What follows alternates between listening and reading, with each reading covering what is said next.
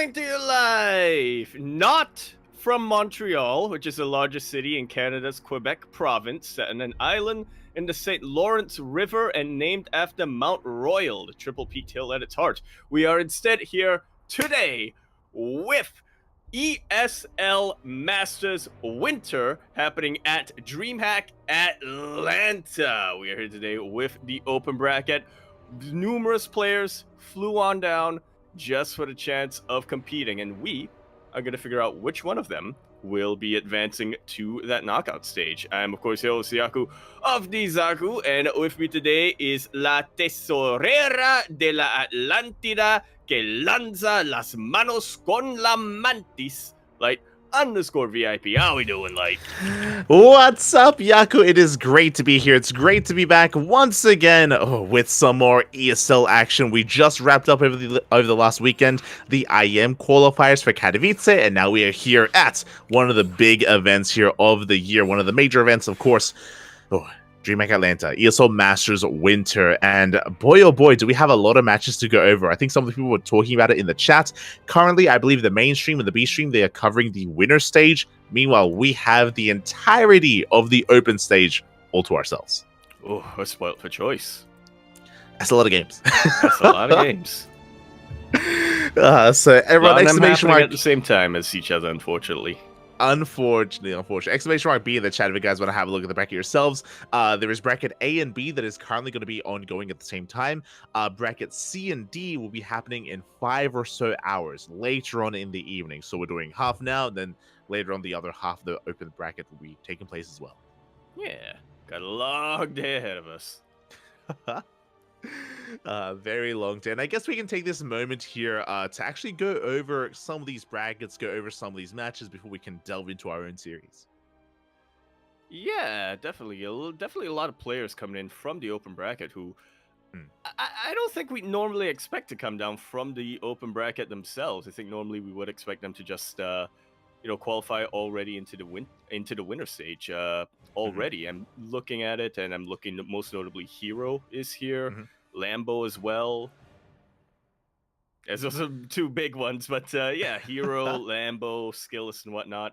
Lot of upsets happened in the respective regionals this season, and that does mean that we do have a couple of players who we wouldn't normally expect to have to make it through the open bracket, but it also means that there are a lot of other players who have their time to shine over in the winner stage. Exactly. It's going to be a brutal open bracket. Now, thankfully, it is double elimination, and we can quickly go over them in Group A. In Bracket A, we have a Hero versus Riser, DNS versus Mana, Nightmare versus Uko, and Mixu versus Creator. So that's going to be 8 players in Group A in Bracket A, and only top 2 make it out of the open stage. That's how brutal it is. 8 players in each group, only 2 in each group make it out. Exactly. 1 from the upper bracket, 1 from the lower bracket. That's oof. Yeah, insane. Exactly. And it's brutal because quickly focusing on at least Group A, like there are some heavy hitters. You mentioned Hero. He's arguably the best Protoss player in Korea, one of the best Protoss players in the world. And speaking of Korean Protoss, Funada the admins. Funada the admins because they threw everyone in there. There's Hero, Nightmare, and Creator as well. Yeah, I did another double check here on the bracket because I was like, no, there's got to be a few other Korean Protoss players in other brackets, but nope. All of them here in bracket A. Of the Korean Terran players, also all of them in bracket C. Not too many of them, to be fair, but still. Yeah, exactly. So because that just makes these groups that much more brutal. So best of luck to some of these other big names, right? They can also have a chance to cause upsets as well. Mixu, DNS, Mana, they do have opportunities. But we are, especially for Group A, we're looking at these Korean Protosses to make it through one way or another. Hero, Nightmare, and Creator. They're also interchangeable. It's going to be brutal to see one of them not make it through. Brutal to see, just having to see them knock each other out. Yeah. It's the ruthlessness that comes with the open bracket, which is why, as much as possible, a lot of players try to avoid it. definitely is. We can focus to Group B. Group B is where we're going to be focusing our attention. Again, we can only cast one series at a time, and we're going to be diving into DRG versus Dolan. We also have Lambo versus Reaper, Geralt versus Shin, and Foxer versus Skillus. But again, our attention is on our first series. Our players are ready. We are diving into Game 1 of DRG versus Dolan. Good little bit of ZVT action coming up for us today. To kick things off with, and we're going to be kicking things off on a rather balanced map for TVZ. Yeah, exactly. And as we get into this as well, I did want to try to focus on some of these more actually regional players, right? We have quite a lot of American or North American representation in the open bracket, and we'll see if they can get far. Again, they have home field advantage, a lot less kind of jet lag is going to be affecting them. And of course, we have our own local American co-caster as well to cheer them on. Howdy. Speaking of which, here we are now, coming down into the top right-hand corner of Alcione. Over here in the top right, we have our red Zerg player coming on down from the land of Korea. He is currently teamless. We have DRG. And spawning in the bottom left-hand corner, we have as opponent, we have one of our own. We have representing the CranKy Ducklings, we have the American Terran player, the blue Terran. It is Dolan. He's red, he's white, he's blue all over. Oh, let's go. And this is going to be an interesting start here because, one, Dolan is a very unique player. I was actually covering his games from Home Story Cup last night and the night before that, and Dolan had a lot of aggressive styles, a lot of one-base and two-base all-ins, even against Zerg players, which was wild to see. Some of them almost worked against Serral as well. Serral barely held on against Dolan in some of those games. But DRG, I wonder if he's familiar, because I don't know if you noticed, that's a pull first. That, yeah, is a pull first coming out from DRG. That was aggressive pull first. He, of course, is following that up with a gas and with a hatch, more importantly. But he looks like he is taking precautions. It seems like Dolan, ever since Home Story Cup, might have developed a little bit of a reputation on him. And I wouldn't be too surprised if DRG, in the lead up to DreamHack Atlanta, while he was on the plane, he just downloaded Dolan VODs and looked at him. Yeah, I mean, it's really important, especially because I mean, it's all on the line, right? This is the open brackets. We're not even in the money right now. It's too early in the tournament to actually get there. So these players, a lot of them, they've flown across the world to be a part of this, and they don't want their journey to end this early on. It's happened before. If you remember, we casted the open bracket of DreamHack Yongshipping, and Hero was there in the open bracket as well. And Hero didn't make it out of the open bracket, which was like just a wild occurrence at ESL Master Summer. Yeah, probably one of the biggest upsets of the year is just Hero not making it to, I mean, not even the playoff bracket, just not even making it to that knockout stage. Yeah, not even making it to just being on mainstream. Like you just people just didn't even get to see. We got to see him, but many people didn't. So yeah, it was a brutal tournament, but we'll see if that's going to be the case here again. We're going to be seeing some smiles and some tears by the end of the night with who makes it further and who doesn't, as Dolan behind this is going for an economic opener, went for a rack expand into a third CC before start. Interesting choice coming out here from Dolan. So I kind of like this. We are still in the upper bracket of the open bracket. That's a mouthful. But, his life isn't quite on the line yet. He does have a little bit of that, safety there in the lower bracket later down the line. And I think Dolan himself should probably know by now that, hey, he does have that reputation of being very aggressive on him. Might as well try to open up a little bit more economically, see how his opponent is feeling here. Yeah, and so far it's working really well. We pointed out it was a pool first. Those wondering, because it's a pool first, again, it was just a safe opener. As you mentioned, as you called out, just a safe opener from DRG. It is a little bit more inefficient, but because, you know, they've traveled so far, like, it makes sense for DRG to just be careful here against a player of the reputation of Dolan. And that just means that, yeah, Dolan is going to be in a really good position getting into the mid game. Meanwhile, DRG, again, his droning was a little bit delayed. You know, he made all these lings that he never really got to make use of. So overall, like, a small win here from Dolan as we ease into something completely different. Well, we take back everything we said earlier about Dolan being a bit more standard, being a bit more economic, because that is, in fact, a fusion core on the way. I don't see a tech lab just yet, which is a little bit odd, to say the least. Yeah, we should be starting up the tech lab soon. Otherwise, we will have to delay that BC production. There we go. Tech lab is on the way. Now, the revelation of this Viking is a tell. It is very common to go BC after a Viking because ideally it takes a little bit longer to actually make the fusion core, so you have time to make the Viking. So this may be on the mind of DRG. It isn't confirmation, but it is a big possibility. The other possibility is it could just be Viking into Lib. Yeah, and a very common follow-up, especially for Terran players who are opening up with Hellions. DRG will at the very least confirm that, you know, it's not going to be Banshees at this point. Oh yeah, yeah, exactly. Like otherwise, you would already be commencing Banshee production because you'd have an add-on swap with the Rax and the Starport for that faster tech lab.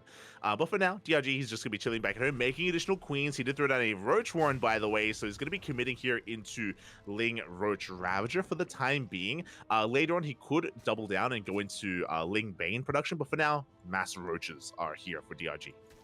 Oh, yeah, not gonna do much against the BCs, that's for sure, but you know, will give DRG a little bit of an opening later on. Will give him an opportunity to go for a counterattack if, you know, if Dolan leaves himself a little bit too exposed, if he gives up a little bit too much map control. Oh, exactly, and the roaches have been spotted by this Viking. We also got to clear up a little bit of creep, so Dolan is fully aware of the army composition.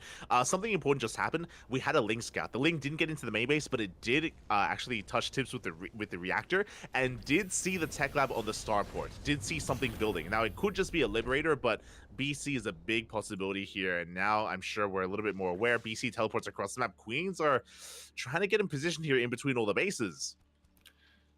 Yeah, DRG, I guess, heard the teleport, but didn't expect it to be right in the middle of his main base, so a lot of his queens weren't quite in production. It is only one BC, so not the most scary, harassing BC opening coming out here from Dolan. It doesn't have Yamato Cannon either, so yeah, we'll pick off a couple of drones and then be chased away. I say that, but the Cert base is looking mighty exposed once again.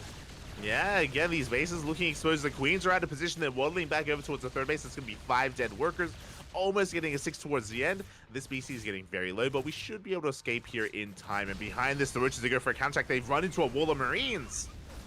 Yeah, they are able to reciprocate a little bit of worker damage, but in the end, the tank, the Marines, hell, even the Hellions over there were enough to really chase those back. Dolan comes out with a couple more worker kills, but DRG still a little bit ahead when it comes to the worker count. Yeah, exactly. He's on that 74 workers. He's joining up even further. His fourth base is going to be the gold as well. Dolan has eyes on this, but he has to try to punish this. He cannot allow the Zerg player to just get this uncontested. Meanwhile, the other important thing that was just scattered is that it's very common to go BC into mech, and Dolan has played mech before. We casted last night Dolan against Fiant, and Dolan played nothing but mech against him. But he does confirm that it's going to be Pi. At least DRG confirms. Yeah. Definitely a very huge tell, as you said. Immediately, Baneling speed is being researched. Hive is... No, not... Yeah, no, that is a Hive on the way. As I did notice DRG earlier on took that much earlier Infestation Pit. Exactly, and as you mentioned, once the Marines got spotted, all these upgrades started up, and they should be wrapping up soon as well. So that transition into Ling Bane Roach Ravager, we have a couple of Ravagers here to support, but Ling Bane is going to be the main focus after this, as we're going to be pushing forward and trying to get within range of the mineral line. Yeah, pretty good position here with the tanks. That BC was repaired earlier on, so yeah, it's now really providing a lot of support. A couple of tanks are looking pretty exposed, though. Dolan pulls back a little bit too far with those Marines. Ravagers on the high ground. Yeah, one of the tanks goes down. Second tank goes down as well. There's a third tank behind this, so a lot of tank shots going to be going off in the main army. Not a bad trade for Dolan. He also kills 5 workers here at the gold base, but upon losing 2 of his tanks, he has to back off. He has recognized that he has lost a lot of his momentum here. He has to retreat. The Roach Ravager running into the army, though. Yeah, really nice spread here from Dolan. And being able to punish a lot of Ravagers that were trying to come up this ramp. DRG now trying to sneak around and, attack from a bit of a better position, but DRG knows that he is safe right now. He's kept his gold base alive. He has been able to get away with teching up so heavily in the early game. I mean, he's already getting Cracklings on the way. Yeah, Cracklings, Vipers on the way as well. We do engage with the army. The tanks, they get to siege, by the way. They're not ready for this, and we can see Dolan being pinned further and further back. The Miles! Oh, they connect! Yeah, connecting on a lot of the bio. Dolan was able to keep both of his tanks alive, which is definitely a really important unit. It's definitely going to be able to keep him alive and keep DRG back for the time being, but like you said, he's just lost all of his momentum. And there is no fourth base for Dolan. Yeah, behind this Dolan, he's getting set up with additional Raxes. I believe it's going to be, 8 Raxes done in total. This is basically a 3-base all-in from our Terran player, and he didn't break the base. He needed to break this gold at least, and now DRG, he's maxed out. He's up on 77 workers, basically over 80 workers just because of this gold base, so we have additional income, additional momentum, and DRG, he's looking pretty here. He's getting ready for his own counterattack with a 200 supply army. Yeah, already fully maxed out. It's got a healthy mineral count right now, or healthy mineral income right now. Doesn't have quite as many banelings as I think he would like to, but at this point he can start trying to just trade inefficiently with how ahead he is when it comes to the income. Definitely, and we need to do something about this. The BC comes in, very limited anti-air. The Queens are being rotated over, but 5 workers go down. We deny mining time. This is good, don't get me wrong, but DRG is already maxed out, and he is pushing across the map here to lay siege upon these bases. Dolan trying to get in position. He does have a good tank spread, but that's what the Viper is for. Yeah, unless the Viper runs into the Marines, but nope, not quite. A lot of Blinding Clouds do get thrown down. A couple of these tanks are getting isolated from each other. Dolan trading about as best as he can, but this is still a maxed out Zerg army that's converging onto a bio tank army that's pretty much split in 2. Yeah, exactly. And with that, we have broken the third base. We do save most of the SCV, surprisingly so. So Dolan is able to keep a lot of his workers alive, but alas, everything else did crumble. The tanks went down, the bio army went down as well.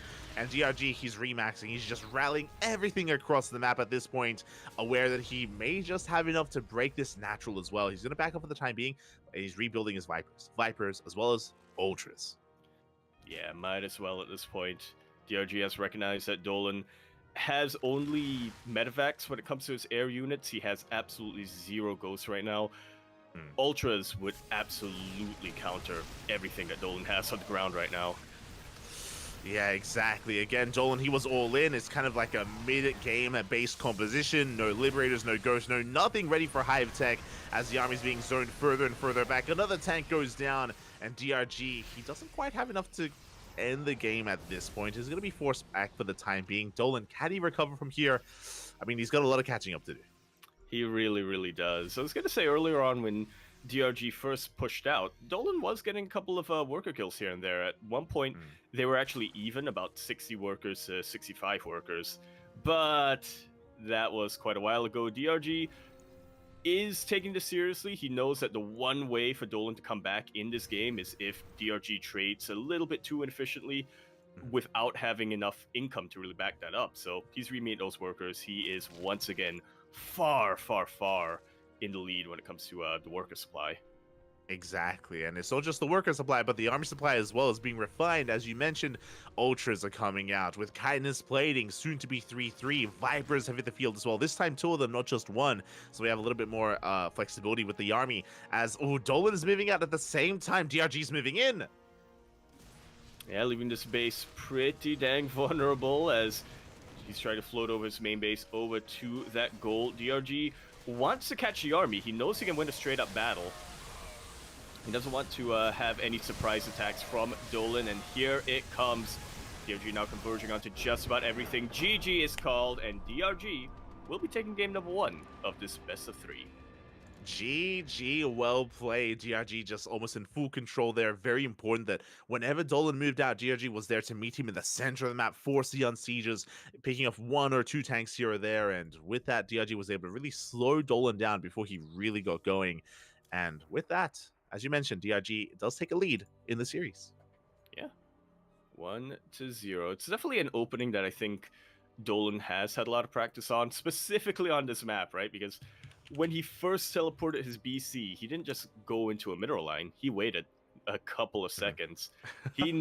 It almost felt like he knew that DRG would be a little bit more paranoid, would be sending his queens forward, and then he goes into the main mineral line. And then when all of the queens come into the main base, then he goes into the third, where there's almost nothing. But and yeah, he was able to pick off quite a couple of workers, but unfortunately for Dolan, it seems like DRG was just taking this very, very seriously. He was playing very, very careful. So he was setting himself up so that despite the worker losses he took early on, he would still be able to get an economic lead, and eventually we saw that economic lead translate into an army lead.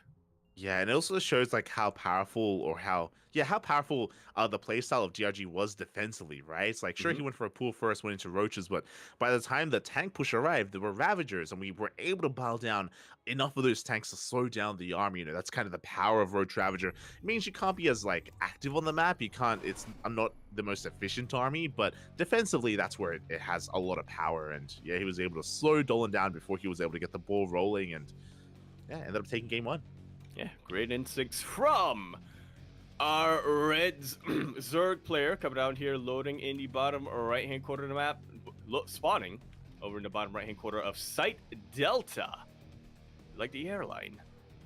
It makes sense now. We have our Red Zerg player coming down from the land of Korea, currently teamless. We have DRG. And spawning in the top left-hand corner, but also going for a proxy 3 racks. Let's go. We have the American Terran player representing the CranKy Ducklings. It is Dolan. The gloves are off this game. Dolan, he was still going for a BC opening in game number 1, but it was a 3CC before Starport BC opening. This time, no holds barred. That is a proxy 3-racks coming his way. I don't see any gas, so looks like it is just going to be Marines coming up from him. Yeah, and I'm concerned for Dolan because once again, 2 games in a row, DRG pool first. And as we mentioned, very safe opener. With a pool first, you get faster lings and faster queens. So a very safe way to play here for DRG, and it is going to work wonders here in game number 2. Overlord is checking, Overlord sees the SCV, and we do confirm at least 2 raxes. Now, this is important. For now, DRG, he confirms the 2 racks proxy. 3 raxes do require a different kind of variation, and DRG is going to try to fight for control of the low ground. But again, lings and even roaches are on the way already. Oh my god. Yeah. Once again, just taking this as seriously as possible. Was able to chase those SCVs off the bunker and even get a kill on the bunker. That was not a cancel here from Dolan. Yeah, not a cancel. Meanwhile, Dolan trying to get a kill on that Overlord. The Overlord does make it to the pillar. The Lings, they dive on top of the army here. They pick off 1, 2 SCVs, and that means we cannot throw down any more bunkers. We have lost the ability to pull that off. We have 1 more SCV here in the backline that can be brought forward. Dolan, he still does maintain a decent Marine count. Only lost 1 Marine so far, but again, without a bunker, he can't really threaten this base. Yeah, he traded decently well with the Lings, but trading against Lings is not the objective of this opening. Without having that bunker in position, the power of this build really does get nerfed in half. Oh yeah, it really does. And from here, Dolan, he's going to try and pivot away. He lifts up his racks. He's going to be shutting down this Overlord. At least he's going to be getting that kill. But roaches are already in production. DRG is so well prepared for this. 3 roaches are already out at this point. And Dolan, he's doubling down. We're pulling the boys. Yep, might as well. Might as well. You know, he has absolutely 0 plans for this game to go beyond 1 base, so he might as well play. Or maybe he does. Yeah, he saw the roaches moving out, and he thought better of it. He went back to mining. The Marines are getting caught out here by the army of DRG. He's going to be able to stutter step and trade decently here, but GG gets called, and DRG with the hard counter pull first takes the series.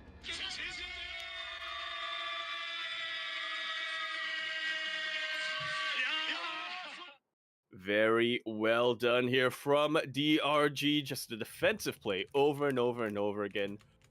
I guess he knew. He knew that Dolan has a bit of a penchant for playing aggressive, has a bit of a preference for playing aggressively and going for proxies and whatnot. So both game number 1 and game number 2, nothing too greedy, nothing too aggressive, just very, very safe. Pool first each time, each and every time. Exactly. Again, DRG more than willing to play inefficiently here just to be safe against a player like Dolan. I think that's very smart. I think it's a good way. I mean, it shows his respect for Dolan as well, aware that if he does play normally, then there's a chance that Dolan could just get out of control and take a couple of games or even take the series. So very safe play from DRG in the end. And yeah, did come out on top. Yeah, just like so. But do not fret whatsoever if you are a Dolan fan coming out here in the chat. This was the upper bracket of the open bracket. So there is still the lower bracket behind all of this. Again, it's still a pretty rough stage of the tournament because in each group, out of 8 players to compete, only 2 advance to the knockout stage. But yeah, there is still that second life for now in the lower bracket. Oh, yeah. Exactly. We still have that second life, that second chance. So Dolan, he's still in this event. Do not worry, he's still in the brackets, but only has 1 life left. And meanwhile, DRG is going to be advancing on into the next round. It's going to be DRG versus the winner of Foxer and Skillus. I don't think we have an update yet on what has been going on between Foxer and Skillus, but I do see Skillus online, so we're just going to be lying in wait here to see what kind of results are coming in, and we can then jump into that. Yeah, we'll see if we can pounce. Oh, exactly. Meanwhile, again, very well done here by DRG. Some people have been asking about the nature of the open bracket, and again, if you're familiar, just asking about the nature of the open stage. And if you're familiar with how open brackets work, all these players, they did kind of pay for their own travels to get here to this event, to try to go even further, to vie for a deep run here into the main event, into the winners bracket. It's gonna be brutal. Like it's not an easy road for any of these players, but you know, they're here for it. They're here for the long haul. Indeed, they are. And yeah, it looks like actually our series wrapped up pretty quickly because I do not see an update for any of these other matches that are going on here in the open stage. Yeah, no updates yet. So we are going to be going on a short break. Again, I do see Skills online. I don't see Foxer, so I don't know if they already concluded or maybe they're just going to start. Up next, we will either have Skills versus Foxer or the winner of that series against DRG. Yeah, we'll see you then.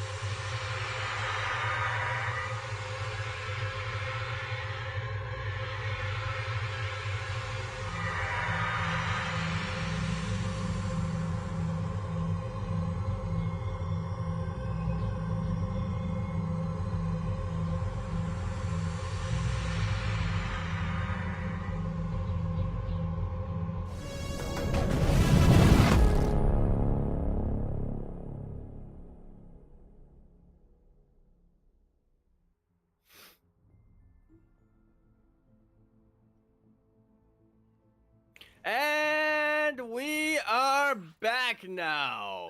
Sorted out our first initial TVZ. We sorted off whatever tech issues were happening over in the venue, and here we are now continuing our broadcast. This time, not with a TVZ, but with a TVP coming out here.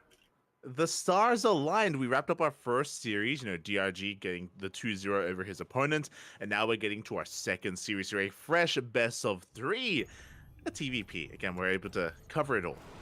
Oh, love it when it all aligns like that. And speaking of covering it all, here we are now on Site Delta, not Airlines. We're here in the top left-hand corner of the map, starting all the way. In the top left-hand corner, we are getting a quick little second to sort out some hotkeys. Yep, tis always an issue when you're playing Adelan and when you're playing on a new PC. Sometimes the settings don't save to your account. Yeah, all good. It's one of those things that that sometimes do slip by your mind, but it's going to be impacting some of these earlier rounds. But once we get the ball rolling, then our players should be good to go. So there we go as we dive back into the intros. Beautiful. Just as we roll the ball. Anyway, here at the top left-hand corner map, starting all the way to the top left-hand corner, we have our red Protoss player going to be representing Team Liquid. We, of course, have Skillus. And spawning in the bottom right-hand corner, we have his opponent. We have the green Terran player representing Berserker Esports. It is Foxer.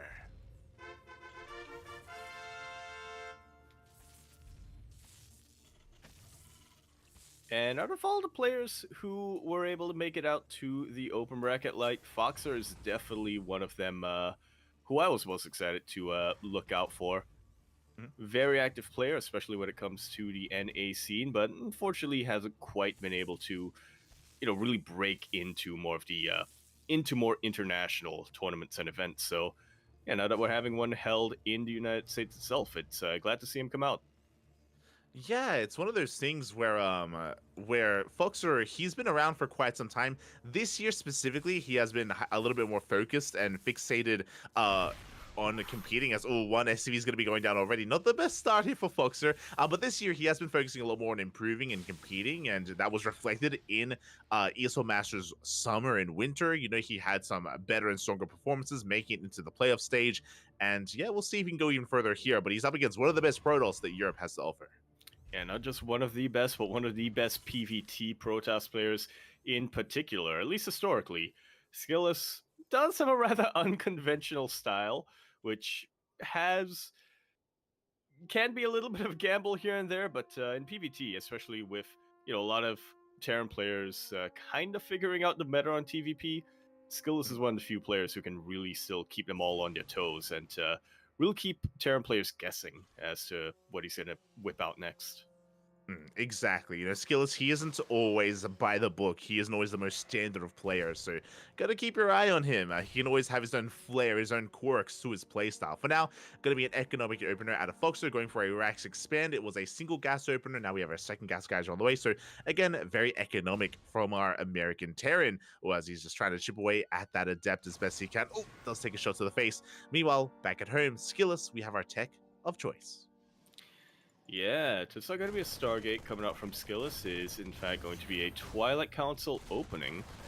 We'll see if he decides to play a bit safer and opt for a Blink opening, or, every now and then, Protoss players like to switch things up with a little bit of a charge timing. Yeah, they like to switch it up here, and Skillus, I wouldn't have put it past him, but there we go. It is going to be Blink here from our red Protoss player. Now, the next question becomes, how many gateways? For now, we have 2 gateways on the way. 2-gate Blink is just a really economic opener, a really good way to get into a fast third base, or we could double down. We could throw down a 3rd gateway, even up to 4 gates. Well, that is our 2nd gate for the time being.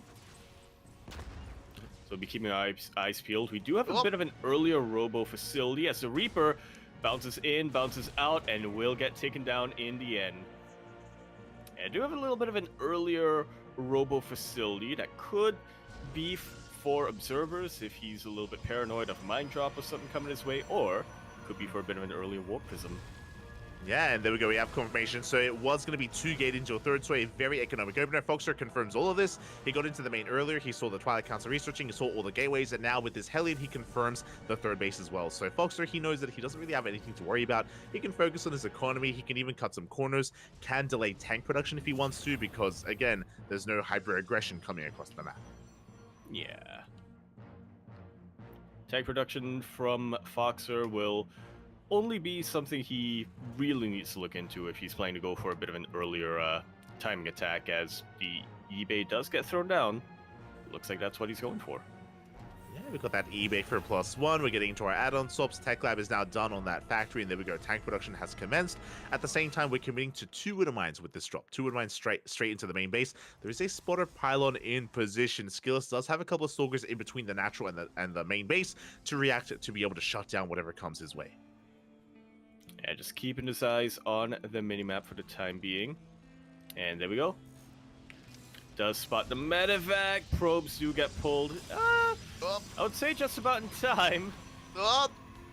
Foxer wants the best possible connections, and he is able to take out one of those stalkers. A little bit of an unfortunate blink timing here from Skillus, but when it's all said and done, the Widow Mines take out 1 probe each plus a stalker. That's not too bad for Foxer. Yeah, not too bad whatsoever here. He also gets a scout as well. He does confirm additional gateways on the way.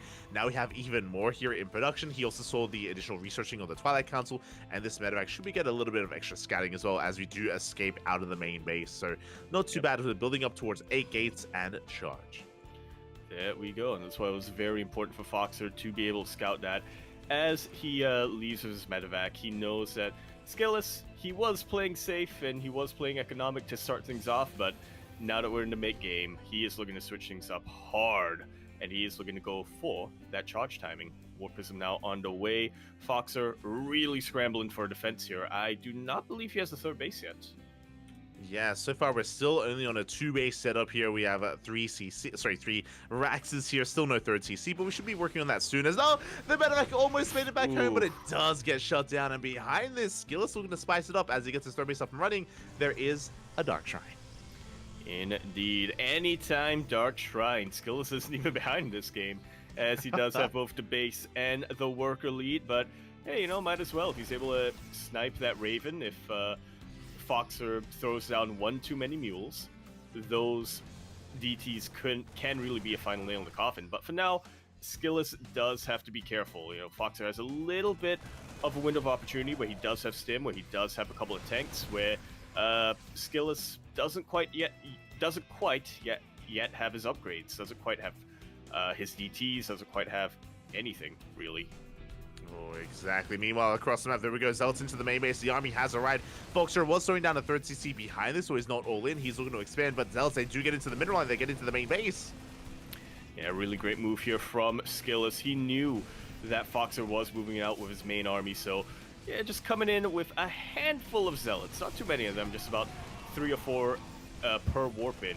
Can really mess up his production, can really mess up his mineral lane. 9 SCVs have already gone down as Foxer is trying to dip into the third base. Techs are super exposed, and they do get blinked on as, yeah, the Zealots get right on top of the main army. There's even a DT here that's trying to help out, but I don't think there's a scan.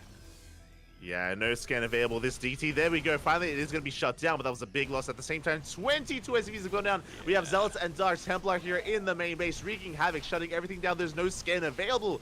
Not anymore. And Foxer, he's falling apart back at home. Across the map, his main army gets thwarted as well, and things are, yeah, not looking good. GG gets called. Skillus will take game number 1. GG. Very, very good reactive play coming out from Skillus to immediately have that decisiveness to say, okay, that's the main Terran army. I'm just going to go around with my Warp Prism real quick. I know I should be safe back at home. All I need to do is defend, and you, on the other hand, have nothing back at home to defend. Mm-hmm.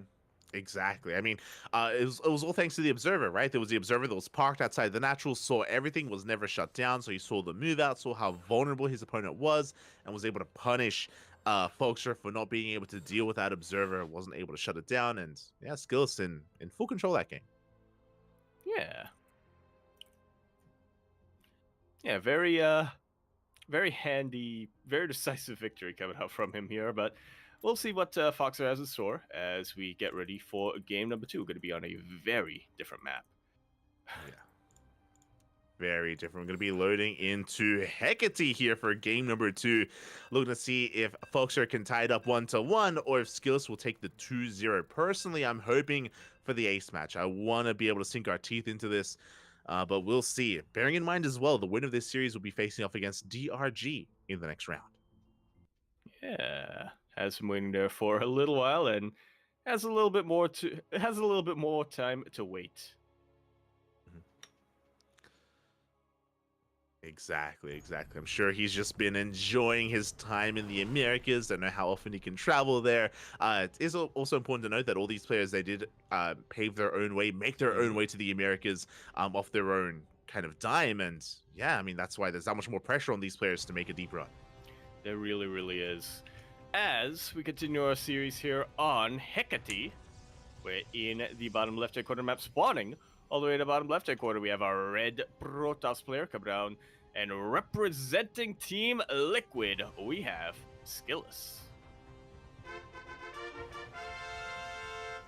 And spawning in the top right-hand corner, we have his opponent. We have the green Terran player from the land of the Americas representing Berserker Esports. It is Foxer. Yeah, I think that's a very important thing for you to have noted there about how much pressure is really on these players. In the open bracket, there is no payout yet. Yeah. They won't really be able to, recoup the cost of flying on down until they make it into that knockout stage. Exactly. And, I don't envy a lot of these international players, flying on over, so I do wish them all the best of luck. Not just them, but also, of course, our more local players as well. We do see Foxer going for a low ground eBay block, but Skillus, he does get eyes on this in time. He did go for the low ground wall. As a result, he pulls the boys, and he will not be forced to take the unnatural natural. That he will not. Does mess up the mineral mining a little bit here in the early game, but it's still better than leaving a third base very, very exposed and very, very vulnerable to a potential 2-base timing from your Terran opponent. Yeah, exactly. That's also why a couple of Protoss players on maps like this, as we try to throw down a second one. Oh my god! What a Chad Foxer is. SCV will go down in the end, but this is really messing up Skillus' mining. Yeah, exactly. Forced to take, extra gas guys or delays expansion that much longer. Behind this, Foxer is going into his factory, into a delayed CC because he did want to be a little bit more aggressive. Ideally, he would have liked to have gone into a reactored Cyclone or even Hellion production, but again, Skillus plays it out safely. I was just about to say that, this is also a big reason why on maps like Hecate, we do see, a gate expand on the low ground here from Protoss players so they can get eyes on an eBay block. Yeah, very unorthodox gate expand at that. Not really making use of the choke point over there. Well, you're kind of making use of the choke point, but you're not building and filling up that choke point. You're kind of creating another one with your Sim City and with your Nexus. Yeah, as opposed to the more standard Reaper blocks, right? With the jump into the main base. So kind of a different approach here, but again, Skillus wants to make sure he could expand on location. Now he's got a full wall off where he's working on one to shut down any kind of Hellion aggression. Meanwhile, Foxer behind this. Oh my god, he's expanding. It's not a one base all in, but he's doubling down, delaying his starport by quite a lot. Yeah, that's 2 more barracks that he's thrown down. He is still getting a Cyclone for now, so yeah, just try to read what Fox is doing here, but fortunately I feel illiterate. Well, basically, this is just a really aggressive build here because he's going to be delaying his starports by quite a lot. Or sorry, I should say delaying his medevacs by quite a lot. He's going to be building up a very powerful, very strong bio-based army and eventually going to be pushing on 2 bases. This is going to be a much stronger push compared to the previous game just because of, but just because this time we're not kind of wasting our time or spending time on a winter mine drop, for example. We're just already working on the army.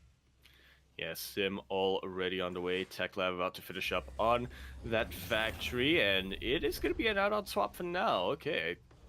Yeah, I guess it makes sense to not go for a tank when you only have 1 gas geyser being taken here, but that is something that is possible. Skills are moving in with his Up. shaded adept. He will be able to make it in, and he will be able to get a complete scout on the production and on the gas couch.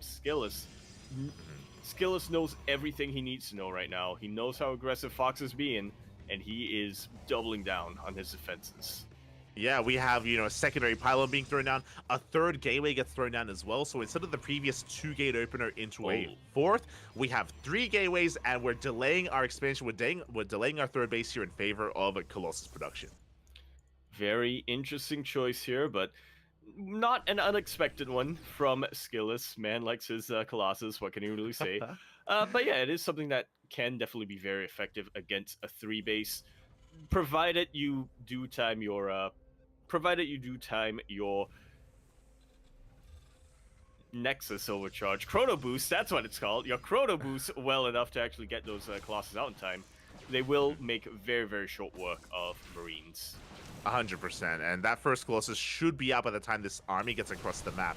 Again, really good scouting. I love how active Skills is being as well. He's just delaying here. There's no medevac to sustain this army, forcing out stims, picking up a couple of units here and there. So far, we haven't lost anything here. The Stalkers, they do remain alive, and yeah, they picked up, what, 2 Marines, a Widowmine? Good stuff. Up. Yeah, fantastic micro cut out from Skillis. Picks up another Widowmine, and once again, just chipping away at this army, making them that much more vulnerable. Yeah, exactly. Still not losing anything, still picking apart this. 2 Marines have gone down, 2 Widowmines as well. Behind this, the first Colossus is already in production. Extend Thermal Lance as well. And again, by the time this army moves out, we will be ready for it. The question becomes, how committed is Foxer going to be? This could still lead into a 2-base all-in. Bear that in mind. We could try to pull the boys with this, or we could be a little bit more reserved and throw down a 3rd CC. We don't have to be all in. Regardless, it's like this is still designed to be aggressive. Yeah, you don't have to be all in. But, you might as well pull your boys while you're at it. You're like, look, is it really a TVP if we don't pull the boys? Like, come on. Come on. As Skillis finally feels safe enough with his 1 Colossus to throw down this 3rd base. A little bit of a vulnerable location for it to be in. Shield batteries only now being thrown down, but I do like that Skillis is hanging around the ramp. He knows that he can retreat if things get too dicey.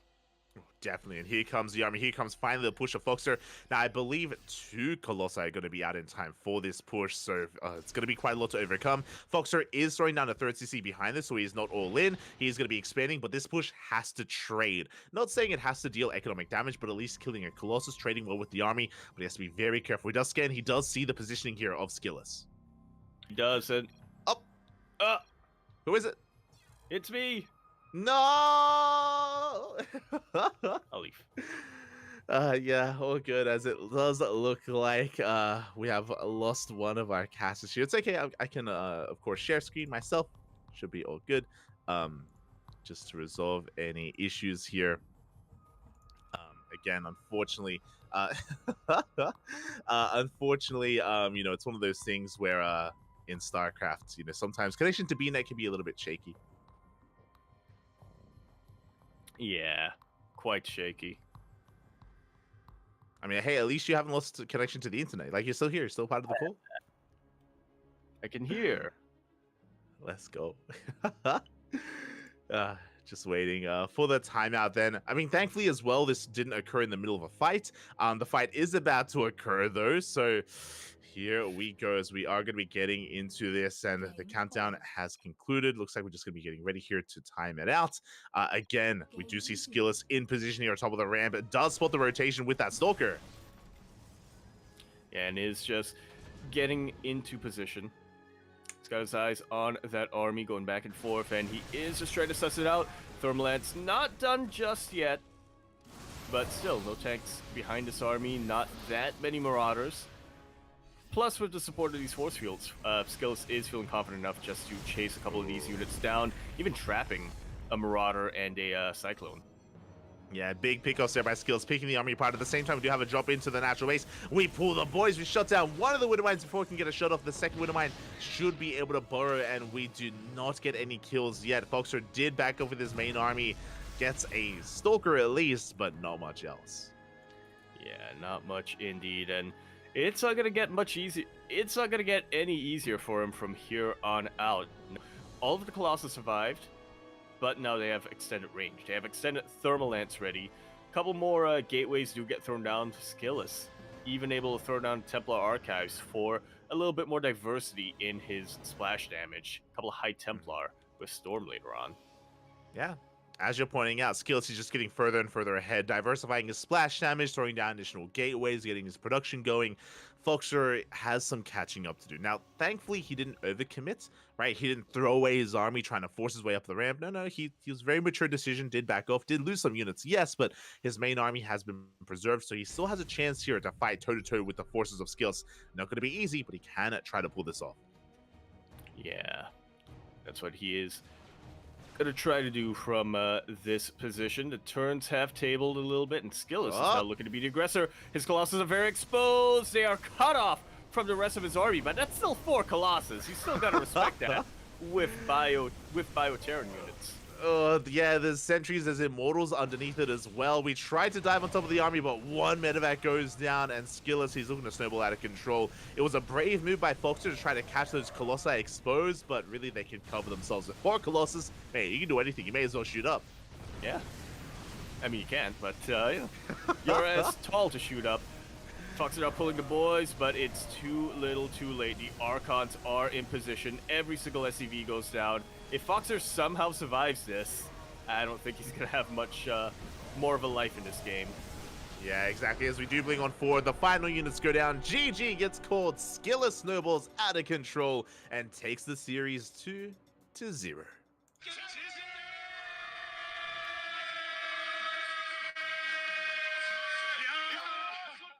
GG. Very well played here from Skillus. Maybe taking that series 2-0.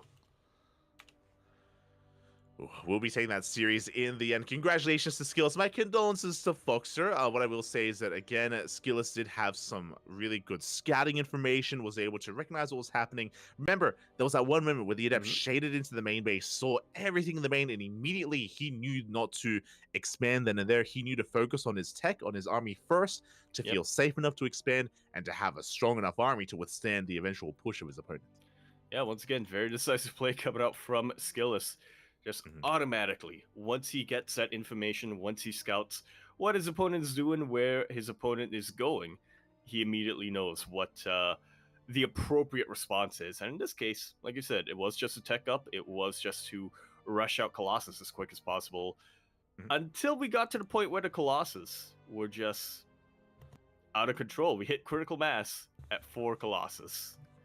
Oh, that's how powerful they can be against a pure Bio-Terran army, even with Marauders. Exactly. No fear with that kind of hefty army with all those giant Colossi. And again, congratulations to Skillus. My condolences to Foxer, as he's going to be knocked down to the lower brackets, where he will have a chance to redeem himself. We have a couple of updates coming in. Looks like Shin did 2-0 Geralt. Shin is waiting for the winner of Lambo and Reaper.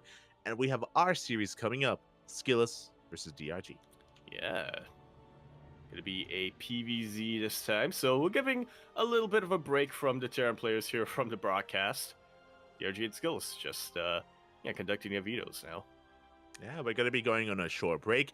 When we return, we're going to be following our 2 advancing players into that upper semifinal. Still a couple more matches to go before those qualifying matches, but these 2 players are one step closer, and mate, this is going to be a spicy one. This is going to be a solid ZVP. Ooh. Yeah, it really does seem like whoever wins this is going to be the favorite to qualify from the upper bracket. Yeah, but it's likely. It is likely. But for now, again, we're going to be going on that break. We'll be back shortly here with some more StarCraft. We'll see you soon.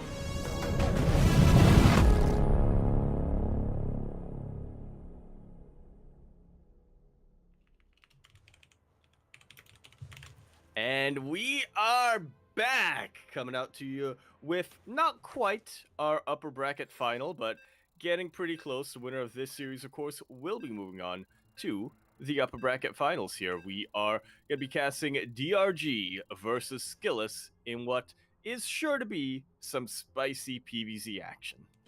Oh, exactly. We have some other updates in the bracket. Again, we mentioned that Shin did take down Geralt 2-0, and it sounds like Lambo has also defeated Reaper as well. Don't know the details, but it looked like Reaper and Geralt were getting their series and lobby sorted. So the bracket is well underway, and we are here to determine who makes it into a qualifying match. Indeed, we are. Here we're going to kick it off on Oceanborn, where we're here in the bottom right-hand corner of the map, starting all the way in the bottom right-hand corner. We have our red Zerg player coming out from the land of Korea, going to be representing himself as he is currently teamless. We have Dongregu, DRG. And spawning in the top left-hand corner, we have his opponent. We have the blue Protoss player representing Team Liquid. It is Skillus.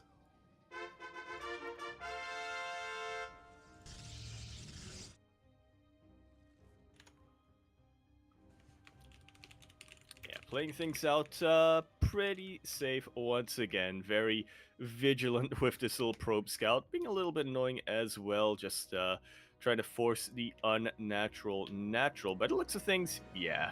DRG not going for a 15 pool, unlike a lot of other Zerg players have been in recent memory. And by recent memory, I mean since March. Probably, or March, April, May, sometime earlier this year. Yeah. The 15-15 feels very player like what they're kind of comfortable with.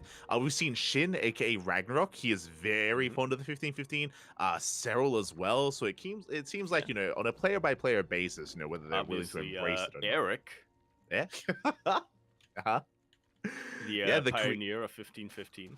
Exactly, the creator of the build, if you will, the opener even. So, yeah, it is really cool to see that a lot of players embrace it. DRG, not really one to do so, though. It's going to be a hatch gas pull, force to take the unnatural natural, but overall a pretty standard opener. And Skillus is just being as annoying as possible. With his probe movement earlier, he was able to get eyes on that third base on the low ground, or on the natural on the low ground, so he's fully aware where the base has been taken. Yeah. He knows that he doesn't have to worry too much about any aggression coming his way. He knows that he doesn't have to worry about a proxy hatch in retaliation. Oh yeah, exactly. If he was playing against Dark, I would 100% be afraid of that, but that is not the case here. Not this time, at least, as we have a standard opener. Likewise, if you're in the chat, predictions are going to be open for another, like, 30 seconds. You don't have a lot of time, so predictions, get them in while you can. Just pick someone. Don't even look at who you're predicting, just pick them. Flip a coin. Don't even look at how many channel points you're putting on the line. Just go. No. Oh my god. Yeah, and honestly, this series could go either way. Like, we've had a couple of 2-0s so far, but I would want to believe that this can go all the way to the H match. DRG, he's a pretty terrifying player in his own right, but Skillus, he has been training hard here in the lead up to DreamHack Atlanta. He is definitely in form, and he can bring it here to a player of the caliber of DRG. Yeah, he absolutely can. Both of these players, again, I'm a little bit shocked that they are playing from the open bracket, that, you know, they weren't already seeded into those winner stage. I think with DRG, it might be a little bit tricky just because of how the seeds are given out, especially this season of GSL, how they've distributed those seeds. So yeah, maybe that is a little tricky, but Skillus is somebody who we normally do expect to just make it into the winner stage based on ESL EU performance. Yeah, exactly. So he has to try to work his way up. Meanwhile, the opener is going to be very interesting. It is a Stargate opener into a third base. Everything is normal outside of the fact that it was not Oracle first. It's going to be a Phoenix first. This is a little bit old school. We saw a Hero playing a lot with this at the start of the year. It did fall out of favor, fall out of fashion. I'm sure you're aware. I think we casted a lot of Classic over the past couple of weeks, and Classic has been very fond of Void Ray openers. But this is something along similar lines with the Phoenix. Yeah, it's pretty much the same idea, just with a very different air unit. I would be shocked, however, if we see Skillus throwing out an earlier fleet beacon. Oh, exactly. I mean, regardless of what he throws down, it's going to be hidden here from the eyes of DRG, even getting supply blocked, actually. So this Phoenix putting in a lot of work as it does dive in between the bases towards that main. Meanwhile, Lynx tried to go for a counterattack, but we have the defensive Oracle back at home. Skills is perfectly safe and sound. As you mentioned, we are waiting to see what gets thrown down as the follow-up tech.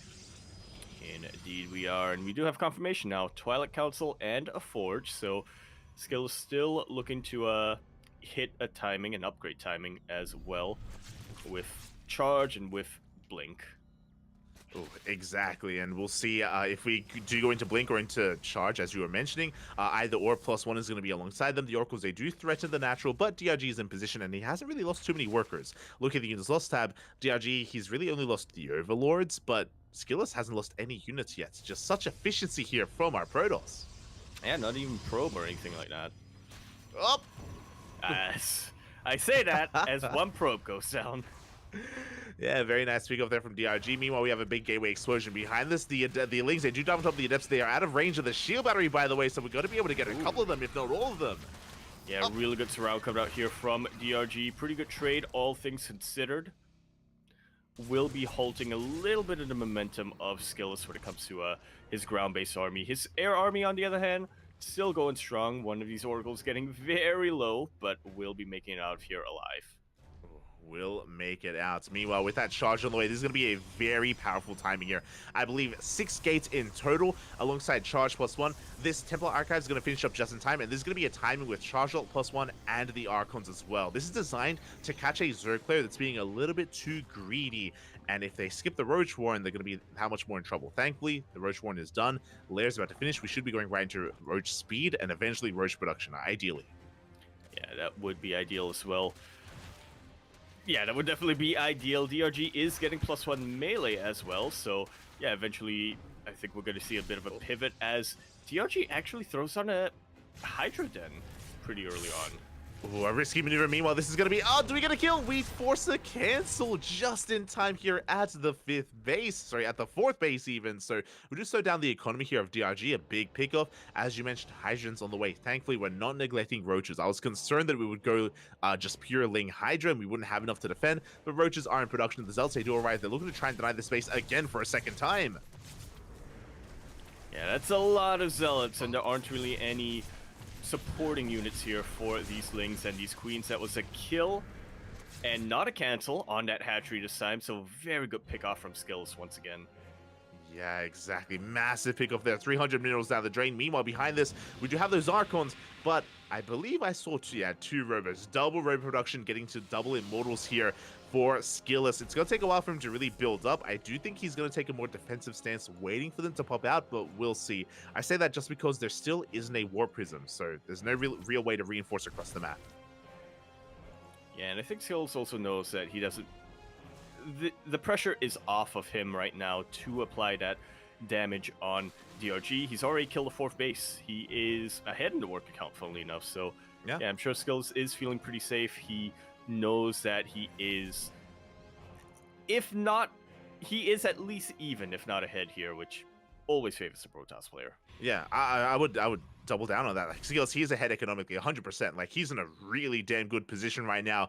He's in the driver's seat. It's on DRG to make some magic happen. He's doubling down on Lingbane Roach Ravager. He's cutting workers at 3-base saturation. 66 drones. That is the ideal amount you want for a 3-base all-in. DRG, he may have a 4th on the way, but he hasn't tried to saturate yet. He's just doubling down on army production. Yeah, whether he is planning to go for an all-in or not is, I guess, kind of moot, as he does need to utilize his army for defense for the time being. A couple of battles do land. Archons do get picked up by the Warp Prism, however. The Warp Prism is sieged, but there isn't any Corrosive Vials available right now. Yeah, exactly. There are the Biles now zoning back the army. We do break through the forces of Skills. I mentioned before that DRG, he cut workers at 66. He is all in. Ideally, he wanted a fight. He gets the fight that he was looking for, and he shuts down the army of Skillus. Catches an Archon here in the retreat as well, and now we're looking to push out, looking to try and counterattack. There's no shield battery here at the 4th. And his 4th base location is looking very vulnerable, but does DRG have the forces he needs to really break that position? Yeah, he is reinforcing and squeezing out a couple of drones. It looks like DRG, he does want to saturate this base. He did well shutting down the main army, but yeah, he wants more than that. He squeezed out a couple of workers, now purely Ling Roaches on the production tab once again. Yeah, he knows it's too late to try to drone his way out of this position. He needs to apply some economic damage on Skillus at this point. He traded decently against some of the more expensive units of Skillus, against the Archons in particular, but Yep. still not enough. Still not enough to make up for that very, very delayed and killed 4th base. Yeah, and again, just like before, DRG, he wants Skillus to push into him. That's the ideal scenario here for DRG. Skillus taking a defensive position instead would be ideal for the Protoss. Again, with shield batteries, cannons, overcharge to help support. DRG, he's on the cusp of maxing out. But Skillus, he's not too far behind here in his own supply. And he does get the revelation of the army, which means he will see the attack coming. Just like so. DRG knows that eyes are on him, so he figures, might as well go. Might as well push in and try my luck, see up what I can do. Only a single pylon powering that shield battery. A lot of these Archons actually a little bit exposed and out of range. The Roaches are able to force their way through. A lot of Archons going down. Skill is still juggling very, very well with his Immortals, however, and with that, DRG's forces are being chased back once again. Yeah, as you mentioned, the defender would be at the advantage. GG gets called. DRG melts against the wall of Skillus. You touched on it. Skillus didn't lose a single immortal. His juggling was so damn good. He had 5 immortals with his army, and he just completely annihilates the army of DRG. Yeah, and that's what you want against a Roach army. All the immortals. GG make sure again. you can juggle them.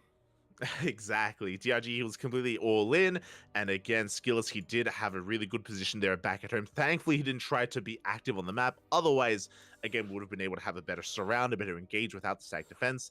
And DRG, he just kind of played into Skillus's hands there. And there was no other way about it. That really wasn't. It really felt like for the longest time, DRG was up against the wall in that game. Ever since his 4th hatch was killed and not cancelled, pressure was on. He had to reciprocate, he had to deal damage, he had to perform, and Skillus was well aware of that, so he just wasn't stressing. He was just getting ready back at home. That was one point where he did push out with his Archons and his Immortals, and he thought, okay, maybe I can just break DRG right now. But I think when he confirmed, wait a minute, you're not saturating your 4th base. Wait a minute. That's a lot of Roaches. That's when he was able to really switch gears and just think, okay, then I just gotta defend. There's no way you're gonna be able to drone your way out of this position. Yeah, like the scariest moment for Skillus was the first attack, as you were mentioning, where he wasn't really aware that DRG was cutting workers and that he was amassing an army, and that's when Skillus lost his forces, right? That's when things swung in favor of DRG. But after that, he's like, whoa, let me just calm down. let me just chill back at home. Wait for you to come to me. And then Skillus was able to fight on his terms. Exactly. And with that, we're going to be loading into game number 2 here on Hikate. We're here in the top right-hand corner map, starting all the way. In the top right, we have our red Zerg player coming out from the land of South Korea. He is going to be representing himself as he's currently teamless. We have Dongregu, DRG. And spawning in the bottom left-hand corner, we have his opponent. We have the blue Protoss player representing Team Liquid up in this series, 1 game away from advancing on to a qualifying match. It is Skillus.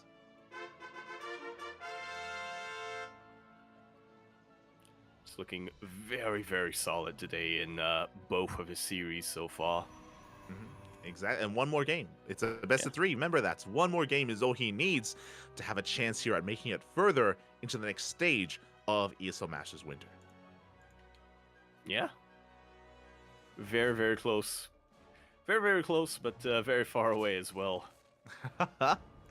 You don't want to get ahead of yourself, right? Like, you're still up against DRG, the one true Dong, and DRG, he's no slouch. Like, he looked amazing over the past couple of weeks. We were able to cover him during the IEM Katowice qualifiers, and DRG was even looking dominant against Bjorn. He was actually competing in every single region or server qualifier, and yeah, DRG, hopefully he's not burnt out. Hopefully he's well rested coming into this, and coming into an offline event like DreamHack Atlanta, because the pressure is on.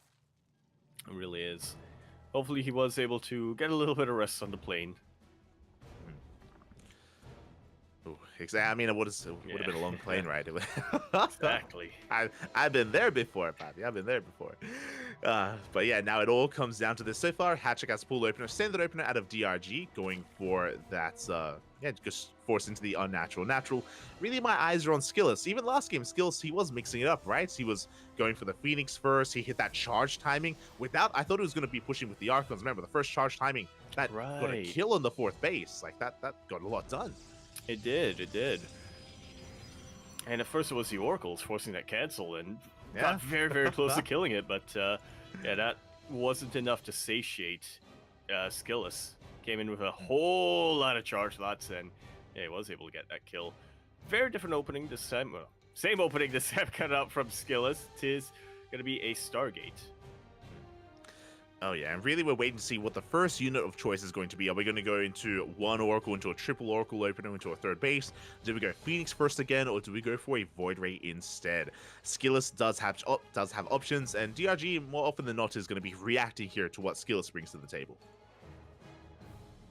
Yeah, going to be relying a lot on, not instinct, so to speak, but just having the correct response to whatever his Protoss opponent throws his way.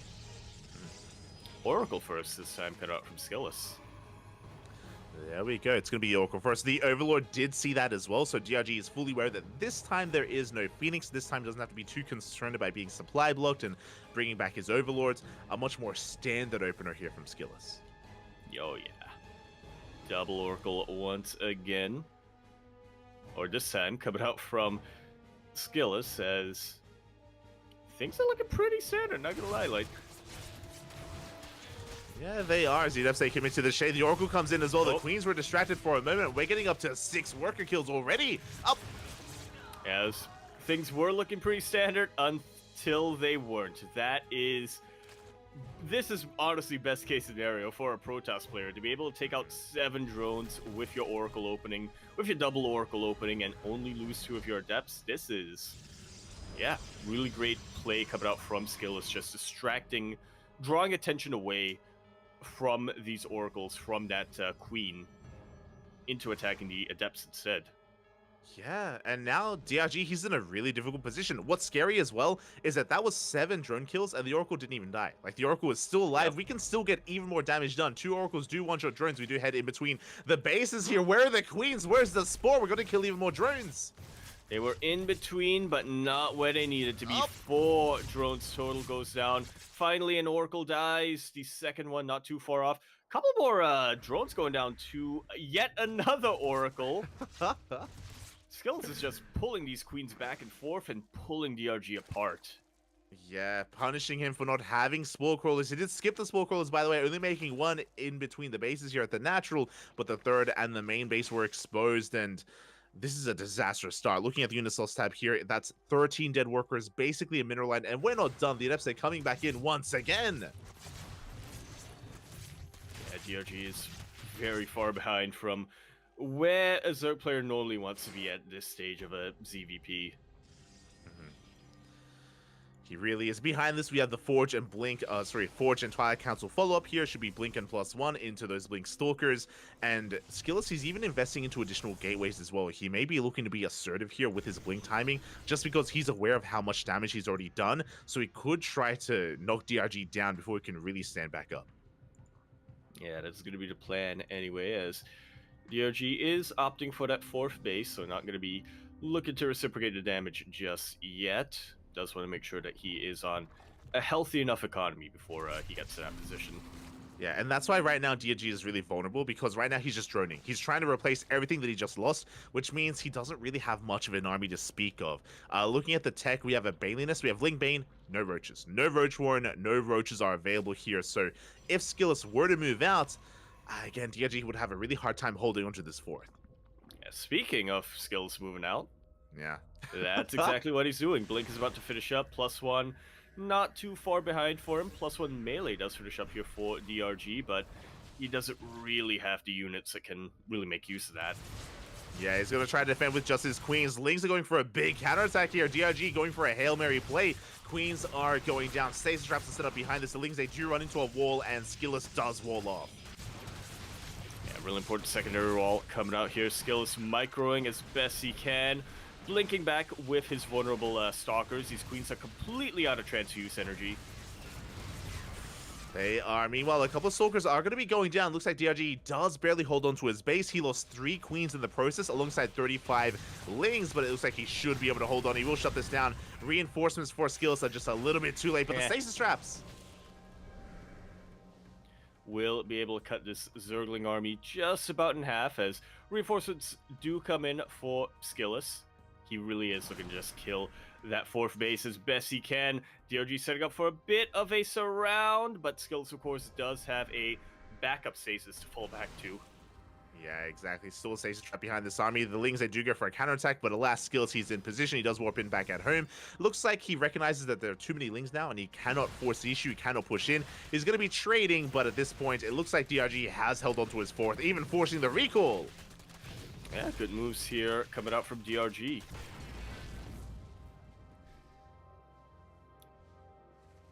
He is finally safe, not quite safe and sound, but he is finally safe enough to start saturating this 4th base, to start taking up. Hydras are now out, and yeah, muscular augments are on the way.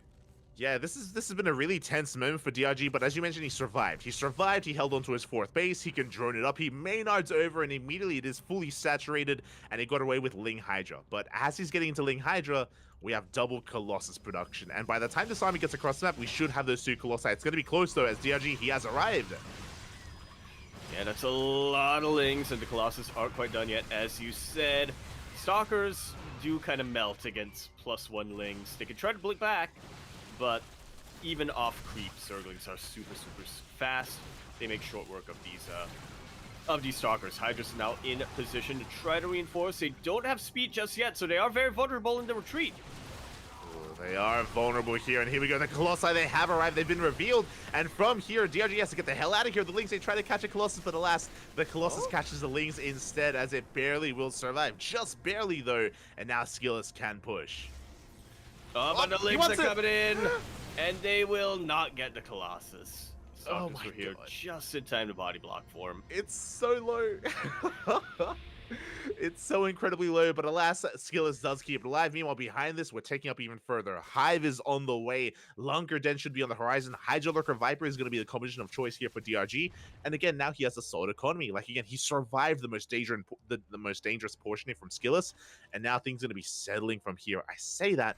Skillus wants to be active. He did make the Prism before making another round of Colossus. Indeed, he did. No other tech being thrown down just yet from Skillus. He did get a Templar Archives behind all of this, but opted not to research Storm. These Templar are only for Archons. Oh, that was a kill. Oh.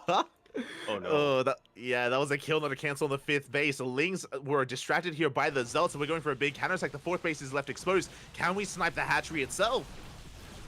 It looks like after all this time, DRG is going to be going for a little bit of a Baneling sneak around.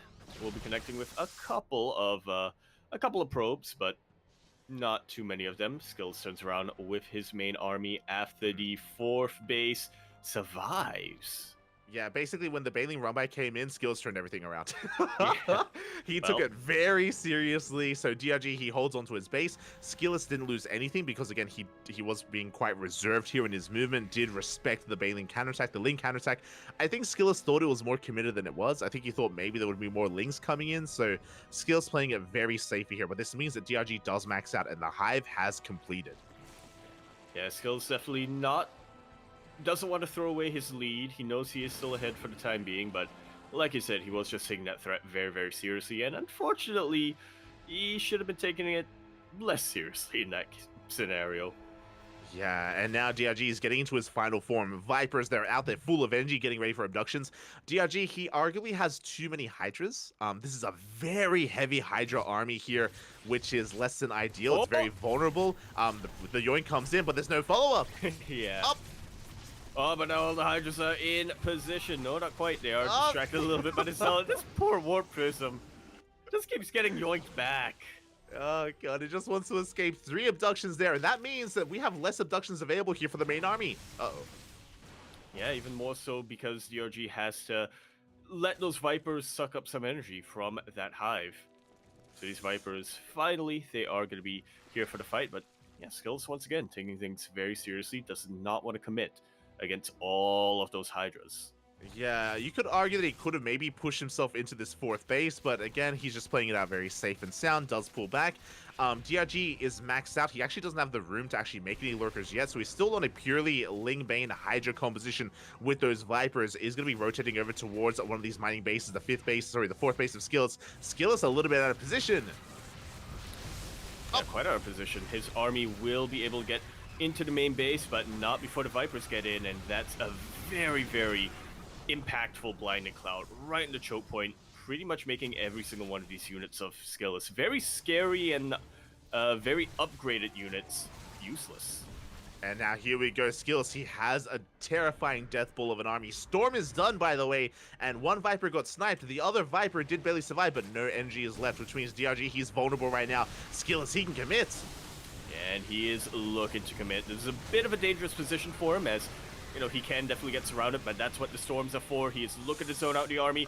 Looks like the Storms were just not good enough, as Lens do make it on top of this army. One Colossus goes down, but it is not going to be enough. That was the last of DRG's army. GG is called, and Skillis will be taking that series 2-0.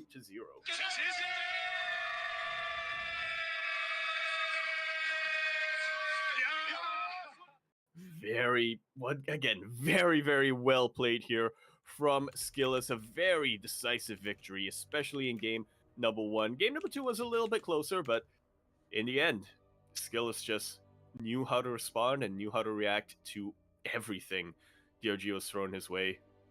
Yeah, exactly. From the beginning of the game there, Skillis, he was in the driver's seat. He was, of course, crippling the economy of his opponent, and DRG just could not recover from there. He was on the back foot from the moment he lost 13 drones. 13 workers went down to Adepts, basically. Like, the Oracles, they survived most of that, and DRG was on the back foot. When it came to that final fight, that was so close there. The Storms were barely enough, or it looked like it wasn't going to be enough, but after the Storms, the High Templar didn't die. They morphed into Archons instead, and by the time they finished morphing in, they were there just in time to reinforce as well. So yeah, really clutch moves there from Skillis. He did break DRG, and DRG gets knocked down to the lower bracket. Just like so. On the other hand, Skillis is going to be our first player moving on to the qualifying round here in our open stage. Again, one more best of 3, which to determine whether or not he makes it to that knockout stage, or if he is going to be relegated to the lower bracket of this particular group in the open stage. Do we have an opponent for him yet? Not yet, but it's good that you point that out, because I think we're used to like qualifying matches being best of 5s, but as you mentioned, every game here in the open stage is a best of 3. It's that much more brutal, that much fewer games to be had here, so that's a little bit concerning, a little bit scary here for our players. I think Lambo and Shin are still mid-series here, so regardless of who Skills goes up against, it's going to be a Zerg. Indeed. Yeah, it looks like he already has a little bit of practice here in PvZ, so as I was saying earlier, you know, I'm expecting Skillis kind of to be the favorite from this point forward, at least in Group B. It did really feel like DRG and Skillis were the two big heavy hitters, but we'll see. We'll never know. Lambo and Shin can definitely act as a little bit of a wild card here. Yeah, I mean, Shin, you know, he's a little bit underrated, but he is one of the best Zerg players in South Korea. I would probably rate Shin even a little bit higher than DRG, to be honest. And Lambo, he's one of the best Zergs in Europe. You know, he's top 3, top 4, depending on the day here. You know, he does kind of go back and forth with the laser for that like number 3 spot, but it's very close between the two of them. Yeah, now that you mention it, I think Shin and Lambo are pretty much these kind of in the same position when it comes to their respective regions, you know, very overshadowed by some of their contemporaries. You know, in the case of Shin, it's Dark and Solar and used to be Rogue. In the case of Lambo, it's Raynor and Cyril, but they're still damn good players. Oh yeah. Damn good players. We're going to be going on a short break. When we return, we will have our next series. We will be getting ready to dive into either a ZVZ or a ZVP. We just got an update. Lambo just 2-1 Shin. It is going to be Lambo versus Skillis after the break. We'll see you then.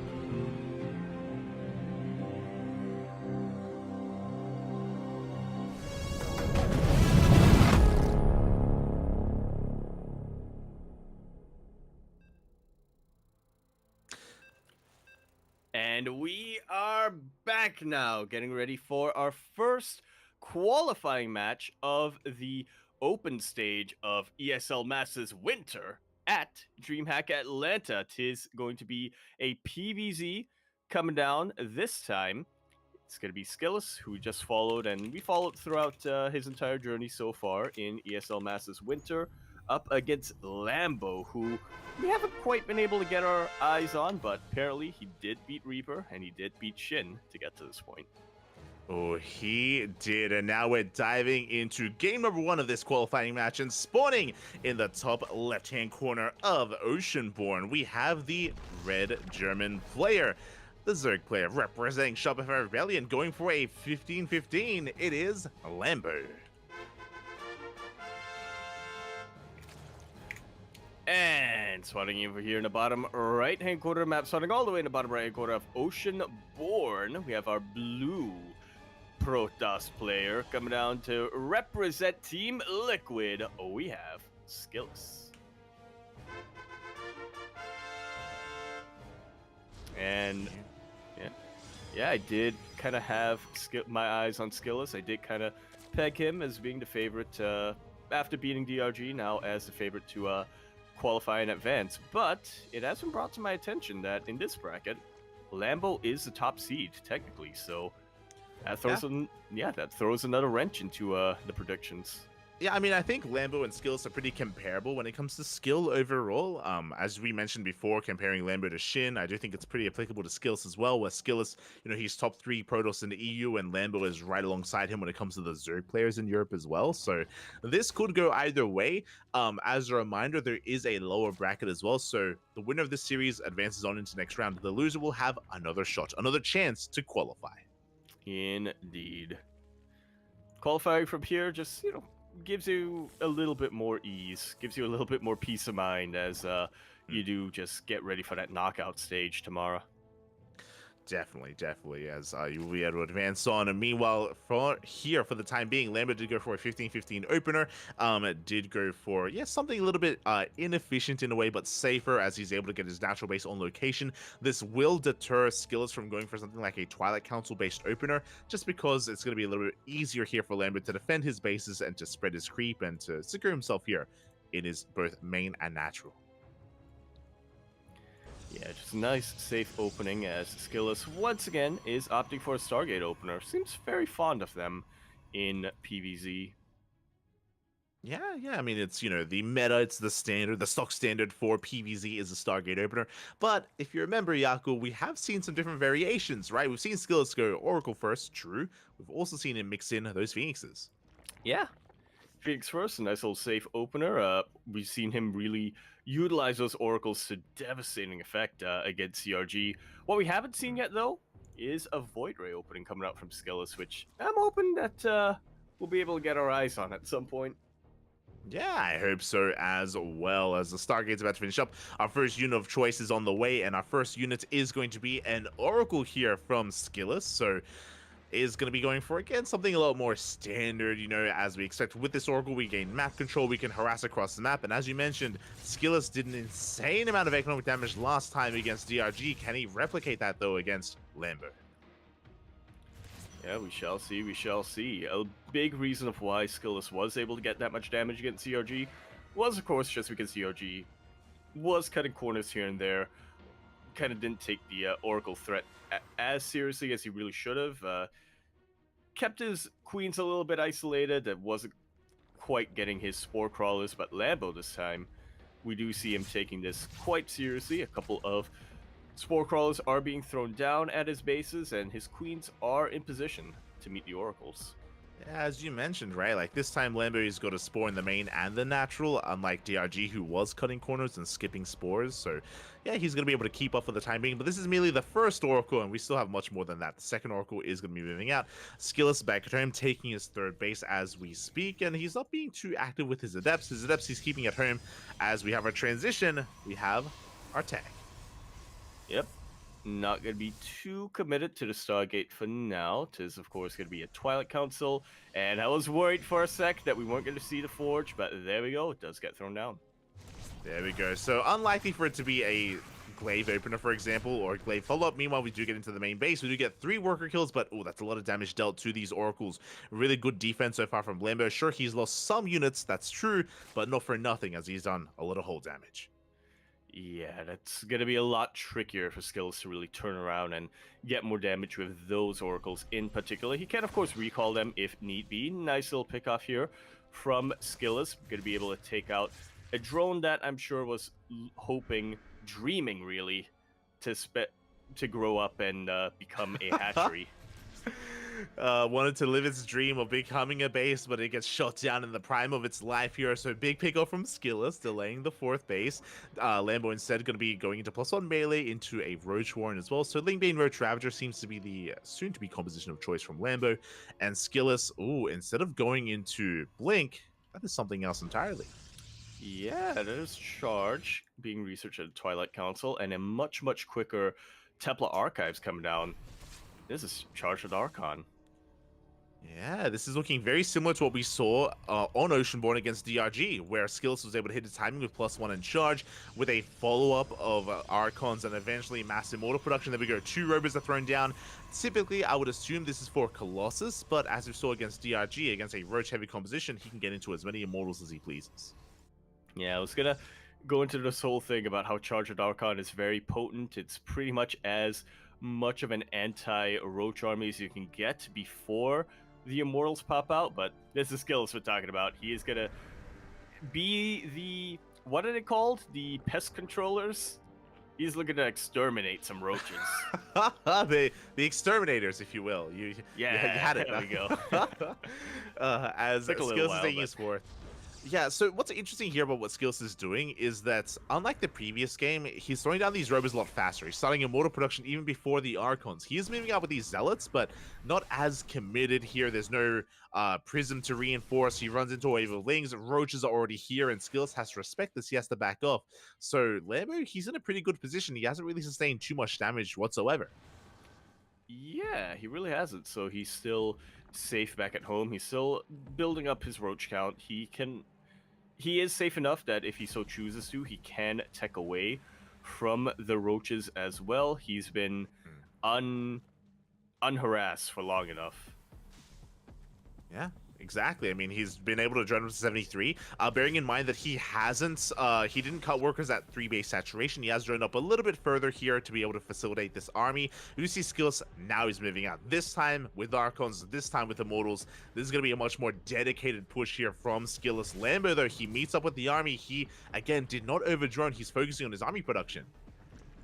Yeah, taking this threat very, very seriously. I don't see a Warpism here for Skillless, so yeah, he doesn't really have a lot of sustainability with this army. He doesn't really have a way to reinforce, and doesn't really have a way to juggle and pick up his vulnerable units, and he's well aware of that. He turns around and yeah, just gonna be chilling back at home and making sure that he can get a much more potent army before moving out on the map.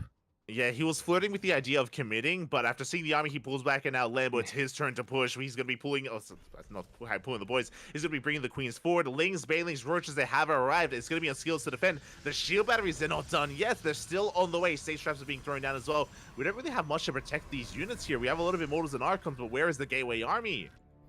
Yeah, well, if you making their way across the map, apparently, as yeah, Lambo is now maxed out. Skill is still getting there. Sends a little force of charge slots out into the front, trying to distract the army of Lambo. A lot of Banelings crash into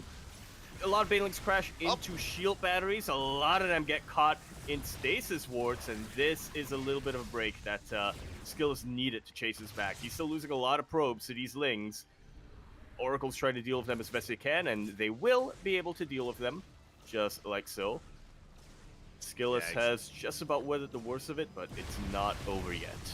And here we go. The Banelings, they do crash on forward, and Lambo, he's not backing off, by the way. He's reinforcing, spreading creep here on the side of the map of Skillless. Archons are going down one after the other. The shield batteries, they were out of energy. We still have the Immortals, but only the Immortals do survive. That's a lot of them, though. That's 7, 8, 9. We are up to 9 Immortals here for Skillless. Can we hold on? That's way more Immortals than we normally see. Great bait into the stasis ward. Once again, catching just about every single Baneling and most of the Lings. A little bit awkward for Skills to move out from this position, though. Yeah, exactly. He's kind of zoned away from his own fourth base. It's still under fire. The Immortals, they try to get some extra hits in, but alas, Stasis Trap is about to run out, and Lambo, he is once again looking to commit. He runs into another Stasis! It's just never ending here with the Stasis Ward, says Skills does retreat to a bit of a more defensible location, but one that doesn't really have a lot of room to maneuver. A couple of vials will land, but it looks like Skills has kept enough of his Immortals alive, has taken out enough of Lambo's Queens and enough of his Roaches and Ravagers that, and now Lambo's a little bit on the back foot. He's on 10 Immortal. He's making an 11th Immortal. I think we need to calm down a little bit here. Almost a pure Immortal army here as we're going to be cleaning up all this creep. As you mentioned, Lambo, he is forced to back off. Still hasn't droned. Is squeezing out a couple of workers, trying to get on 4-base saturation, but a low gas count. He's just now taking towards the Infestation Pit. Still no Hydra Den, no Spire, for example. Still committed to Lingbane Roach Ravager. Yeah, we're at the point now where Skills is actually ahead on when it comes to both worker and army supply, so that massive advantage that Lambo had earlier on has just immediately dissolved. Skills has a massive window of opportunity now to get something done. Yeah, Lambo's falling behind. Like, as you just kind of alluded to, Lambo was very all-in, very committed to his attack. Thankfully not 3-base, but a 4-base all-in, essentially, from Lambo, and now he's being outscaled. Now, Skillis is snowballing out of control, and Lambo, he needs time to recover, needs time for his Hive to finish against Vipers, for example, or Infest, or Spellcasters of any kind, taking up into Hive as well, but the army, it's here, and now knocking down his front door. Just like so, Lambo trying to come in from behind. There was a Stasis Ward, but it did get activated by only a handful of units. Skills gets completely surrounded by the Zerg army, and that's just about every single Archon, almost every single Immortal taken out. And now Skills is very much on the back foot. He underestimated how much army Lambo had left, and he paid the absolute massive price for it. Yeah, that was the best angle of attack for Lambo. The engage was beautiful, coming in from multiple angles, getting a full surround as well. Skillis had potential with his army, but again, he was caught by that flank, and now Lambo, he is back in the driver's seat. We had a bit of a Zealot counterattack, but not really achieving too much, and what was once 11 Immortals is down to, what is that, 5? Down to half that original Immortal count, and at this point, again, we still need to rebuild once again. Skillis, he's stuck at home. Yeah, he's stuck at home, but thankfully this is where he wants to fight. His shield batteries did recover a little bit of energy. He did have a couple of Stasis Wards here and there. Oh, that's a very vulnerable 5th base, however, for Skillis. Yeah, Probes are going to be going down the Nexus as well. Skillis, he just doesn't have the map control, doesn't have the army to actually defend that base. So that Nexus is going to be going down. Big piles here on the Oracles, taking one of them down. Very nice pickups as Lambo is still staying on a low worker count. Still very aggressive style here from Lambo, but he does shut down the 5th base. He is hurting, hindering the economy here of Skillis. Yeah, Skills try to fight back with whatever he's got, sending out a couple of charge slots here and there into the middle of the map, and, you know, they are picking off a couple of drones. Lambo hasn't really re-droned just yet, so this can eventually stack back up, and it can eventually lead to Skillis once again outscaling and outpacing Lambo, but for now, he really does have to worry about the sheer numbers of roaches and banelings and lings that Lambo's thrown his way. Trying to get Storm, but it's still quite a ways off. Yeah, Storm is kind of the missing piece of the puzzle here. We've been lacking it this entire time. It's very late here for Skillis. 5th base is denied once again, and Lambo, he wants to try to encroach on one of these bases here. We are going to be able to keep up with the rotations, but that's still a lot of Lingbane. Lambo has remaxed. Just like so. Archon's trying to get whatever they can get done. Unlike the previous engagements, this time Skillis does not have a Stasis Ward to really fall back on. Up! The Banelings will crash into this mineral line, completely taking them out. Separately, a couple of Banelings connected with the High Templar as well, so Storm's about to finish, but Skillis can't utilize it.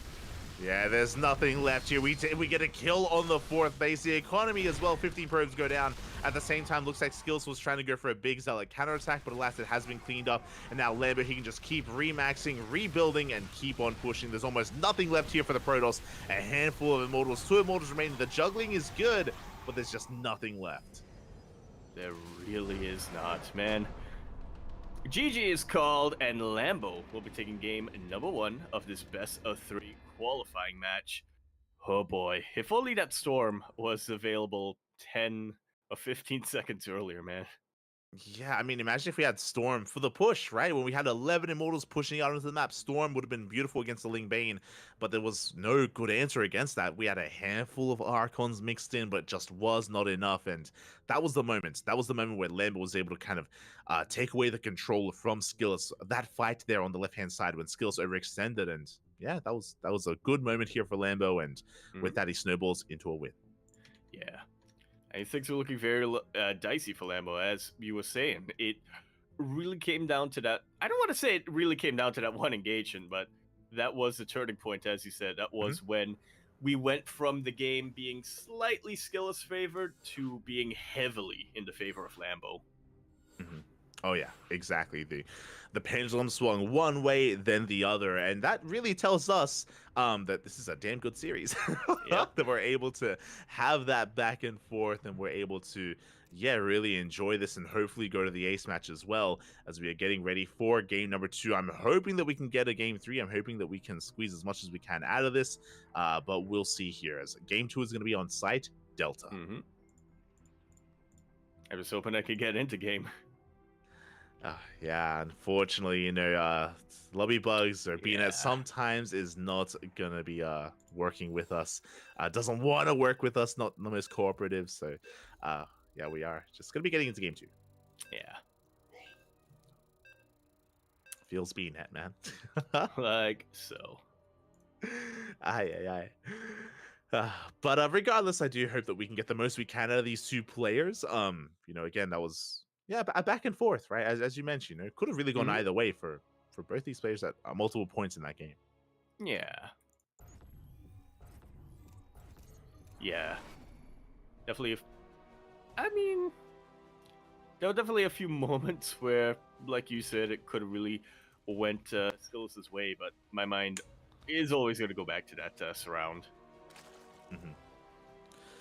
Definitely, yes. Here we go. We're getting into game number 2, and spawning in the bottom right-hand corner of site Delta, we have the German Zerg player, the Red Zerg, representing Shopify Rebellion, leading the series 1-0, 1 game away from advancing on into the next portion, the next stage of the tournament.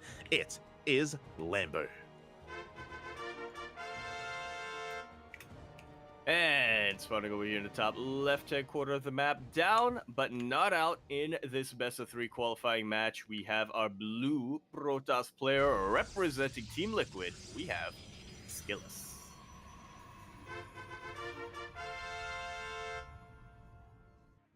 Here we go. This time Lambo not going for the 15-15. As a result, forced to expand elsewhere. Like so, yep.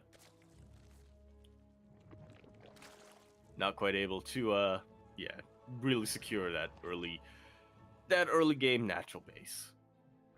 Yeah, just getting into a much more uncomfortable hatch gas pool opener here from Lambo. Likewise, Skills going for a gate expanser. Here in the early game, nothing too wild, right? There's no pool first, for example, or gas first, or any kind of hyper aggression. We're just looking to ease our way into the mid game here. I feel like that's where both of our players really thrive. Yeah, I don't seem to recall any. I don't really seem to recall any early game plays coming out from either of our players here in the past couple of weeks.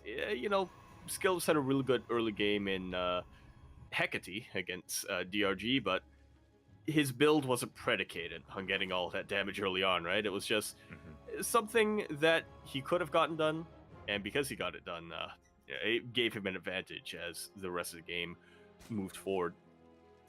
Oh yeah, and I'm sure he would love to replicate that here and now. You know, getting that like 13 plus worker kills. We'll see if he can. For now, again, he's just dipping in between the bases. We have our tech of choice once again.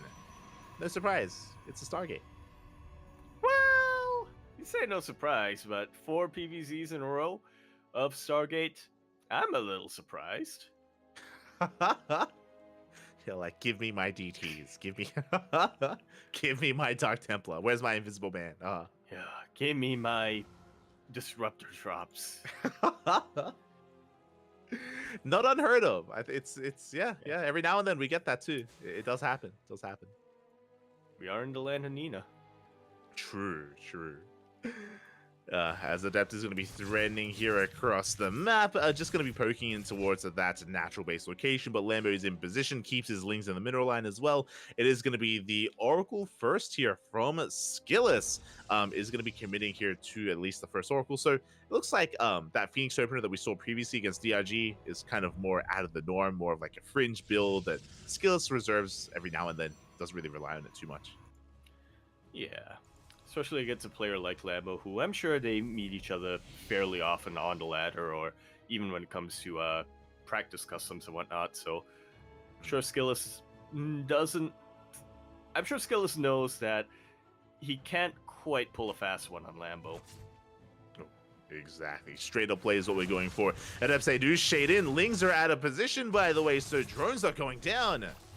Up. Yeah, they try to retreat away, but that's exactly where the Oracle wants them to be. 7 drones go down, and this Oracle stays alive. This is even more damage than was dealt in that previous series.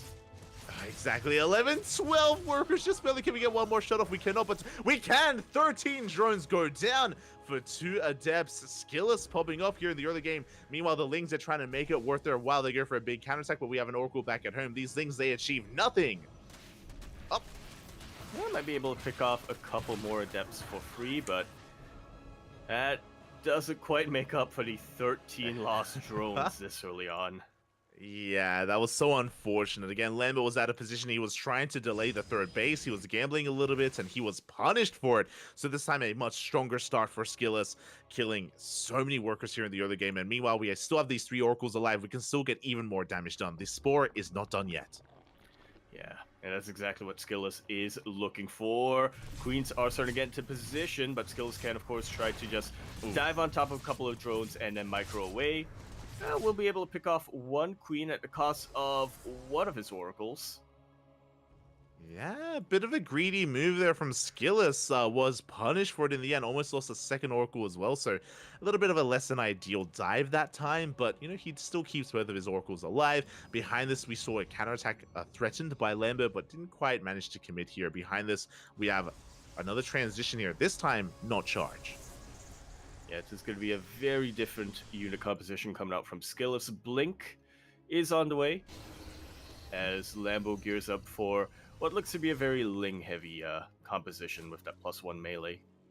Yeah, no Roach Warren yet, which is a little bit unusual here as we reach towards the 6-minute mark. So pure Ling to defend. That can work nicely against Blink Stalkers, to be fair, as Novalit is going to be going down. Skillus is being quite adventurous here. Blink is nowhere near being done, but he's hoping that these Oracles can help support this army from any kind of Links around. Yeah, that'd definitely be ideal, but considering how much energy they've already expended, still a very risky maneuver here from Skillus. Okay, to get a queen? No, not quite. Oh, the Stalkers! Oh, will get surrounded, or at least one of them does, and does get taken out. The other Stalker will be able to retreat to shield battery range. There are a few Stalkers do get taken out by the Zealots, but the Oracles are going to be able to chase them back as well. Yeah, very big pickoffs. That's 4 Stalkers going down to Lings. That was also a wasted recall as well to try to save some of them. So really nice, very efficient pickoffs here from Lambo. Behind this, now we have the Roach Warren on the way alongside the Lair. We're going to be starting up Roach speed immediately. So Ling Roach is going to be the composition of choice. And so far, Lambo has been fighting back well. Skillus does have the better economy though. He's got 69 nice probes against the 59 of Lambo. So again, Skillus still reaping the rewards here of the earlier harassment. Yeah, definitely a terrifying prospect here if you're a Zerg player to be that far behind on the worker count to your Protoss opponent. But, like you mentioned, you know, Lambo has been able to trade pretty efficiently, so he is getting little bits of value here and there that eventually will stack up. There we go, Lambo just heavily droned, and now he's ahead in the worker count.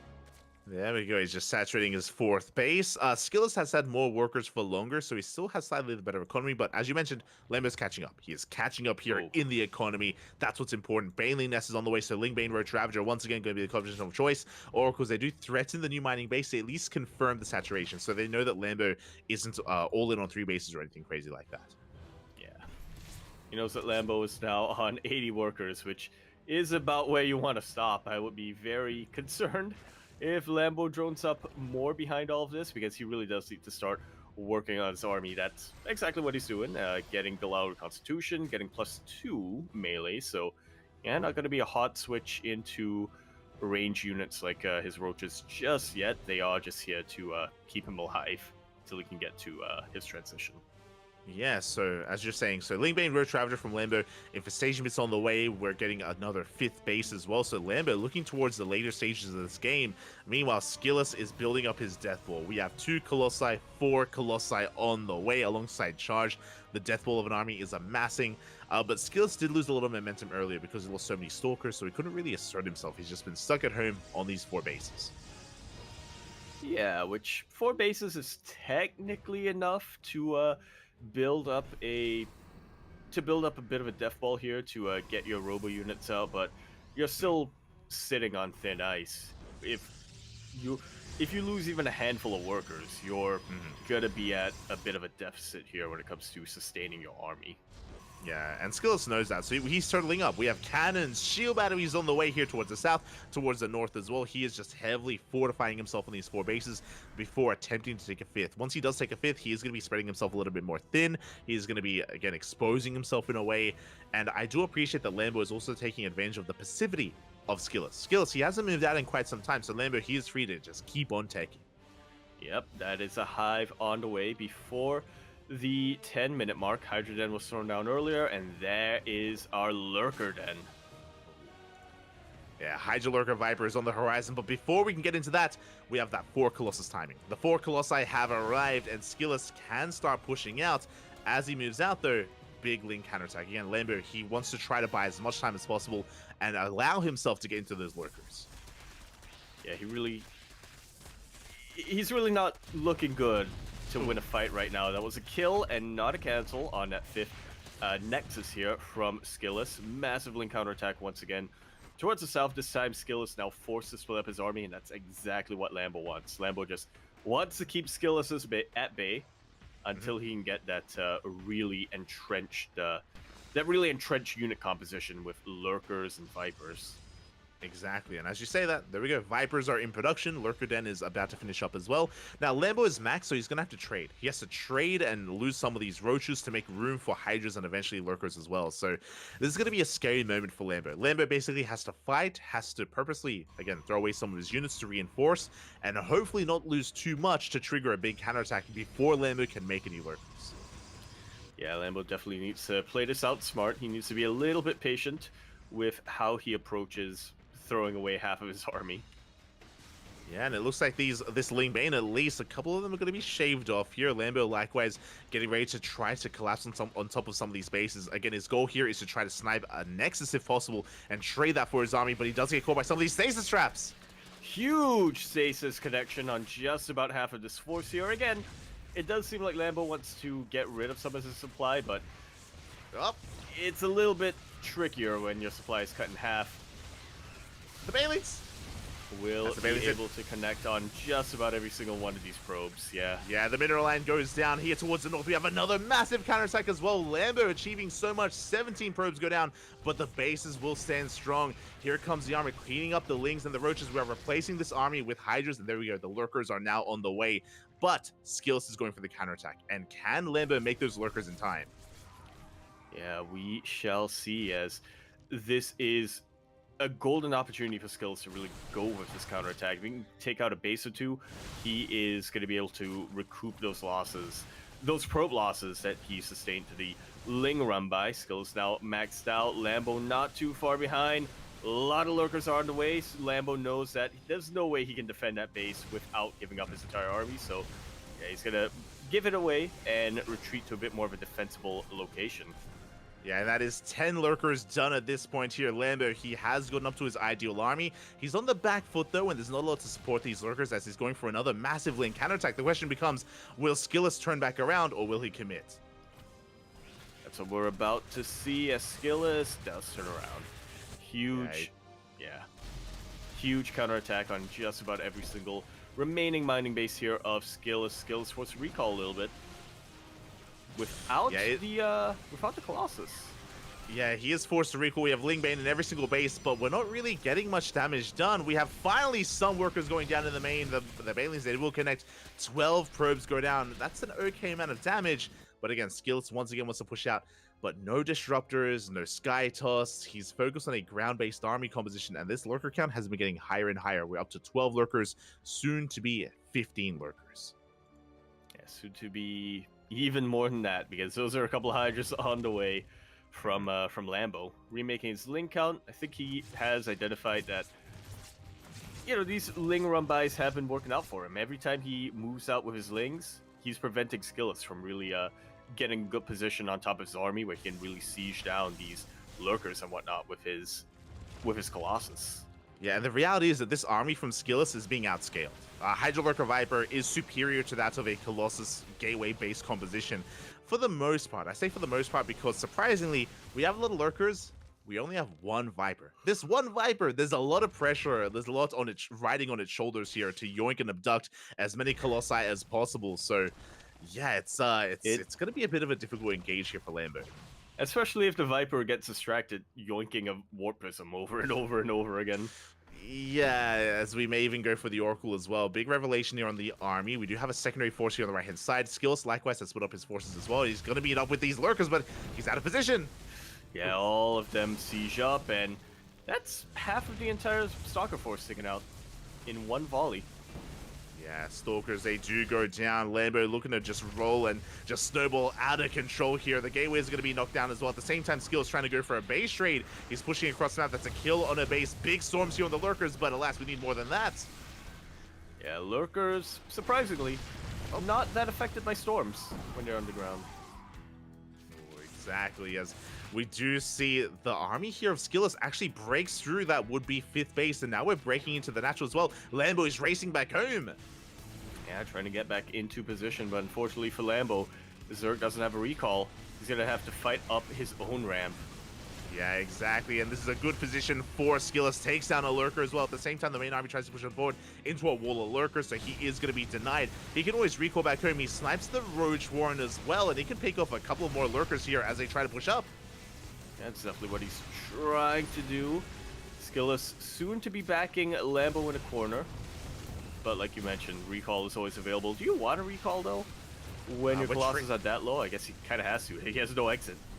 Yeah, there we go. He goes for the recall in the end. Is going to save both Colossi. Surprisingly, he did shave off a lot of those Hydras. At the same time, though, top left did go down. That was a kill on the Nexus. Skillus still stuck on 4 bases. And we're running out of resources. We're running out of money. And Lambo is still just a line of lurkers just stopping Skills from advancing. Yeah, it's 4 bases, quote-unquote.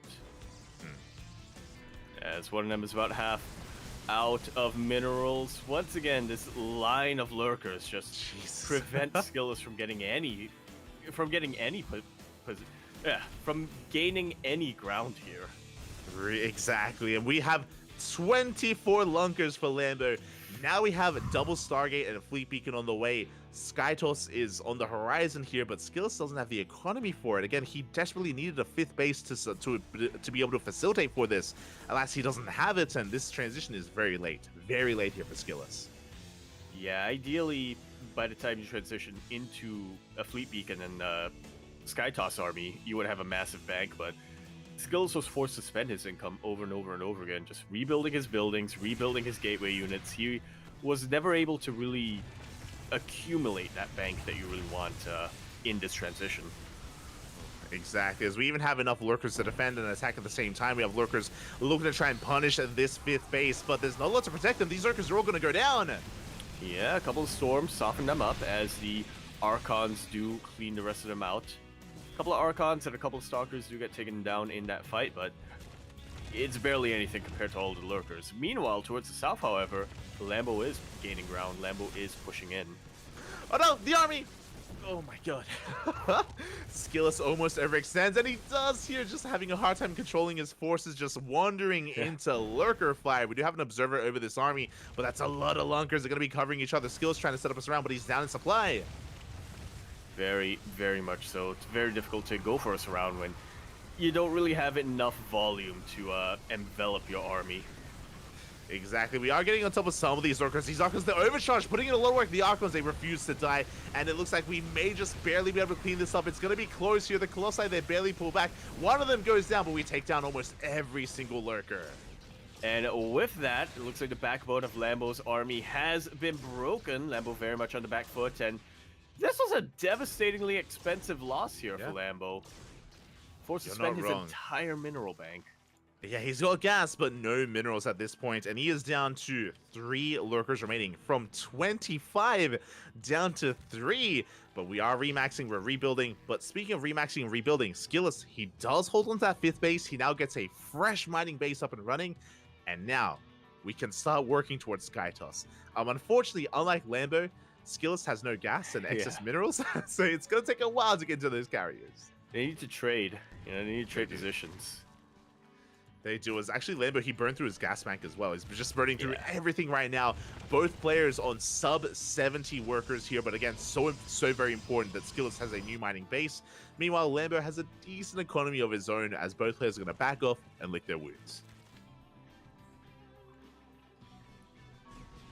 Slowly but surely. They do have to recalibrate, so to speak, and get back into... recalibrate, rebuild, reposition your armies. Don't think Lambo is actually aware of Skillous' transition just yet. Yeah, checking his vision, he has not seen it. He has not seen anything in the main base for quite some time, and the carriers have not revealed themselves either. So this is going to be a surprise, which is why, I don't know if you noticed, but Lambo, he's basically morphing every single Hydra into Lurkers. There's 2 Hydras left, no Spire, no Corruptor. Oh, sorry, there is a Spire, but no Corruptor production. So Lambo has very limited anti-air. Even a handful of carriers, they could swing a fight in favor of Skillous. They absolutely could. I mean, carriers on their own, they do just kind of tickle these Lurkers, so Lambo might try to go for a bit of a base trade, but we're not looking at just carriers at this point. We're looking at carriers, we're looking at the Colossus that survived, we're looking at the Immortals that survived, we're looking at the Archon that survived, which, now that I say it out loud, it actually isn't a lot of a ground army. It is. We do have a lot of Storms, a lot of High Templar. We need to feed back those Vipers. The carriers are now revealing themselves. And again, how many Hydras do we have? 9. 9 Hydras. That is not enough to deal with. How many carriers? 5, soon to be 7. Skillous, he can deal with this army, at least head on. He's going to try.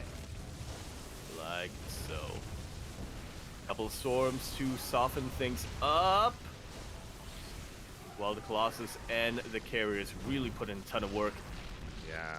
And you can see just not enough anti-air. The ground army of Lambo being forced back. Skillous, he takes the supply lead. We have 13 Corruptors on the way. But the scary thing about these Corruptors, they are 1-0 Corruptors. They have +1 air attack. That is all they have. They do not have good upgrades here. And as a result, Lambo, he's on the back foot.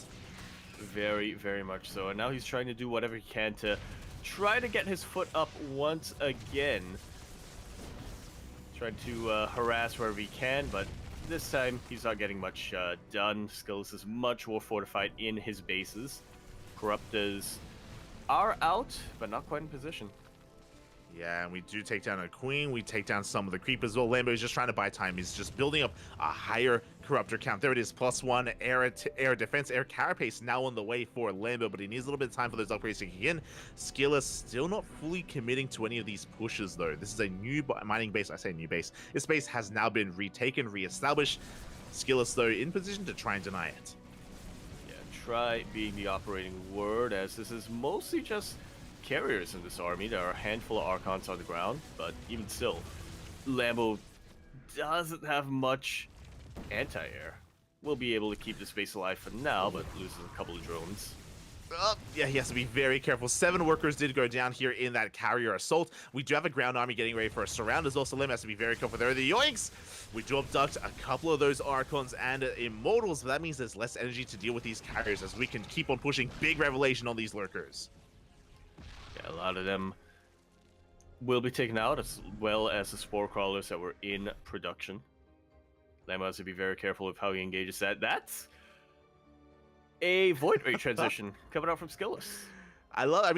Void Rays, they can have their way with Corruptors. You activate the Prismatic Alignment, and Corruptors, they melt here against the Mass Void Ray. I'm loving this choice here from Skillous. He pushes on forward. Some of the stack defense not quite in position. The Lurkers either. Big Storm here. Transfuse will keep the Lurkers alive. But again, Skillous is trying to find a way into trying to break this base. Yeah.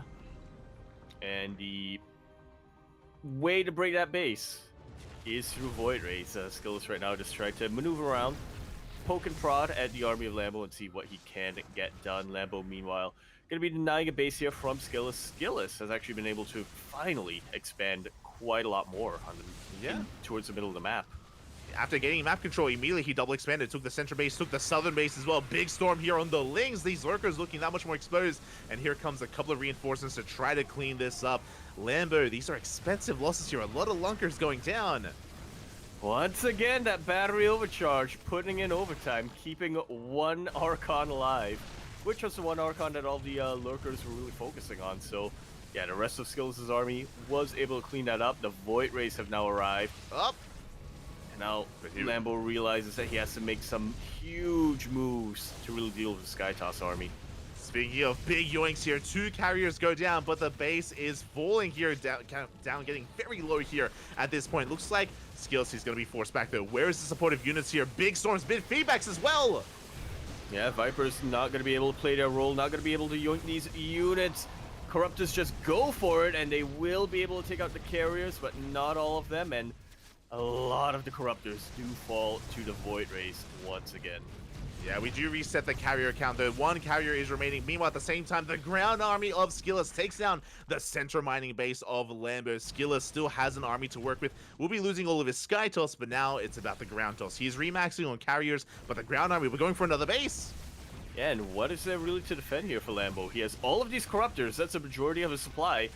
Supply, which I will remind you, is lower than Skillus. Skillus taking that supply lead for the first time in, I want to say, 20 minutes in this game. It's been a while. It has been a while. As you mentioned, these Corruptors, they don't really have a lot of use. There's no Greater Spire, so no Broodlords. No Broodlords are available. The Corruptors are looking for some kind of value. They're looking for any kind of pickoff as they're sharking around. The Lurkers going for their own counterattack. Lambo, he is down to 6 Lurkers left. His economy is in shambles. He has 1 mining base, essentially, as he's out of minerals everywhere else. Yeah, he, for a very split second there, had pretty much 0 income. But he is rebuilding a couple of units. He is trying to go for a surround Skillus is, and he will absolutely clean up the Zerg army of Lambo. There's no detection!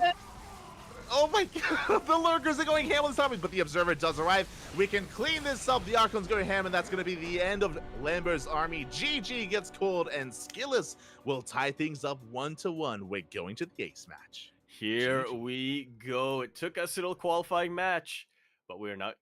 But here we are getting our first 2-1 of the evening. Who's going to get the 2? We don't know. Oh my god, we are going the distance for the first time here in our broadcast tonight. We have an ace match. We have a game number 3, and I'm all here for it. I'm ready to, again, sink my teeth into that ace match. And this last game was very back and forth. That was a very tense moment. Remember when Lambo did an amazing job buying time, buying so much time to get into Lunker production, and when he got those Lurkers out, he was in control. He was able to defend. He was kind of putting Skills in a really brutal position. Until there was that one moment, remember, where Lambo pushed out with his mass lurker army through the center of the map, in between all the bases, and he got surrounded, and he actually got cleaned up. Yeah. My life flashed before me when I noticed that Lambo had 25 lurkers. It feels like a story we've seen many, many times over. Once the Zerg player gets a critical mass of lurkers, things don't go too well for the Protoss player. Skillus, though. He knew how to respond. He had the tools that he needed. He needed a lot of time to get there, but thankfully he was able to figure out a way to buy himself enough time to get to that point where he was able to transition to a Skytoss army. Yeah, I was really impressed. I was very impressed that Skillus was able to survive, right? As you're kind of alluding to, there was a big period where Lambo had the best, like the ideal anti-ground toss army. He had the lurkers, was lacking a little bit in the Vipers, but mass lurker essentially, and Skillus was trying to buy time to get into carry production, and he was able to do so. He was able to fight well enough, engage well enough, defend well enough, and survive long enough to get into the 7 or so carriers that he had. It was very impressive. Very impressive there from Skillus. I'm a little bit shocked and a little bit in awe that he was able to make that happen. I thought for a while there, I thought like it was over. I thought the Lunkers would reign supreme. Yeah, I'm shocked. I'm in awe, but I can't say I'm too upset about that. We're getting to our ace match. Yeah, same, right? Like we all want the game 3. We wanted the ace match. These two players are amazing at what they do. It would be a shame if it was a 2-0 in either direction. We all want this to go the distance, and it's happening. Here we go. Get ready for game number 3 here. One map to rule them all. One map to determine who's going to be our first player from open stage group B to advance to that knockout stage.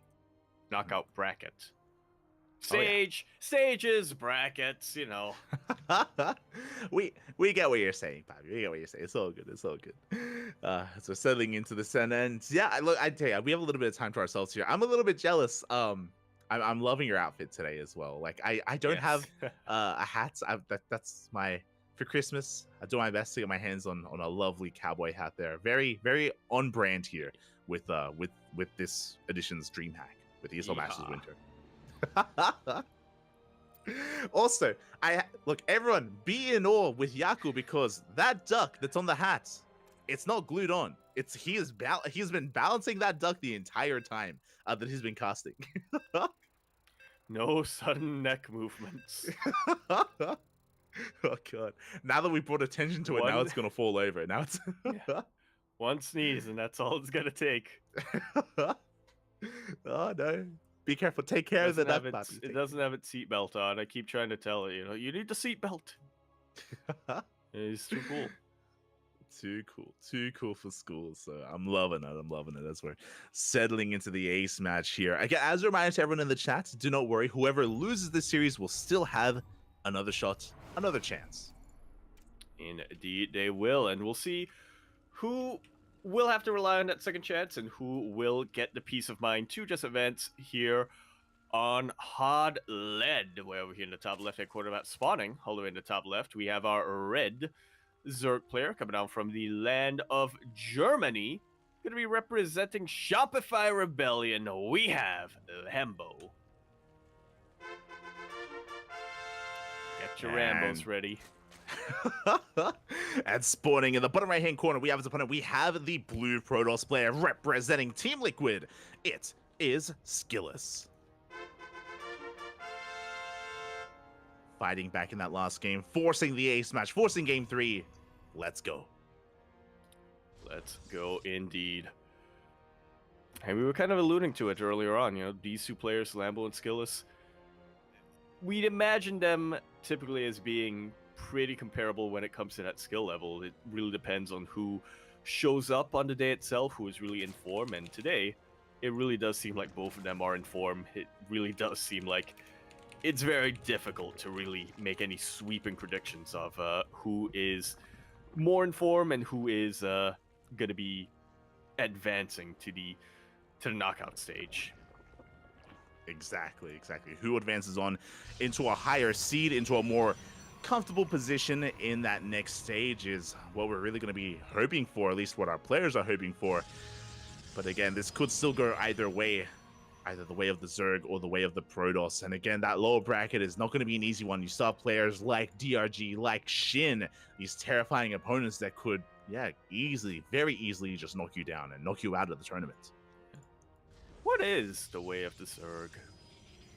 The way of the Zerg? Yeah. The way of the dark. Oh. Yeah. And the way you phrase those, kind of, like it reminded me of Kung Fu movies. Like, you need to go the way of the Zerg. Exactly. You must reach inside of you. You need to close all your curtains. You need to embrace the smudge, Bobby. Embrace the darkness, as we've seen many times in WTL. And you can even go one step further, like Dark, and even have a harness on hand. For training. As we are getting into our ace match, and we're loading into a bit of a smaller map. We're loading into hard lead. Now, something that we have seen many times, and we haven't seen it yet from Lambo, we saw it attempted from DRG, is we have seen a lot of aggression from Zerg players in this map, where you cut workers early on, like 60 to 66 drones, make nothing but roaches, you water your queens across the map, and you go for a big all-in. Just because the short rush distance by ground, and just because of this base as well, you can kind of use it to like launch your creep across the map. And make that push that much more devastating. So what I'm hearing is we're going to be seeing a German taxi coming up from Lambo. It would be on brand. It would very much so be on brand. Not saying that that will happen, but we've seen it before, and I'm sure we'll see it again. I'm sure it's something that's in the back of Skills' mind. It's something you have to be wary of here on Hard Lead. Yeah. Which is why it is a pretty good choice here from Skills to, once again, opt for a Stargate opening. Once again, opt for double Oracle, you know. Aside from just being able to get some damage, it will be a way to keep him active on the map, will be a very good way for him to keep tabs on what Lambo is up to, for him to really check the saturation of these bases. Oh, exactly. As he does dive into the natural base, 3 workers go down. Not a bad pickoff. It did cost him quite a lot of HP, quite a lot of hull damage, but the Oracle does escape, and not a bad start here to kick things off as Lambo's just focusing on re-droning, and Skills is looking for even more damage. Remember, last game, Skills was able to pop off. He killed, what, 13 drones 13. again? Yeah, the lucky number. Yeah. It's going to have to go up to... Okay, so initially it was, what was it, 7 against CRG? Now it's 13. Uh-huh. The next game it's going to be up to 69. 69. There we go. We'll see. We'll see if Skills can find that much damage. Again, that was kind of him gaining early game advantage there in game number 1, where he was able to kill so many workers and really put Lambo on the back foot. Meanwhile, we do have a much earlier Roach Warren compared to last game here for Lambo. Not the earliest, as an Oracle is going to go down, and that is going to make it that much more difficult for Skills to scout. Yeah, it really will. Thankfully, he does have that third Oracle in position to throw in a couple of revelations to, once again, just keep tabs on Lambo. But like you said, that's one fewer Oracle, much less energy. That's that many fewer revelations available for him. Exactly. So Skills has to be very wary about this. He's going to be pushing onto creep here, clearing up a lot of this. Really good move here because we spoke about it earlier. This is a bit of a launch pad location as Queens are moving forward. We do have roaches in production. It looks like defensive roaches for the time being, but my eyes are glued to the drone count. Is Lambo going to actually saturate even further from here, or are we going to be committing? We're committing. Well, yeah, that's a full round of Lings on the way. That's 4 Queens walling away off creep. And Skillis, I believe, scouted this, should be aware. He is working on chargelets and a Templar Archives back home, but we'll see if they're going to be available by the time this fight happens. Yeah, here we go. We're completely all in here. Lambo cutting workers at 50, so a very committed push. We alluded to a German taxi earlier. Not quite. We're just going to be waddling across the map. Oh, and no! the Lings, they do get... Oh my god, they almost do get in. They do pull back for a moment. They get us around on a Stalker.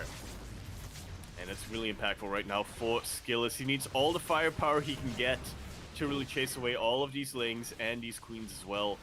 A couple of shield batteries will be finishing up. They will be within range for a battery overcharge, but will they be in range of the actual units, of the Stalkers, of the Zealots and whatnot? That's a question because we invested into charge. Charge is not what we want here in the defense. Blink is still nowhere near being done. Bars are going to be connecting. That's Nartosis pylon. Every shield battery gets powered. There's one behind this overcharge. Is barely popped. The boys, they have to be pulled. And the boys will be providing a little bit of damage, but now they're starting to really, really fall. Skills can, of course, afford to lose a couple of workers here and there because this is a very dedicated all-in, but now he's starting to lose his army units, and that is going to be it. GG is called, and Lambo will be our first player advancing to the knockout stage.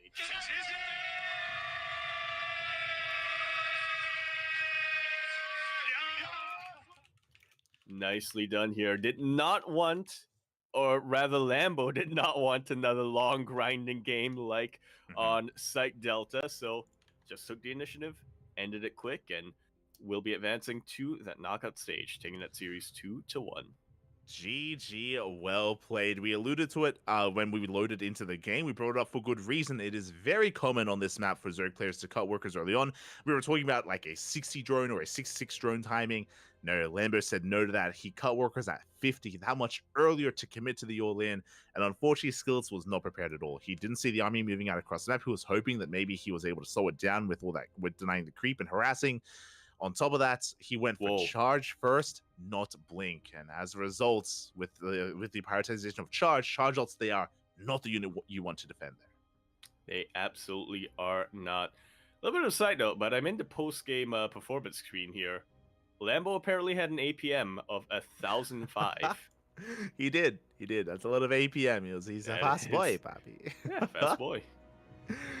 So again, congratulations to Lambo for advancing on in first place out of this group. Skills is going to be knocked down to the lower bracket where he's waiting for the winner or he's waiting for his next opponent. It looks like quite a lot of matches are still underway, and it's going to be quite some time before Skillis has an opponent, but we can go over some of these results. Yeah, a lot of the results have happened. A lot of the games have concluded, I should say, here in bracket B. Obviously, we know that Lambo is going to be the first player to advance, but it looks like Foxer did take out Dolan 2-0, so now he is facing Shin in a TBZ. Meanwhile, potential upset here. Reaper took out Geralt 2-1, where he went on to face DRG. DRG, on the other hand, did take out Reaper 2-0, so yeah, now DRG is waiting for either Shin or Foxer in that lower bracket semifinal. Winner of that will be going up against Skillis for the second qualifying match. Yeah, so Skillis, he's waiting for either DRG, Shin, or Foxer, and we will have some updates soon when it comes to some of those matches. It looks like some of those players are still mid-series or in-game, so yeah, we can take a moment here to catch our breath on everything that's been going on.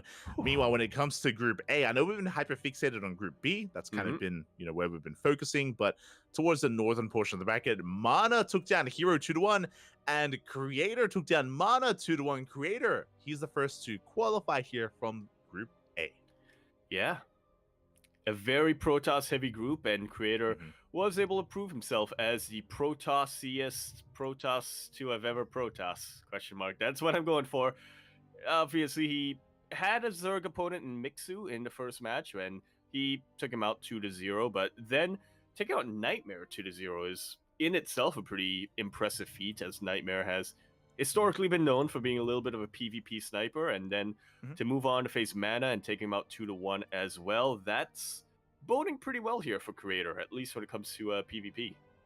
Yeah, but I don't want to gloss over Mana. Mana had a really, really impressive run. He beat DNS. I'll be honest, I would have favored DNS there. DNS has been impressing me quite a lot recently, so big win from Mana there. Then he took down a Hero, and then he took a game and forced the ace match out of Creator as well. So Mana, don't count him out. In PvP tonight, he's also on fire.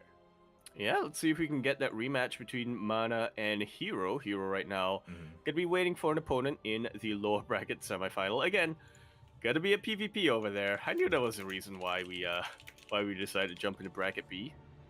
Yeah, Hero gonna be waiting for either Nightmare or DNS. Yeah, he is going to be lying in wait.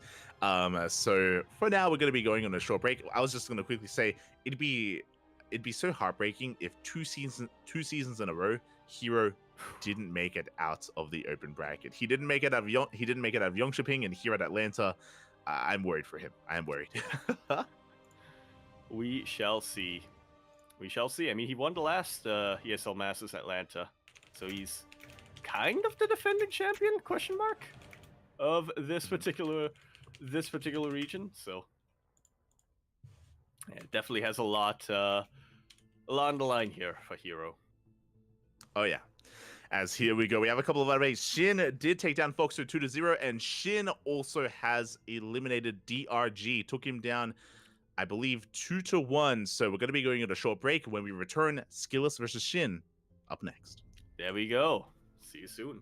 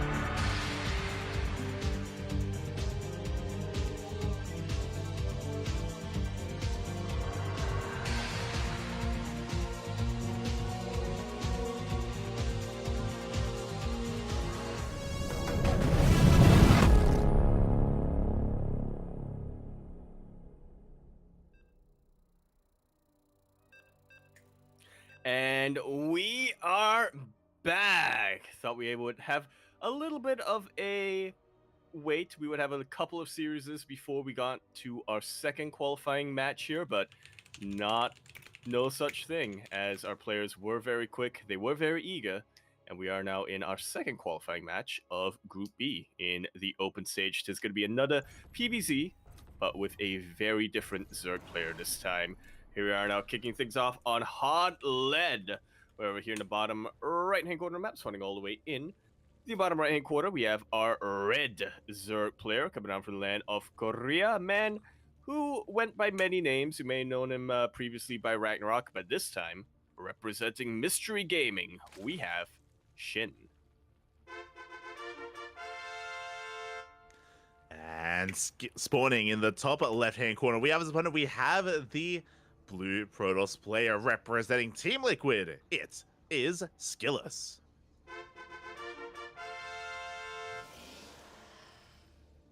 And as we settle into this, we should also remind people, because I know there are some people watching that maybe aren't tuning into the online weekly tournaments like Kung Fu Cups or ESL Open Cup Asias or even KSLs. But for those that are curious, who the hell is Shin? What's going on? Shin is Ragnarok. Ragnarok did name change quite a number of months ago at this point, at around the start of the WTL winter season, and has been going by the name of Shin. Yeah.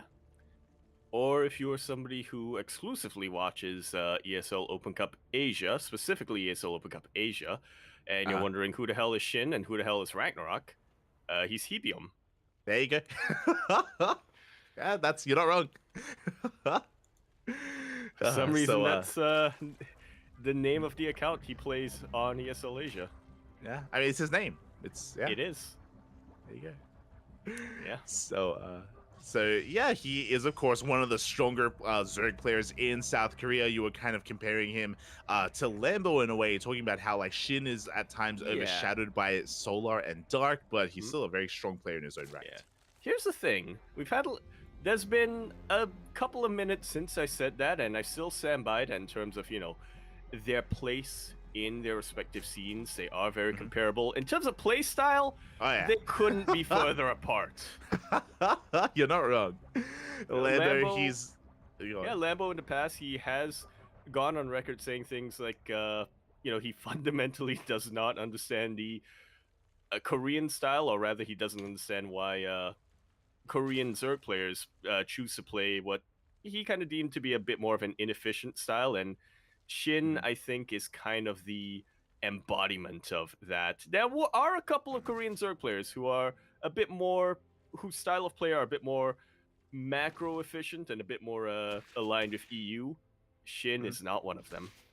Yeah, Shin is hyper aggressive here. He can play standard, don't get us wrong, but Shin, he thrives in the mid game. He thrives in chaos, in these counterattacks, pulling opponents apart, trying to cut workers early on and commit to aggression as well. So we'll see if Skills can keep up with him, as a Link does slip in, and Shin is going to get a full scout of the main base, confirming the Stargate and confirming the Oracle first.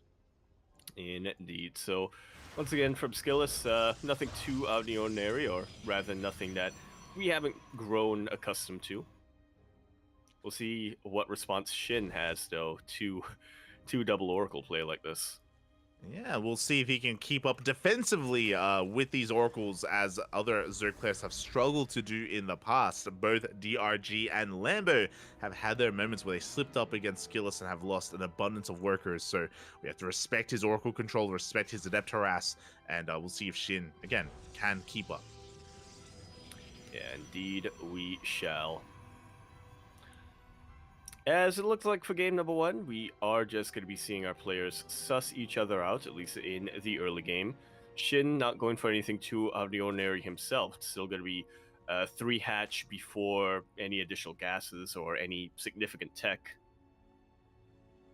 Still going to be mining, still looking to saturate that third base. Fortunately was forced to take an unnatural natural, but no big deal at this point. Yeah, for the time being, as you're saying, just droning on up. He has 1 queen and a spore here at the main base. The double Oracle is going to rock up, and so far they do dive in. They're going to get a couple of workers. They can one-shot drones, and they get 3 of them in the end. Like so. Not too bad. Both Oracles still alive. One of them did take a bit of hull damage, but once those shields regen, he can always go back in and die for a second. It looks like he is going to be meeting up with his adepts for the time being, and this is, or rather this was, how he was able to get devastating damage against DRG earlier tonight. Yeah, and we'll see if we can do the same as they commit to the shade. 1 drone, 2 workers go down here at the natural base, but Lings, they are in position. Oh, the drones, they come back a little bit too soon. Another does get focused down, and we will clean this up. In the end, what is that? 5 workers going down, 6 workers going down in total for 2 adepts. Not a bad trade so far from Skill, so he's looking for more damage, and he will get it, by the way. With 3 oracles, he is bound to kill some more workers. Yeah, they almost have to at this point. The only way they're not going to get any worker kills if Skilless forgets to turn on Pulsar Beam, but how likely is that? Yes, for the time being, they threaten to dive into the natural. This time, 2 queens are in position. Shinny does keep up. Behind this, we have a very unique follow-up, though. It is going to be Twilight Council and Forge, but not Blink. We're going back into charge. You'll love to see it, or at least I do, as the Templar Archives is about to finish up here. Charged Archon, very potent unit composition in every matchup, but a little bit vulnerable to Lingbane in particular. That's why here we go. Skills is not neglecting his Storm. We'll be able to, we'll be able to create a very strong anti-Baneling Storm zone. Yeah, very interesting transition here from Skills. So we have seen Skills go many times tonight already, going into chargelots and into Archons and hit these charge timings, right? But Skills, this is the first time we've seen him rush into Storm, so he's actually, sure, he's getting charged and he should be harassing with Zealot soon, but he's really just working on that next step. 4th base is on the way, Storm on the horizon as well. Skills, he's just building himself up in towards the mid game instead, so a little bit more of, different approach than we've seen before. Yeah, I mean, I guess it kind of makes sense here on a map like Hot Lead. Especially after how his game against Lambo on Heartlet went, so as I can't fault Skilless for being a bit more cautious this time. Shin going Lingbane Hydra, and that is a bit of a commitment into Hydras with the fact that he's getting Groove Spines. Yeah, and this is ideal for, I would say, Skilless at this point. Like, Storm is going to be amazing against all things Zerg. No roaches in sight. So Shin has to be very careful, very, very wary with how he maneuvers his army. He, of course, has been scouted. From here, Skilless can get into double Robo Colossus production. We're still working our way there. Still no Robo in sight for Skilless for now, just relying on a gateway-heavy composition. And Shin is getting ready to be active on the map himself here, actually moving out with even some of these Hydras. Has to be careful, though. Yeah. Yeah, he doesn't have too many of them, and they are very far off of creep, away from any Lingbane buffer, but yeah, Shin turns around, and he turns around again. Oh, he wants the oracles! Ooh. Gets every one. Single one of them. What an ambush. Yeah. He gets 1, he gets 2, he gets 3 oracles. Big pickoffs there by Shin. As Skilless, he wasn't looking at the same time on the right-hand side. Rabbi is being cleaned up as well. Shin with full map control, and he's looking to max out here on Lingbane Hydra as Banelings, Droplords are done, and we are just loading on in. Yeah, and I like this. Like you were mentioning, Shin is about to max out, but I think at this point he's recognized that he does have an army that's very vulnerable, a bit of a glass cannon, an army that probably isn't going to win a straight-up engagement against Archons and against Storm, so he does need to go for these multi-prongs, as, unfortunately for Shin, Skilless does scout the Droplords. Yeah, immediately he does rotate back around. At the same time, a big Lingbane counterattack. Massive stasis trap, though, on the Lingbane. Storm is going to be able to slow this down. They want the High Templar! Ooh. But they won't be able to get him. Still a couple of Banelings in the back line. Droplords do get completely chased away. Behind all of this, Shin was able to force the attention of the army of Skilless away from the 4th base, but he himself hasn't really been able to break into these positions. A couple of High Templar go down to the Banelings, but there's still plenty of Templar with energy left remaining. Yeah, and Shin, he runs out of Banelings. His main army is being forced back. At the same time, he does successfully drop into the main base. Skills, he did leave his position here vulnerable. We snipe one of those pylons. We're going to trade with the army as well. We're not achieving too much, though. Thankfully, Skills did leave a couple of units behind, and the Droplords are forced to back up. Yeah, a couple of pylons go down, but not much beyond that. Shin gearing up for round 2. Yeah, he's been weathering the storm here. No pun intended. Askilles, he's on 84 workers. He has a beautiful economy, actually, and now he's soon to be maxing out. +1 air attack is on the way. Fleet beacon is done. Carrier production has commenced, and Shin isn't ready for that. He's trying to end the game here and now. Yeah, no hive on insight for Shin. Like you were saying, he just wants to end it now. Sooner rather than later, a bunch of banelings do crash into the mineral line. 11 probes go down, as will that 4th base. But you know what? This isn't Grespan. This isn't a pivotal position that you need to hold. As a defender, you can retreat a little bit. Askilles is having to be very, very careful against all of those Lings and Hydras, but he survived, and he is able to keep most of his high-tech units alive. Yeah, but Shin, he broke that center base, and now he's transitioning. We have a Lunker Den on the way. Infestation Bit, you mentioned before that Shin was pretty committed tech-wise. Now he's looking further ahead. The carrier production has commenced, but again, we're only making one carrier at a time. We're a little bit supply blocked, actually. After losing that Nexus, skill is stuck at 150. Yeah, that's very unfortunate, especially when you need your Sky Toss transition sooner rather than later. As Shin, once again, he's remaxed. Shin has remaxed. He's pushing on the right-hand side. There was one storm. More High Templar going to be rotating over. We take down the Gateway Elise, and as Skills is distracted, we have another army here on the right-hand side looking to deny this Nexus. And name of the game right now for Shin is just trying to keep Skills contained on 3 bases for as much as possible. The carriers reveal themselves, and now Shin is still getting his lurkers, is still getting his hive, but I'm just waiting for the Spire to get thrown down. Yeah, I mean, Hydra Lurker Viper can deal with a low amount of carriers, but as you mentioned, the Spire is going to be ideal, and there it is! Spire is going to be thrown down, so ask and you shall receive. Shin heals on top of it, and again, still just containing his opponent. Another 4th base has finally gotten back up and running, but Skillless, he just hasn't been mining efficiently whatsoever here. These past couple of moments, he needs to get this base up and running, and maybe even establish another. Yeah. 4 bases is technically the minimum to go into Sky Toss, but like we mentioned earlier, you really need to make sure that every single one of your workers are on top of things. You need to make sure that you don't lose even a second of mining, because otherwise you're not going to be able to rebuild any losses in your army, especially in these interceptors. Exactly, and there it is. The 5th base, the center base is underway once again. We can see Skill splitting up his army between both bases, trying to defend here as best he can. Meanwhile, Shin is maxing out. A wall of Spore Crawlers on the way. He is embracing the late game here. Spire is finishing. Vipers are coming out. Hive is done. It's like we never left 2021. Or 2020, I don't remember which year it was. Yes, we are back here, and again, Shin, this is basically a stopgap composition from Shin. Eventually, as you mentioned, like Corruptors and Broodlords and Infestors are ideal. This army from Skills is becoming a little bit terrifying. A lot of Storms, Archons, and Carriers, like this is kind of what you want to be working with, and Skills is about to max out. Yeah, about to max out on a very high-tech, a very sophisticated army, I should say. A lot of Archons, a couple of High Templar, but they have plenty of energy, so still a lot of Storms. Shin has 2 Vipers, handful of Lurkers, handful of Hydras, and handful of Corruptors. Yeah, like you said, a bit of a stopgap army, which has a little bit of everything, but because of that, isn't particularly effective against anything. Yeah, Shin, he's still trying to refine his army, bleeding out a couple units here and there, investing into more Corruptors, into more Lurkers. He has to be very careful with how he does trade, still building up his upgrade count as well. Bailey's, they try to roll into the mineral line, but good defense here from Skillless. A solid warp in as well. He does protect his mineral line. Just like so.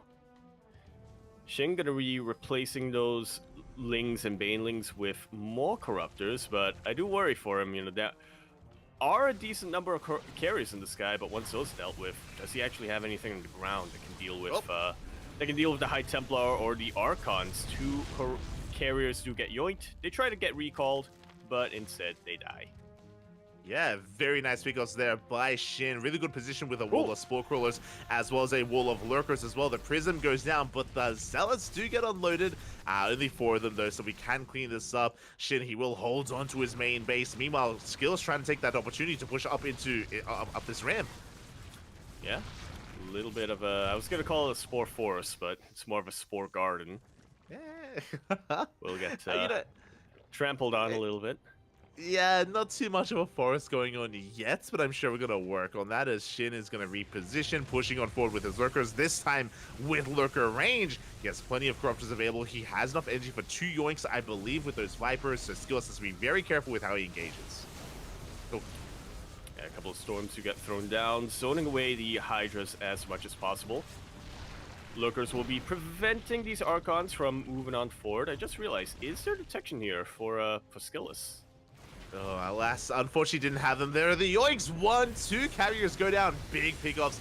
We do get some counter feedbacks. Both Vipers, a trade for the carriers, so a bit of an expensive trade for Shin. The Corruptors, though, they're looking for more damage, looking for more carries. They find them. And it will be able to take a couple of them out. I think Shin has realized that Skillus isn't too focused on rebuilding his Skytoss army. So these Corruptors aren't going to be too useful at this point. He needs to just trade them as best he can, as quickly as he can, and just get a very strong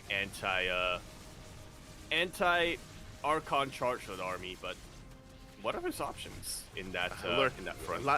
The Lunker spot. We need as many Lunkers as we can get. There we go. The Lurkers are going to be brought on forward. The Corruptors are going to be coming back in. Big storm here on the Lurkers. They do force a reposition. Skillus once again zoning back the army with the Lings. They get on top of the High Templar. They almost did, but Skillus does keep them alive.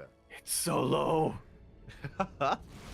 One volley left, and that High Templar would go down. Corruptors once again trying to shark around, trying to fish for a couple of carriers here and there, but yes. Storms are doing a brilliant job of zoning them away, and the Archons on the ground are doing an even better job of just cleaning up whatever weakened Corruptors are in the sky. Yeah, exactly. Like, because of this, like, Corruptors are really not the answer right now. We do need to bleed some of them out. We don't want to throw too many of them away, though, as we're just still just building up the Lurker count even higher and higher. We have 7 Lurkers, now soon to be, oh my god, 14 Lurkers in total here, as Skillus is going to be backing off, taking another base. His economy looking damn strong. Yeah. It's looking shaky for a little while, but now that he has the map control, he is making full use of it. He is saturating all of these bases. He's on 73 probes versus the 66 drones of Shin. Skillus is sitting pretty. Yeah, I would agree here. Like, Shin does have a bank to work with, that's true, but once he burns through it, he won't have the best economy to replace it. So I'm concerned here for Shin.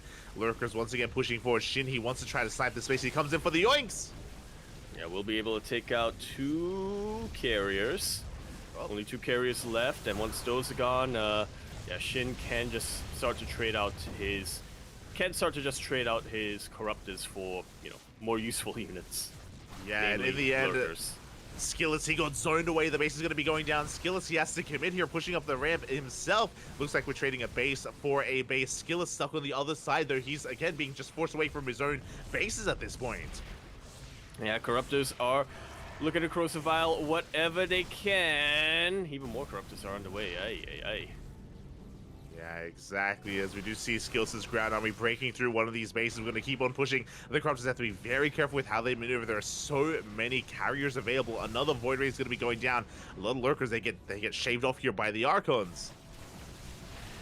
Yeah, pretty good move here from Shin, but this is an even better move from Skillus. High Templar goes down. That's about the last of High Templar, at least when it comes to this army.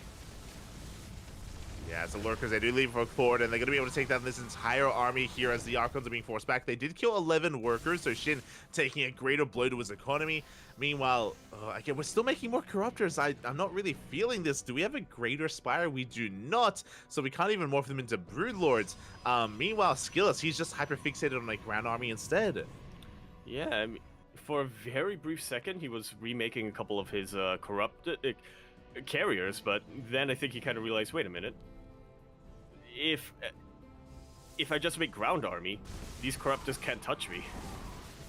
Yeah, there it is. 3 more robos on the way. So he's getting into a quadruple robo production here momentarily for Mass Immortal. These Corruptors, there's 27 of them, and they can't really do much at all here in this fight. But the Lunkers, they're going to be zoning back that ground army, and we're pushing on forward. This base is going to be broken. And that's definitely a start here for Shin. Meanwhile, towards the eastern portion of this map, the Archons are moving on forward, and there's nothing here for Shin to really defend. Yeah, Shinny trades a base for a base, but again, we do have a better economy for Skillus. This other Nexus is under fire, though. Storm going to be zoning back some of these Hydras, but it's not going to be enough. This base is going to be going down as well. Skillus, though, at the same time, is not slowing down. He's going for a base of his own. Yeah, we have gone fully into base trait city right now.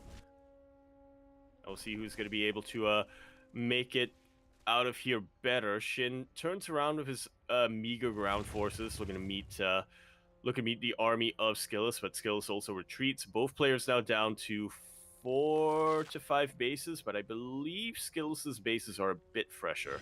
Well, Skillus is mining and Shin isn't. Shin, he's got 2 mineral patches here towards the left-hand side. He has like a full mining base here towards the right. The center base still being rebuilt. So we have 2 mining bases for Skillus. We have 1 mining base for Shin. And we still have a lot of dead supply in these Corruptors. These Corruptors, they can kill 1 carrier and that is it. If we had a greater Spire, it would be a different story. But the reality is that we still only have 2 regular Spires here back to back. And these Corruptors, like they're not really adding much value. They're upgraded as well, so yeah. Shin just really dedicated to the Corruptors. I don't know what to tell you. But we do find Skillus out of position. This base is going to be going down. And that is a very fresh base here for Skillus. A lot of the probes will be going down as well. So for the first time, Shin is going to be taking a bit of a worker lead. Wedges himself in between these 2 bases. This is where a lot of production is for Skillus. Yeah, but who traps too? Because here come the Archons as well. Do we have detection? That's the real question. As the Lurkers are going ham, we do have detection available. And yeah, the Archons, they just mow through all these Lurkers. And that's the entire ground army gone for Shin. Mostly got Corruptors left, but these Corruptors have absolutely nothing to do at this point. Yeah, they can caustic spray down some of these buildings, but here we go. Skillus, he knows that he can go for the kill. He's going to be recalling back home with some Archons. He's going to be committing with the rest of his ground army. We have a couple of Lurkers here on the high ground, but this base is going to be going down. And at the same time, the Corruptors, they do snipe that Nexus. Okay, it's something. Skillus, if Shin somehow survives this, he will be in a decent position. Skillus pulls back a little bit, but only after taking out a base of his own. Finally, our Greater Spire is on the way. Finally, a Greater Spire here, but is it too little too late? The Lurkers, they're holding on. They take down some of the High Templar. Another 2 High Templar go down. And as a result, Shin, can he survive long enough to actually get into these Corruptors? Skillus, no mining bases. He just lost 2 bases here in the blink of an eye. His own economy not looking too hot either. Yeah, meanwhile, there actually isn't detection here for Skillus. That Oracle used the last of its revelations, and even then it's going to go down, so yeah, Skillus is going to be forced to not push into the freshest base of Shin. Shin will be forced to cancel a new base that he's taking, though. Yeah, he is forced to cancel. So as you're pointing out, Shin, he has this center mining base. Skillus double expanding, trying to get some mining going right now. And we have bought enough time. The Greater Spire is done, and Broodlords should be on the way. Should be on the way. Should be on the... Maybe, I mean... Should with the be on the way. There we go. Oh, yeah. 7 Broodlords, 8 Broodlords in production, and this is going to be the nail in the coffin, because how do we deal with Broodlords? Usually Sky Toss or a mass amount of Blink Stalkers. 2 things that we do not have. You know what? Maybe Shin knows something that we don't. Maybe he committed to Corruptors for this long to give Skillus a false sense of security, to trick him into getting a huge ground army and not having any Sky Toss. That's my headcanon. The delayed Greater Spire here, the big brain plays as Corruptors are going to be going down. Big storms here on these Corruptors as well.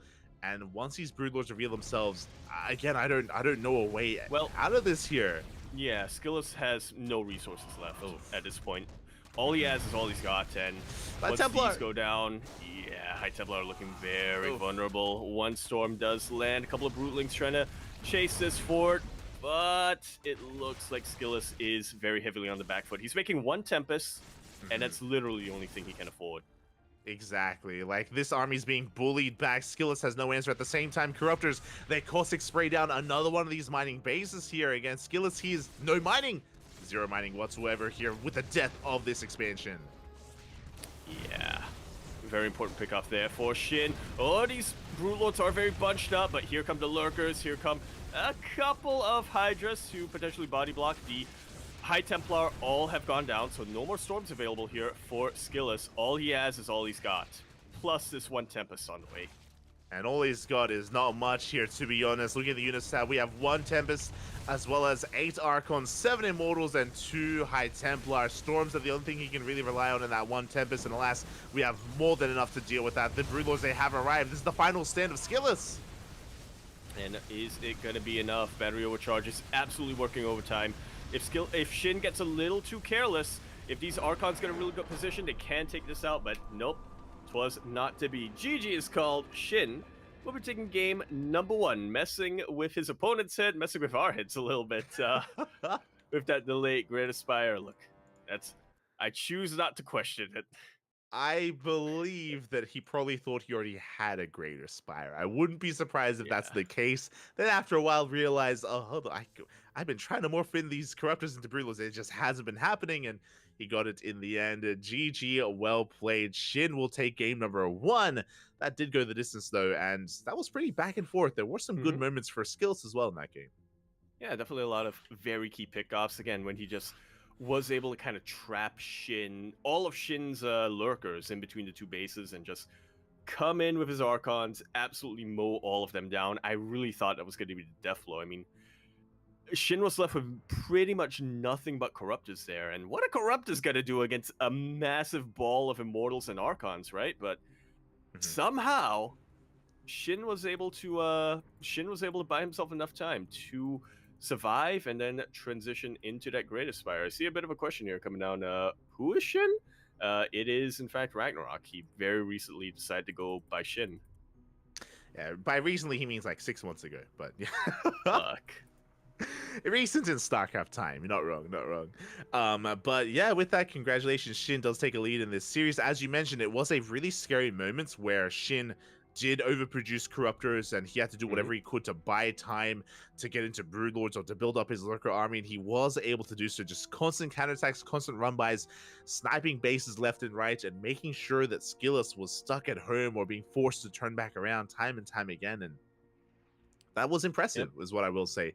Even with like the delayed Greater Spire, like impressive that Shin was able to pull that off and able to get away with that as well.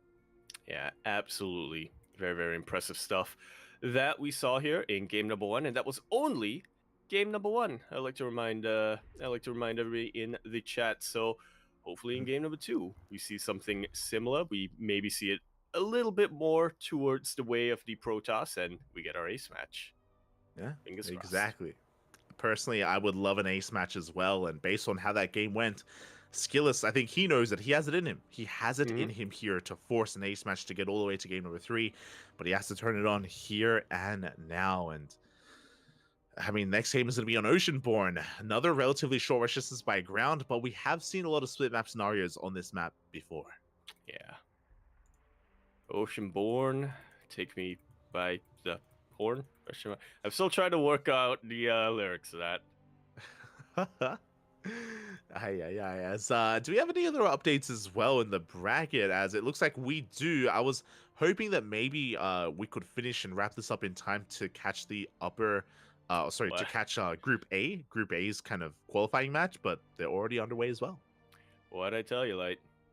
We were a little bit ahead before we went into our break. Where we wrapped up Lambo versus Skillus, we were a little bit ahead of Group A, but it is the Protoss group. It is a group of nothing but Protoss, so we imagined it would go by pretty quickly. It looks like Nightmare did take out DNS 2-0, and Hero took out Nightmare 2-0 as well. So for that final qualifying match, it is Nightmare versus Hero. And I'll tell you what, Mana took out Hero once. I'm sure he can do it again. But yeah, the Mana... on the flip side, Mana took out Hero once. Hero's not going to let it happen again. Yeah, so the Mana versus Hero rematch is currently ongoing in Group A. And my condolences to Nightmare. Big names have been knocked out already. Nightmare and DRG, two heavy names, two big names in the Korean scene. They've already been eliminated from ESL Masters Winter. Yeah, it is a bit unfortunate, and it's also unfortunate that we'll get to see another player here get eliminated as well, but we'll see who that actually is as we continue our series on Oceanborn. We're in the bottom right-hand corner of the map, spawning all the way. In the bottom right-hand corner, we have our red Zerg player coming out from the land of Korea. He, of course, is going to be representing that team, Mystery Gaming. We have Shin Ramyun. And spawning in the top left-hand corner, we have his opponent. We have the blue Protoss player representing Team Liquid. Oh, looking to fight back in this series, looking to force the ace match. It is Skillous.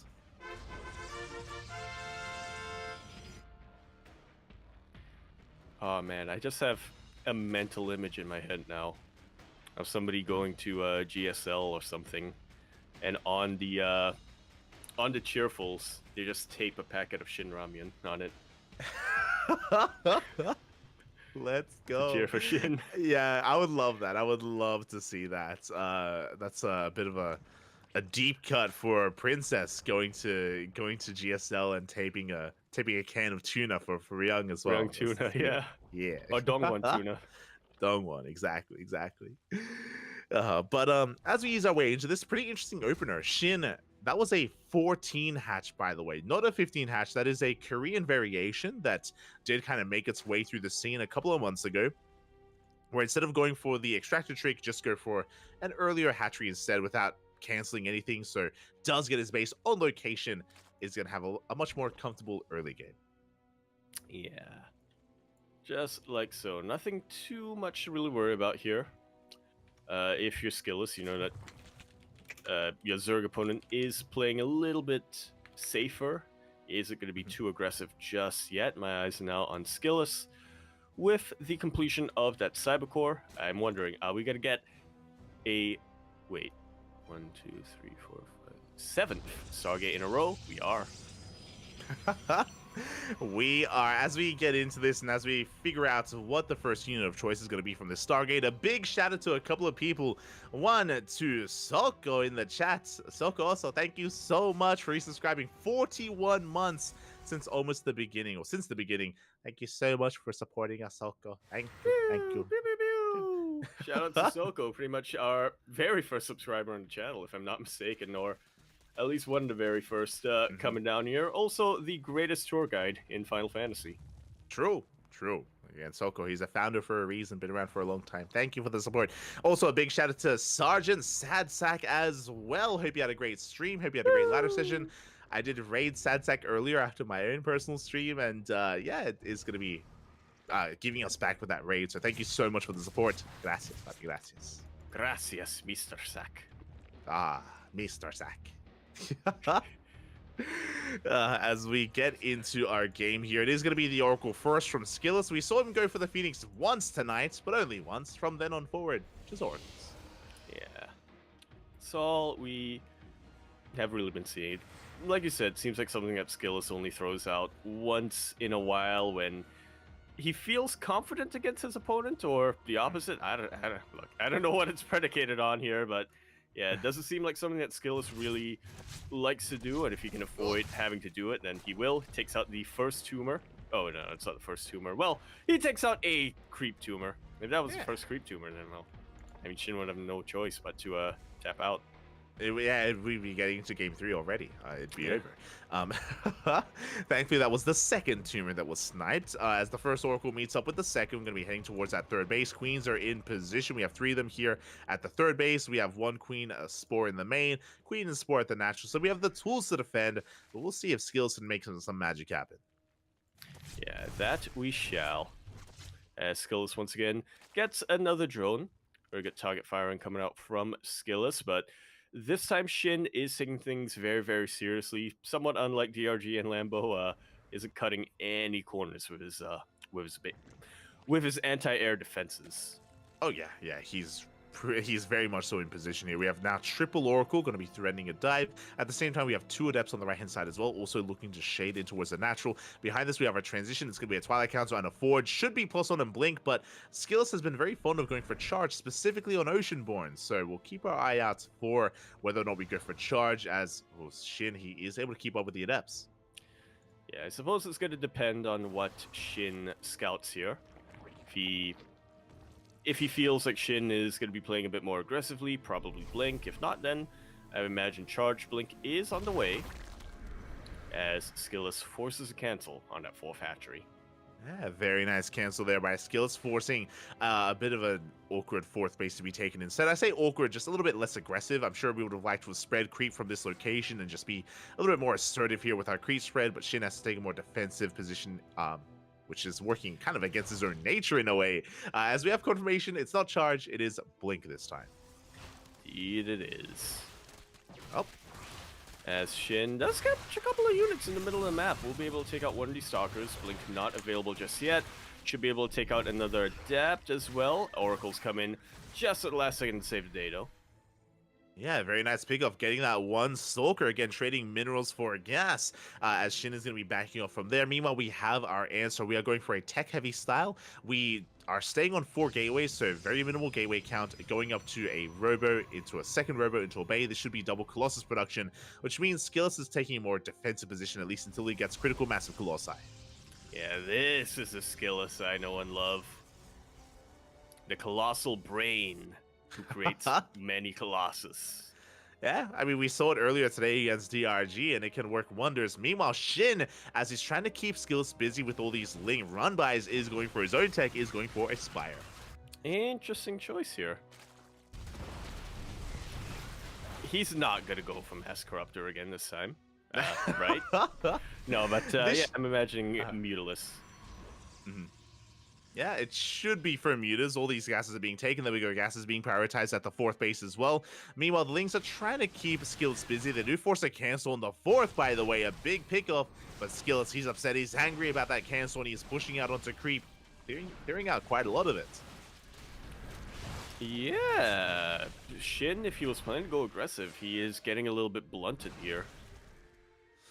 Yeah, the creep is being cleaned up. The Lings have to respect these shades as well. We do not commit, by the way, but it looks like we have Queens in position. And there it is, 9 Mutas in production. 9 Mutas, that is more than enough to one-shot probes. So we are looking for some economic damage, and these bases are looking vulnerable. Mighty, mighty, mighty vulnerable. Shin also scouts in with that Overseer. Will confirm the Robo facility, and will also confirm the Colossus out right now with this little Ling run by. Yeah. A lot of Lings are going down, and Shin is giving up a little bit of map control. Yeah, that was brutal, seeing so many Lings go down for barely anything. Looking at the resources lost tab, that is, yeah, not looking in favor of Shin whatsoever. But the Mutas have hit the field. They have been spotted by the Oracles and the Stalkers. They are in position. Just like so. Yeah, these Mutalisks are going to be flapping around for a while before they can find... before they can really find a vulnerability in the basis of Shin. He has a very mobile defense force here with his Blink Stalkers. He does, as the Mutas are going to be rotating around here, trying to find another way in towards this 4th base. But so far, these Mutas, they've done nothing for themselves. They haven't killed... they're going to catch a Phoenix, but they haven't killed any workers. Haven't touched the economy here of Skillus, not yet. Behind this, though, Shin, he's maxing out on Lingbane Roach Ravager, and he just drew down a Hydrogen alongside an Infestation Pit. That's what we were all waiting for, was the Lurker. Lurker then, just to really round all of these tech buildings off. There we go. So this is still a little bit rough for Shin, where these Mutas, right now, they're just trying to keep Skillus pinned back at home while Shin refines his army, but it's a long time until he gets into those Lurkers. So there's a window where Skillus could maybe try to punish his opponent, but the Lings, they get in! Yeah, slipping on in fully, will be able to harass this main base at least a little bit. We'll get a kill on that. I believe it was a photon cannon. So, yeah, once again, Shin trying to set things up to be able to really punish a mineral line, but not getting there just yet. Moves into the middle of the map with his main forces. Not quite able to get much done here. He powers a lot of buildings. That's not bad. Yeah, exactly. And even though Shin hasn't really killed too much, like he's doing a great job at keeping Skillus busy. Skillus has been stuck just rotating between the bases probes. They're finally going to be going down, at least a handful of them. Finally, some damage is being done at the same time. Link getting ready for a big counter attack here on the right hand side. That's a lot of tech defense. That's a lot of cannons here for Skillus, but the Lurker Den is now done. Yeah. Seismic spines are now on the way. I almost said groove spines, but no, I can't imagine groove spines would be particularly useful when you're underground. Yeah, you got there in the end. Though. Did get there, and yes, Skillus like this. Still have groove spines, so. We do. We do have Skillus maxing out here with a wall of. I mean, again, so many cannons, so many more shield batteries on the way. I don't think Skillus realizes that again. There's a window where he could maybe kill his opponent. Now we're finally pushing up, but is it too late? It may not be here, at least for Skillus, as the Lurkers aren't out just yet. They are still vanilla for the time being. Seismic Spines definitely help out a lot defensively, but if Skillus is able to maneuver around, especially with these Blink Stalkers, then these Lurkers are going to have a little bit of trouble trying to reposition themselves without Adaptive Talons. Yeah, but once... Yes, Adaptive Talons. Yeah, but once again, we're just chasing down these mutas. They're buying so much time. The entire army is responding to this. Finally, the mutas will go down. But by the time that's happened, how many lurkers do we have? We have 13 lurkers now up and running for Shin. Nidus on the way. Vipers as well. Shin, he has successfully gotten into Hydro Lurker Viper. Once again, Shin, I don't know how he does it, but he just buys time over and over and over again. Yeah. Every time it looks like he's down, he just gathers enough time to distract his opponents and get back on his feet. It's crazy what he can do, and now Skillus is pushing forward, but again, like, the window has since closed. Now, to be fair, these Vipers need time to gather energy, so they're not the most useful at the moment. It means that Shin can't engage with this yet, but he can keep up, and he can just stop Skillus at every turn. As Storm is on the way, and now we're transitioning into Sky Toss. Like so. As you mentioned earlier, you know, Sky Toss really is one way of dealing with these lurkers. Sky Toss plus Archons, that's pretty much a cherry on top. Oh, exactly. As the lurkers are getting in position, we do have a bit of a Zealot counterattack here towards the main base, but it's being cleaned up. Nidus into the main, by the way, but the cannon is in position, and this Nidus, I shouldn't get up and running. It's going to be close, but with this warp in, we should deal with this. Yeah. It's a little bit of a distracting Nidus here from Shin. You thought we had enough cannons? Nah, we got more cannons on the way. Storm is finishing. Skillus' ground army is still trying to find a way in, but so far, Shin is able to keep up with all those rotations. But the stasis trap! Yeah, it catches a pretty good amount of lurkers here. That's 5 lurkers that aren't going to be in the fight, aren't going to be in the front lines. A lot of lurkers very bunched up, will get taken out by some of the Colossus. Really good feedbacks on one of these Vipers. Completely wipes it out of energy and almost kills it as well. Yeah, very nicely done here by Skillus. Could have been so much worse, as he is going to be backing off, rotating back around. He threw down 2 more Robos, so he has triple Robo production to get into Mass Immortal. He may have +1 air attack on the way, but still no Fleet Beacon, still no second Stargate, so still hasn't fully committed to that yet. Still focusing on his ground composition. These Vipers getting so low. Insanely low. As Skillus splits up his army a little bit, looking to trade some of his Stalkers that aren't too useful at this stage of the game. 1 Colossus will go down, which isn't a bad pick off of Shin, but again, Skillus is looking to trade some of his army. Yeah, he's getting to all those Immortals right now as Shin is going for a counterattack. This army looking very vulnerable, but there we go. Nidus to reinforce as well, or Nidus to escape as Shin, he's trying to find a way out, trying to find a way to even force Skillus to respond. As he burrows right outside of this third base location, Nidus will get scouted and will get chipped away by the High Templar. Yeah, and you can see Shin here on 2 fronts trying to pull apart Skillus. He's having a really hard time responding. Some of the army is going to be split off. He does have detection available. Lurkers, can the Nidus finish up in time? No, it's going to go down. Yeah, but while the army is a little bit distracted with the Nidus, the Lurkers, I was going to say the Lurkers are going to burrow and take out a mineral line, but no, they get body blocked by the Zealots, and all of them get taken out for essentially free. Yeah, that was a big loss for Shin. Now, Shin does kill a base, but he lost so many lurkers in the process. 14 lurkers have gone down. Shin has had enough of it. Greater Spire's on the way. This time, we have not forgotten the Greater Spire. I'm shocked. Oh my god. So we will be able to get into Broodlords at some point here in this game. For now, though, we have to replace every single lurker we just lost, and that was a lot of dead lurkers. So Skillus, he has momentum. Skillus is maxed out. Unfortunately, he has a split army. He's not actually focusing on a big push. Not yet, anyway. He's just splitting up his forces trying to defend more than anything. Yeah, Shin definitely has a way of getting into your head and making you a little bit paranoid and playing defensively. Skill's actually on 91 probes, which is a little bit excessive at this stage of the game. It's definitely one of the reasons why he's struggling to have an army that he can really effectively split up. Yeah, 91 probes is a little bit excessive, and it is going to be working against Skillus here. Meanwhile, he has a split army, going to be pushing on the right-hand side. We do have lurkers in position, though. Shin, likewise, has also been able to keep up. The problem here, as the game is slowing down, and we can see, like, the army's posturing, is that Shin is working towards Corruptors and Broodlords. Meanwhile, Skillus is not transitioning into Skytoss. Yeah, not quite yet. I mean, he's still getting his shield upgrades. He has +1 air weapons, if I'm not mistaken, as the Archons and Immortals make short work of this hatchery. Not quite enough, not quite enough units to really deal with all of those. Shin gonna be able to rebuild it, but that's still a pretty heavy loss. Shin doesn't have much of a bank to work off of. He barely has any gas remaining. Yeah, we need to prioritize these gases here. Meanwhile, Shin going to be pushing on the right-hand side, this time with Vipers to support, so we can actually gain ground here and actually deal with this, by the way. These High Templar, they're running out of energy, and we are going to be able to break free. Meanwhile, there's finally the Fleet Beacon, 3 more Stargates. It's going to be 4 Stargates in total. Finally, Skillus is working on Skytoss. Yeah, and he has a bank to transition to as well. Doesn't have a lot of free supply, though.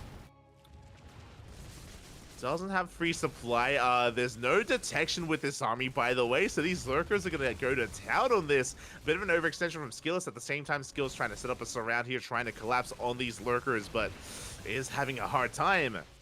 You can really see that Skillus wanted to go for that Nidus, but once he noticed he had no detection, and once he noticed those lurker spines, had to completely turn around. Yeah, exactly. It looks like Skillus, he wants to try to catch these lurkers as they come back home. He does have detection available as well, but he's having a hard time really engaging at the same time. Observer has arrived. The Observer that does survive as well with the main army on the left-hand side. Yeah, got a little low, but will be able to retreat.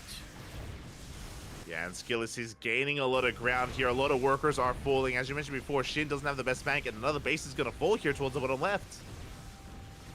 Yeah, a lot of resources are starting to go down. Shin now has that Greater Spire, but can he build any Broodlords? Yeah, that's the question. Can he invest into those Broodlords here, as he's just having a really hard time keeping up with the movement of Skillus. Skillus has actually been pulling Shin apart. Shin dropping quite hard here in supply. Yeah, dropping a lot in his worker supply, which is pretty significant. The Colossus finally go down. But at what cost? There we go. The cost of 10 Broodlords as they are in production. Shin working towards his ideal army here. Meanwhile, we did have all those Stargates, but still we are focused on a ground-based army, which means even though Shin has been forced back, he's got 65 workers. He barely has an economy, but his army, that's what's terrifying. It absolutely is. Skillus, despite getting his Fleet Beacon, hasn't quite been able to transition to Skytoss yet. Now that the Colossus are down, he should have some supply left over to actually get those units. He is getting Tempest upgrades, so he knows he needs to get there. Broodlords are now out, and they're chipping away at this army. 4 Tempests are now on the way. Yeah, as soon as the Broodlords are revealed, Tempest production has commenced here for Skillus. At the same time, on the right-hand side, we do see Skillus trying to break this space, but there are so many lurkers. The lurkers, are they going to be enough, though? So many of them go down before they can even burrow. Yeah, it's looking not too likely. No detection of this army. As towards the... Yeah, so Shin will be able to chase that back. Meanwhile, towards the western portion of the map, the Broodlords are able to chase back the ground army. Stalker's trying to get on top of things, but this is where the lurkers are. This is exactly what the lurkers are meant to do. Yeah, they're here to protect these Broodlords, and we do see Skillus struggling. He's pushing on the right-hand side, running into even more Lurkers, though, and Skillus, he's losing quite a lot of supply here. He's going to be losing these bases, but at the same time, yeah, he's forced to recall. He has to evacuate. There's no way out the probes! They go through the Lurkers! One lurker just taunting them, yeah. These lurkers are taunting these probes at this point. Oh my god, as we do see a base is going to be falling, we're going to be threatening another base here towards the center of the map. We do see the Corruptors, they're hunting for those Tempests. But Tempests are not out just yet. Ground Army of Skillus will be able to catch a lot of lurkers as they try to transition. This time he does have detection with that one observer, but doesn't seem to have quite enough DPS to really deal with that Ground Army. 4 Tempests are now out. Another 4 are on the way, but this is hardly critical mass. Yeah, exactly. We have 4 Tempests. We're soon to have 8. 8 is... We're getting there, mate. We're getting there towards critical mass of Tempests, but the Corruptors, once again, they're looking for any kind of pickoffs here. They're looking for those Tempests. They come across an Observer here towards the south. On the right-hand side, another base is soon to be up and running, but Shin, he is on this. He does get eyes on this. Yeah, it is aware of that base. Not quite able to punish it just yet. Has a handful of Zerglings, but you know, it is a pretty vulnerable base. Couple of lurkers borrowed over there would, I think, really make short work of it. Oh, exactly. As Shin, he does take out 2 bases. He doesn't overextend towards the natural. I love it. He's backing off instead. He's meeting up the main army of Skillus. And now we are up to 8 Tempests. We have a lot of Archons and Storms to support this army as well. So it's not going to be too easy. Big Storm on the Hydras. Yeah, we'll be able to take a lot of them out. These Root Lords aren't too supported. A couple of these Oracles will be going down. It's a lot of Tempests here, but there are even more Corruptors. Yeah, exactly. A couple of Phoenixes, they do run into that army as well. They barely do escape. Corruptors, it looks like we're catching reinforcements. 2 Tempests, they go down for free. Yeah, good pickups here from Shin. Shin is completely out of gas, by the way. So the only thing he can realistically make at this point is Lings. He needs to be so careful not to lose his gas-intensive units, not to lose his Lurkers, his Corruptors, his Brood Lords. As Skillus is looking to make a stand, this is where he wants to fight. This is where he has shield batteries. This is where he has battery overcharge. This is where he has cannons and all of his High Templar with so much energy on him. Yeah, but you know what? The High Templar, they have to be so careful to overextend and push into Lurker range. Big Storm here on the Corruptors. A lot of Corruptors are battered and bruised. That's the only way to deal with the Tempest. So many Corruptors go down. And as a reminder, Shin will not be able to remake those Corruptors. GG is called, and Skillus will be taking that game, tying us up sideways 1-1 in our qualifying match. GG, we are going all the way. We are going the distance here to the ace match as Shin was just having a really hard time keeping up with the economy of Skillus, right? Skillus, he was able to mine more for longer. He had a larger bank. He could maintain himself. Shin was all in. Shin was completely all in with that play style. He had to kill his opponent then and there. He was hoping he could catch those Tempests, but really careful, cool, calm, and collected play out of Skillus. Just pulling back, being very careful here with how he engaged. And with that, we have an ace match. There we go, yeah.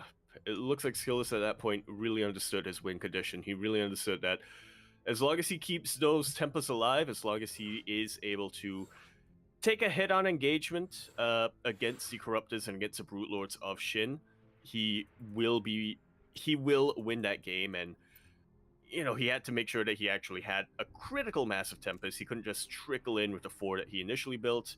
So, yeah, like you were saying, very calm, collected play coming out from Skillus. Very patient play as well, just to make sure he did have those 8 Tempest bunched up and grouped together before he made any big maneuvers towards the middle of the map. Oh yeah, exactly. Like it was quite impressive how Skillus was able to approach that game. It was a bit of a slower style, to be honest. Like it was, you know, he was just slowly just taking bases, taking it slow, maxing out, eventually transitioning into Sky Toss. Very important that by the time the Broodlords were revealed, he had so many Stargates set up to go immediately into those Tempests. And yeah, the Tempests, they were kind of the MVPs there for Skillus towards the end of that game. He knew that that's the unit that he had to preserve, and he was able to keep them alive, shut down the Corruptors. GG, of course. And yeah, Skillus basically showing off his late game prowess against Shin, and I'm sure Shin doesn't want to experience that again. Yeah, I'm sure he doesn't, but we are going into Site Delta, which has a pretty straightforward rush distance, but is still a little bit of a larger map coming down, so we'll see if he does decide to go aggressive the way that we know he typically likes being. Yeah, I mean, even these past couple of games, we've seen like hyper aggression, like massive Ling run bys, Ling counterattacks with mixed success. You know, even this game, remember, he was being a little bit wasteful with his early Ling, Hydra, even Lurker harass, losing quite a lot as he was trying to pull skills apart. It was almost like these clashing of styles where Shin was constantly trying to break some of these fringe bases, but Skills was able to just fortify, wall up, do his best like Showtime impression and shut him down. And eventually things went in favor of Skills. Things kind of went snowballed in his favor instead. And yeah, it was crazy to see. Impressive. Yeah, the way of the Protoss in that particular map. Oh yeah, and here we go. Now we're getting into the A-Smash, the final game of this series. It all ends here, one way or another. One player will be eliminated from the tournament, and the other will advance on. Yeah, the final game of the first half of today, if I'm not mistaken, as it looks like Hero was able to take out Mana over in Group A. Yeah, my condolences to Mana. He already did so well for himself. Like I was giving him praise earlier, taking down DNS, taking down Hero, taking a game off of Creator. So big shout out to Mana. Does not advance on, but had a good showing. Yeah, really good showing nonetheless. And speaking of nonetheless, we're going to be concluding this series, this group, here on Site Delta. Over here in the top left-hand corner map, spawning all the way in the top left, we of course have our red Zerg player coming down from the land of Korea. Gonna be representing his team, Mystery Gaming. We have Shin. My brain was waiting for ramen. Ramen. I just thought you didn't finish his name. And spawning in the bottom right-hand corner, we have his opponent. We have the blue Protoss player representing Team Liquid. It is Skillis. That is actually his name, if you weren't aware. Myun as Shin decides to go for something a little bit spicy, much like his name suggests. A little bit of a proxy hatch on the way. There we go. We have a hatch block here from Shin. Behind this, it's a hatch gas pool. It is going to be a more economic opener here from Shin. I mean, I say that it is going to be a gas and pool before the expansion. I'm sure because this probe that's blocking that natural base, Shin doesn't want to try to take the unnatural natural in this position. So this is just a way to be economic, to slow down the economy here of Skillis and to really disrupt him here in the early game. Yeah.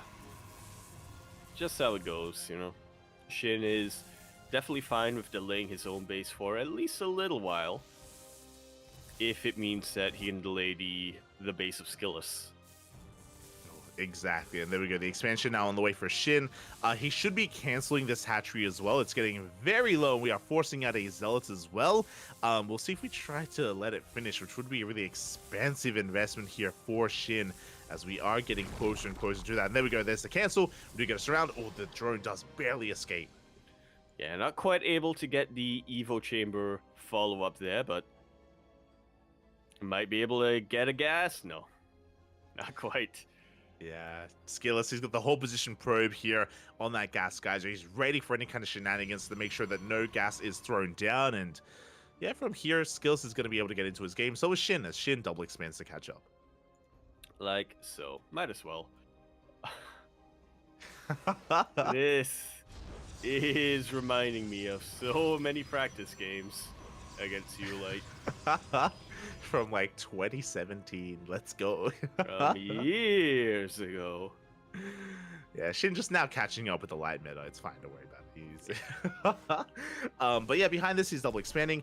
We are going for a big counterattack. Skills coming in with a Zealot and an Adept. It doesn't look like a lot, but Shin doesn't really have much to defend either. So this base is under threat, and basically Skills is forcing out Lings instead of drones. Yeah. Once again, just delaying the economy of the Zerg player for a little bit longer. Exactly, as Lings are soon to arrive, and there we go, plenty of them. Oh my god, that's going to be 12 Lings to defend here for Shin. That should be enough to hold on. You're assuming it's just for defense. I mean, Link Speed is about to kick in. Again, we did have the slightly faster gases taken from Shin, so Link Speed is done, and Shin, he can be active with his Lings. And he is looking to be active, or at least active enough to get a full surround on top of these couple of Protoss units. Both Adepts go down, and the Zealot should go down as well. A couple more Lings were made to try to reinforce that, but it looks like Shin is, in fact, going to drone up from here. Oh, exactly. Shin is droning. He has map control, but really he's just containing his opponent, being a bit of a nuisance as Shin is focusing on recovering economically. We have been able to catch up in the worker count. I would say that Skillus' economy is still slightly better, still slightly stronger than that of Shin's, but we'll see if that continues to be the case, as Shin is just trying to contain and delay the third for as long as he can. Indeed, he is, as Skillus, once again, for the 8th game in a row, opting for that Stargate opening, 7 out of 8 times, opting for an Oracle opener. Hey, that's math. Can't explain that. As Yorko gets across the map, one drone goes down at the third base, and can we get even more drones here in the main? The Queens are in position. We zone back that Oracle. Skillus has to respect the positioning here of Shin. And yeah, from here, he's kind of easing into this. Shin being a little bit annoying. Can he catch a probe? Looks like he will. Just like so. Again, not the most impactful kill here for Shin, but just being a nuisance for Skillus, forcing him to consistently and constantly be on his toes. Oh, exactly. As the Oracles, they do get it back across the map. Once again, they get another drone. That's going to be 2 workers for now. Nothing too big, nothing major, but, you know, pickoffs here and there nonetheless for Skillus. As the Adepts, they try to shade into that mineral line. They got one more drone here, but they should be shut down. Yeah, drones are able to evacuate in time. Now they're coming back into mine. Oracles tried to clean up whatever the Adepts could not, but unfortunately there was one too many Queens in position. Oh, and my eyes are on Shin because I see Overlord speed. And I don't see drones at the moment. I see Lings on the way. The Roach one just finished up. Queens are in production as well. With the completion of this layer, we can make Dropper Lords. And Shin, as you mentioned before, I don't think he wants another late game. I don't think he wants this to continue. I think that we are going to be committing here. And there it is. They're the Dropper Lords. Queens are already in position. And Shin is getting ready for a German taxi. There we go. We wanted the German taxi from Lambert earlier. He went just for a waddle across the map for an all-in on hard lead. But now here we go. We're going for a big all-in from Shin here on side Delta. Cutting workers at 48. No more saturation, no more economy here for Shin. It's all or nothing, one way or another. The game, it's looking to end. Either Shin kills Skillus or he dies trying. Yeah, either way, somebody's going to die to this. Yeah. We do have shield batteries on the way at the natural. A couple here at the third base as well. Skillus still not fully aware of where the attack is going to be coming from, but here we go. Shin has revealed himself. Yeah, Queens are now down. Creep is being spread. These Queens will be able to transfuse if necessary. A couple of the vials Stalkers will land. The Stalkers are being surrounded. The Vials, they will connect on the shield batteries. You have an overcharge, but there's almost nothing to defend. There's almost no units here to hold on. The Oracles, they race back home. Stalkers trying to come in from behind, but it looks like this third base, it has been broken. Yeah, the third base will go down. Skillus forced to retreat back into a much more defensible position by that natural base, but yeah, unfortunately for Skillus, this is where his robo production is at.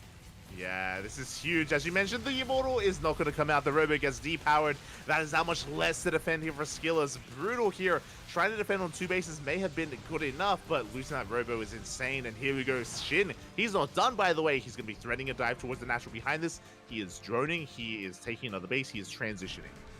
Yeah, he recognizes how difficult of a position that natural base upper ramp really is to break, so he is making sure that he doesn't throw away his lead. If this attack doesn't end the game, Shin wants to make sure that he will still have a chance to catch back up and to recover and let the game go longer. But honestly, containing the Protoss player down to 2 bases like this, completely shutting down the robo production, this is already a huge move for Shin. He is very, very far ahead.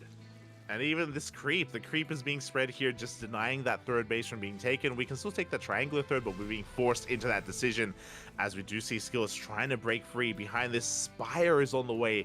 Bold move out of Shin. The Spire is a risky maneuver here, but it's a good way to shut down the Oracles. It's a good way to get some more economic damage done. Yeah, speaking of the Oracles, they are the absolute key right now for Skillus to really come back in this game to really try to reciprocate the damage. Not a lot of energy on these Oracles, unfortunately. Oh. And they will get chased away. This fourth hatch will survive by the looks of things. Will be able to get transfused as well. It was getting low. It was getting very low, but Shin, he did save it in the end. Meanwhile, Big Link counterattack denying the third base, forcing a big committed attack here. We do catch some of the Ravagers, though. Yeah, not... The entire army was a little bit split up here for Skillus. A lot of Stalkers do get surrounded by these Lings. They blink away, but once again, Lings are very, very quick. GG is called, and Shin will be our final player advancing the knockout stage from Group A and B.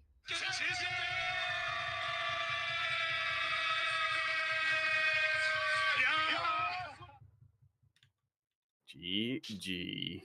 GG, well played. Shin coming out of left field here with the all-in, and Skillus just was not ready for it.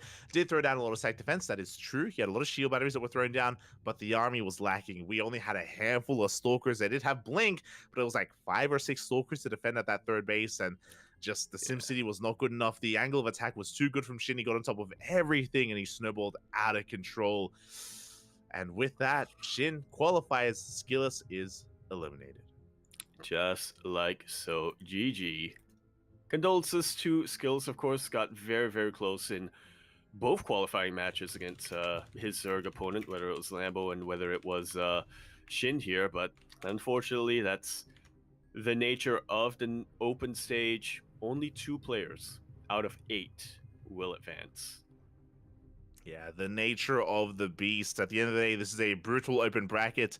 As we mentioned before, you know, there are going to be some smiles and also some sadness, some heartbreak here in the open stage. Congratulations to Creator, Hero, Lambo, and Shin. 2 Protoss and 2 Zerg do qualify, and they advance on into the next stage, into the knockout bracket. And yeah, that's half our players making it through. Yeah, perfectly balanced. That's all things should be. If you're a fan of Terran, well, the Terrans are in the next couple of brackets here, and just before we get into that, again, my condolences to some of the fallen players that weren't able to make it onto the mainstream, that weren't able to make it into the main event. Again, it's always a gamble and a risk you take trying to work your way through the upper bracket just because it's so brutal. Like, there are just so many big names. Like, again, who are you facing in the open bracket? Literally some of the best players in the world. Hero is here. Creator, Nightmare, like top 3 Protoss or top 4 Protoss in Korea. You have Skillus and Lambo, DRG, Shin. Like, these are top tier caliber players. Like, these players can make deep runs in a big playoff bracket as well. And to face them off here in the open bracket, like, that's a little bit unfair. That's a little bit sad. That's It is, yeah, very ruthless and very brutal. But again, shout outs to them for taking the chance, for flying out, and, you know, for giving it a try here in the open bracket. Definitely. And I hope they enjoy, right? Like, DreamHack Atlanta, ESL Masters Winter, it's all like a big StarCraft celebration in North America. And whether you're there locally, whether you're watching online, you know, enjoy it, right? Like, it's great to see everyone coming together here in a big LAN event. And I hope, even though like, it's a little bit bittersweet for these players, I hope they're able to spend some time with other like-minded individuals. I know a lot of them are good friends, and they're going to be able to, you know, come together and enjoy the celebration that is DreamHack Atlanta. Yeah. It's also a tournament. Hopefully they cheer each other up. Yeah. Definitely. But with that concludes our coverage for the first half of the open stage. We're halfway through. We're halfway done. We're halfway there. As oh my god, it's gonna be a long one tonight. 4.5 hours in, only halfway there, which means we have Group C and D remaining. That we do. And a number of TBTs in you know, in our next half. So you thought 4.5 hours was long. Whoa, buddy. True. That is 4.5 hours with a bunch of PvP, like very fast, like chaotic games. So oh boy, we're gonna be here for quite some time. So just to quickly go over it, when it comes to Group C or Bracket C, exclamation mark B in the chat if you guys want to have a look at the Wikipedia page yourselves. We have big names like Bunny, Silky, Ryung, Shadown, Trigger, Patty Mac, Vindicta, and a Laser, all duking it out in that group. Do you have any predictions? For that group, Yaku? Patty Mac Ah. versus. I was gonna say Patty Mac versus Vindicta would be the qualifying match, but they actually, if they win their first rounds, they will be facing each other before then. It's a little bit sad. It's a little bit sad that we have like a potentially a Duckling team kill there. Yeah, I wish them both the best of luck. I do wish them both to do well. I think a lot of people. I mean, that's kind of a group of death. Like, not gonna lie, Bunny's a big name. Ryung is comparable to Bunny, I would say. You have Trigger, who's the up and comer from NA. You know, the NA hope, if you will. A lot of potential in Trigger. Then you have a Laser. You know, likewise, one of the best Zerg players in Europe, alongside Lambo there. Yeah, it's one of these things where I think that the big names of this group are absolutely terrifying, but the underdogs as well. You know, they're not exactly unknown players. Yeah. I can definitely see Silky, Shadown, Vindicta, and Patty Mac causing upsets there. So Group C is going to be a little bit unpredictable. Remember, only 2 players make it out. And let's also not forget about Group D as well. Yeah. Yeah, Group D. Another group of a couple of big names who we wouldn't normally expect to have to make it through the open stage. I'm talking Hero Marine, I'm talking Hearthstem, I'm talking Scarlet. Scarlet, who for the past couple of years has pretty much been at the very top of NA this season.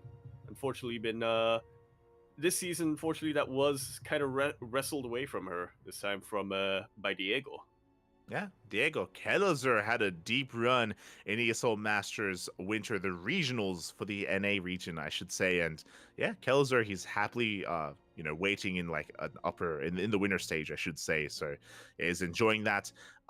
Yeah, when it comes to this group, again, a lot of the foreigners. No Koreans. I just realized no Koreans in Group D. So yeah, we're gonna have some foreigners make it through. I do think Hero Marine is the big one that everyone is looking at to make it through in first place. I don't know if anyone can stop him. I mean, Hearthstem, Scarlets, Future Cham, they can all make him work for it. We'll see if anyone can stop his path out of the group. Yeah, definitely. I think Hero Marine and Scarlet are, like you said, the favorites to make it on through, but I believe in El Campeon, and I believe in Mr. Zane. I don't know why I'm calling him Mr. Zane for some reason. And I believe in Zane. There we go. There you go. Yeah, Mr. Zane. As well as, of course, the Year of Hearthstone. You know, it's hard to kind of go against the narrative there, so wish him the best.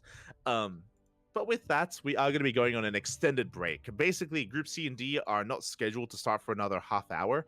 If the players are ready beforehand, we might be able to get into that, but yeah. We'll see. Hopefully they are, but again, they're not obligated to.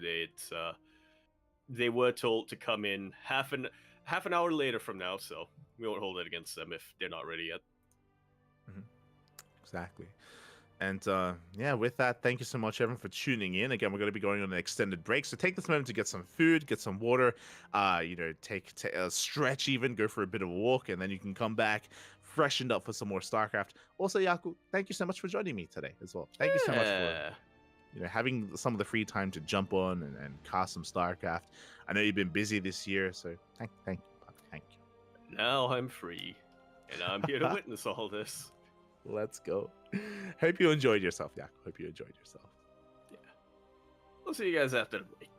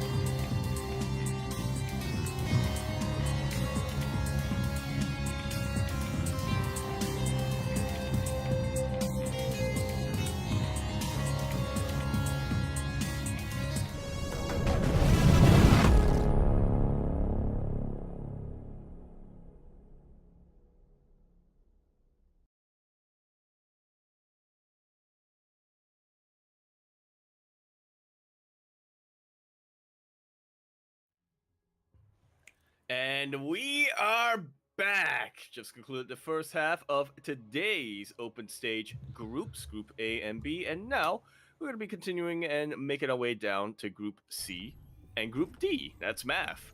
We're here kicking things off once again with a cheeky little TVZ, this time with two players quite near and dear to our hearts. Kicking things off here, here on Hecate. Here we are in the bottom left-hand corner map, starting all the way. In the bottom left-hand corner, we have our red Zerg player coming out from the land of Poland. Someone who we didn't really expect to be in the open stage, but regardless, is going to be one of the heavy hitters moving forward. Representing Team Liquid, we have Eliza. And spawning in the top right-hand corner of Hecate, we have as opponent, we have the American Terran player, the red Terran, currently teamless. It is Vindicta. Big Migs coming out here.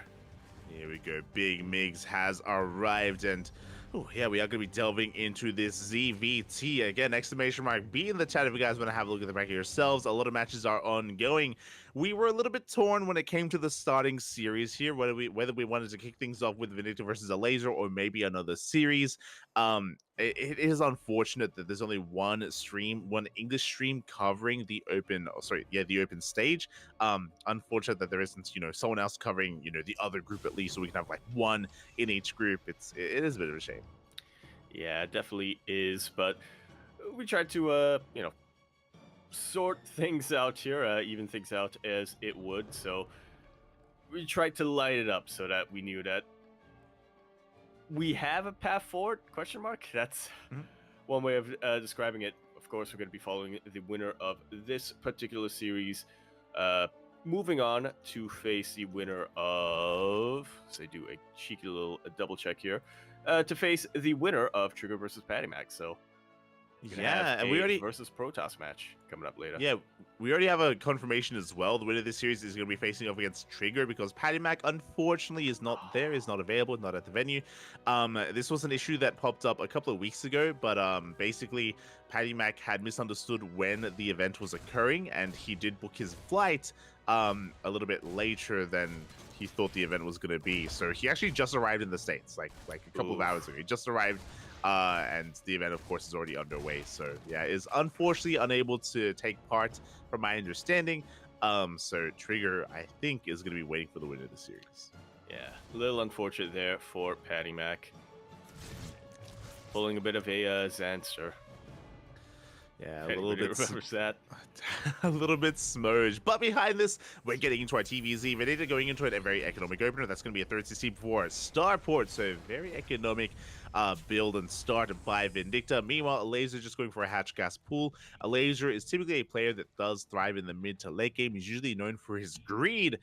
Likewise, Vindicta, he's not too shabby himself when it comes to getting into the late game as well. Yeah, definitely has a very unique way of tackling TVZ, or rather has a couple of very unique builds when it comes to tackling TVZ, I should say.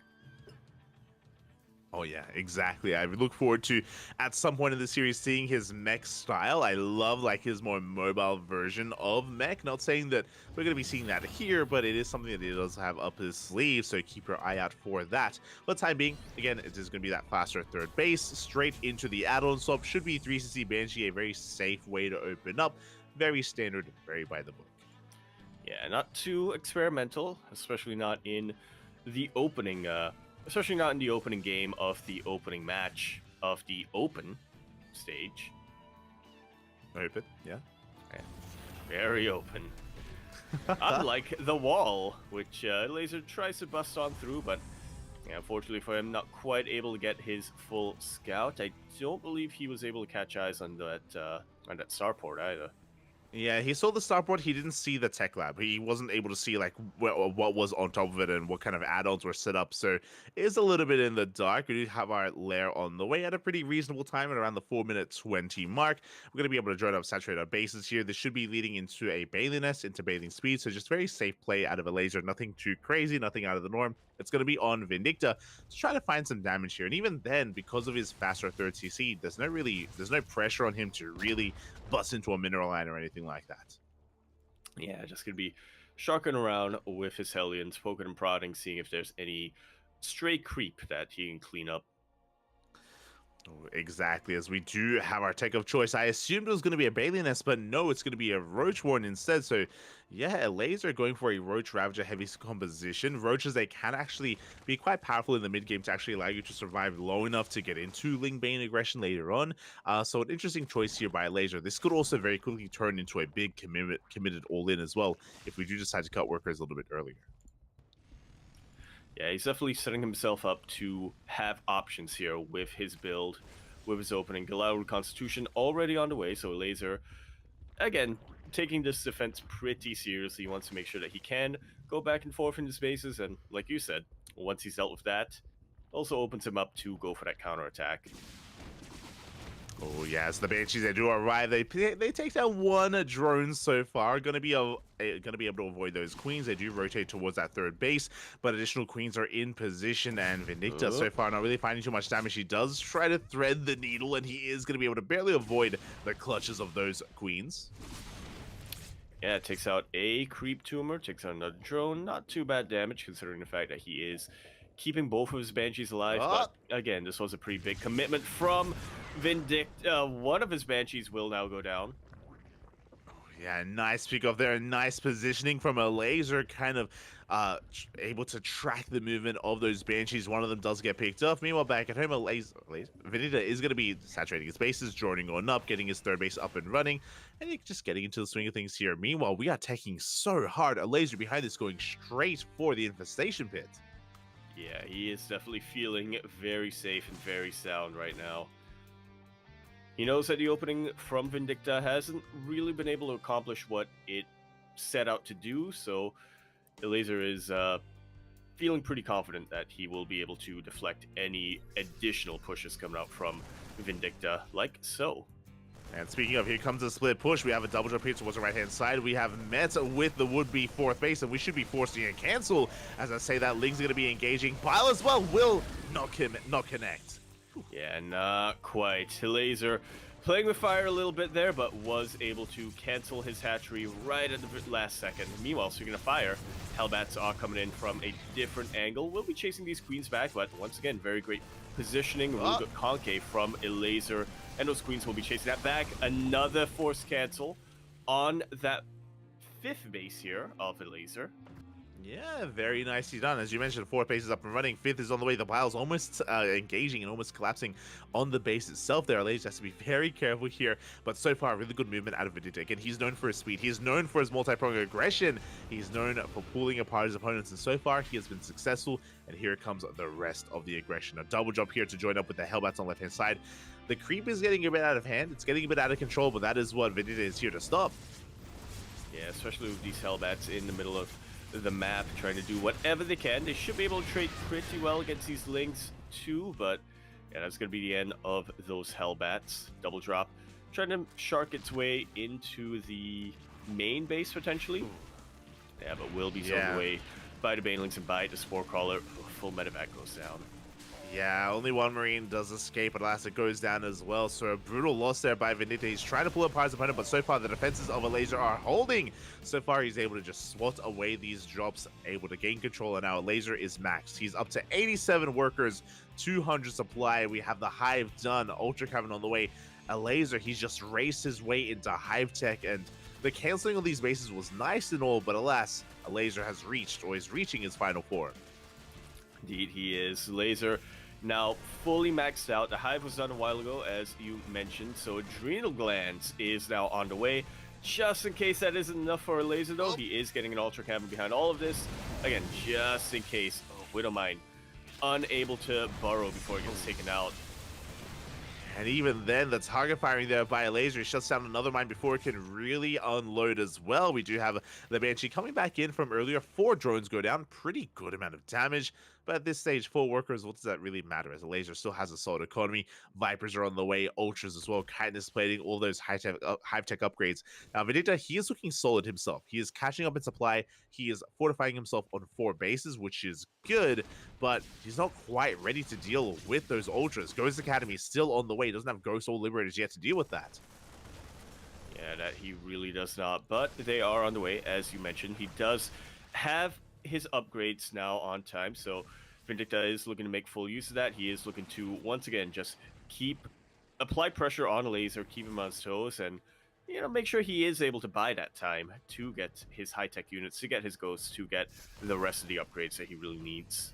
Yeah, and big scans in the main base and the natural. He does get eyes on the Ultra Cavern, on the Hive, on the Vipers as well. He's fully aware of everything that's going on, and he knows that he has to prioritize those ghosts, of course, to deal with that army. Meanwhile, he has to be very careful to be caught on creep. There forces a stim. Here comes the Lynx, the Banelings.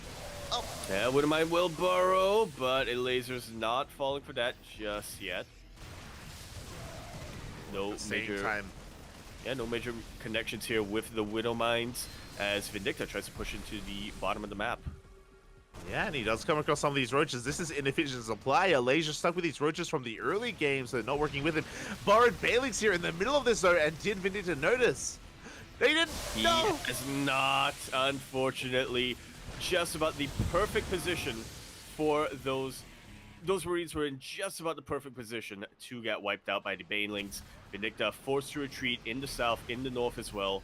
But Elazer, on the other hand, is really starting to breathe down his neck here towards the north. He really is. Ultra's on the way. A couple of token swarm hosts were produced as well, unfortunately. So they're going to be a bit of dead supply here for a laser as he is amassing his army, looking to push towards the space. Decent tank line, sensor towers as well. Meanwhile, Vindicta, he's actually gaining ground on the right-hand side. Very little creep to work with for a laser. Yeah, both of our players are now maxed out, so they are just looking to attack and attack and attack into each other. Very important scan here from Vindicta. Will be taking out that Burrow Baneling. There we go. He cleans up the roaches as well. The Lynx, they try to collapse on this army. They will get on top of the Marauders. Where are the Marines, by the way? This army not really ideal against Mass Ling. But here comes the Ghost. Here comes the Sniper. And that Ultra is going to go down at the same time, though. A laser, he does push up the ramp. Yeah, we're going into a little bit of a pseudo-base trade. Planetary Fortress will get taken out by those Banelings. Very important blinding clouds on top of those tanks. A lot of SCVs are starting to go down. But this base towards the south from the laser is in a lot of trouble, too. Yeah, can Vindicta get on top of that mineral line? That's the real question here, as he does take down the hatcheries, yes, but the drones are escaping. He lost 21 SCVs across map. He lost a base, he lost a planetary. He needs to deal some counter damage.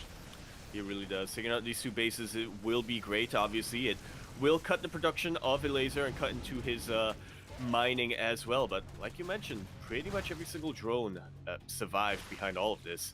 A laser has a bit of a bank. He can rebuild those hatcheries with ease. Yeah, exactly. The hatchery is going to be on the way. I love that laser. He's burrowing Banelings all over the place as well. Very difficult for Vindicta to maneuver even between his own bases here as the double drop does come in. It looks like we want to try to engage on the Queens, but the Lings are here to reinforce them. Yeah, the drop is going to be forced into the dead zone.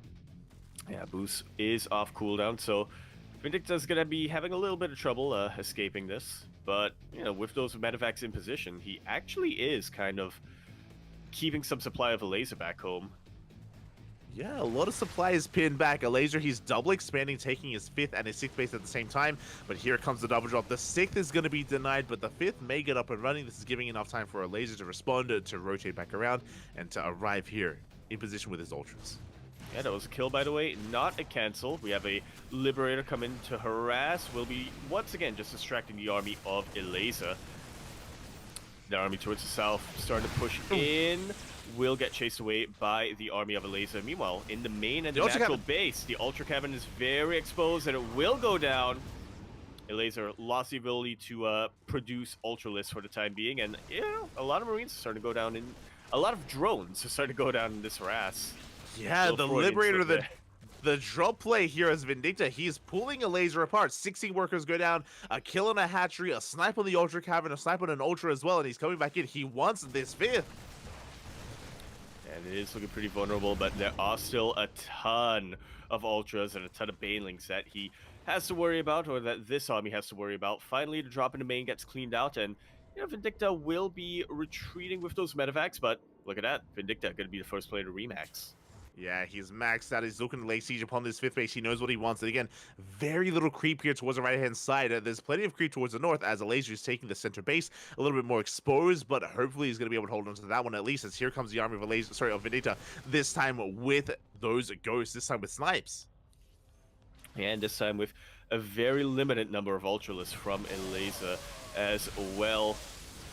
A couple of ghosts trying to sneak around, but they do end up isolating themselves. Laser has detection, so we'll be able to deal with that. Great zoning with the Liberator. The Liberator going to be zoning this army away, and this is a one-way trip. A Laser, I don't think there's a way out of this here, as he's trapped here in the corner of the map. That's a low supply. I love the trap, the burrow here of these Banelings. At the same time, a Laser trying to pull apart the attention of Vindicta, trying to pull apart his attention towards some of these other bases. Yeah, we have a nuke looking to land. Laser well aware of the nuke and will be able to cancel that.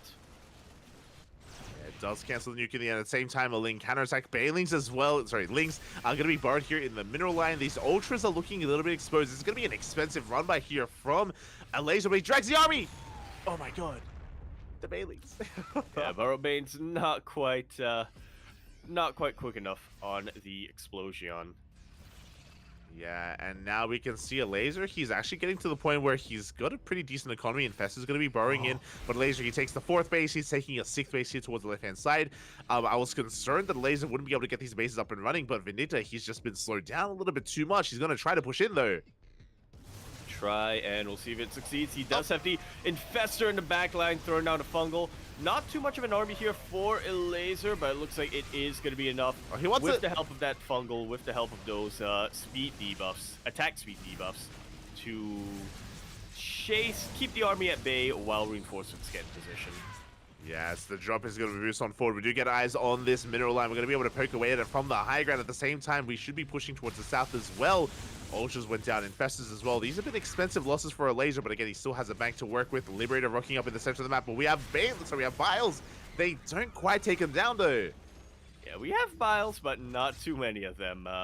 Evidently not enough of them. 4 Liberators at a time are being produced right now from Vindicta. Very important upgrade that he got, Liberator range.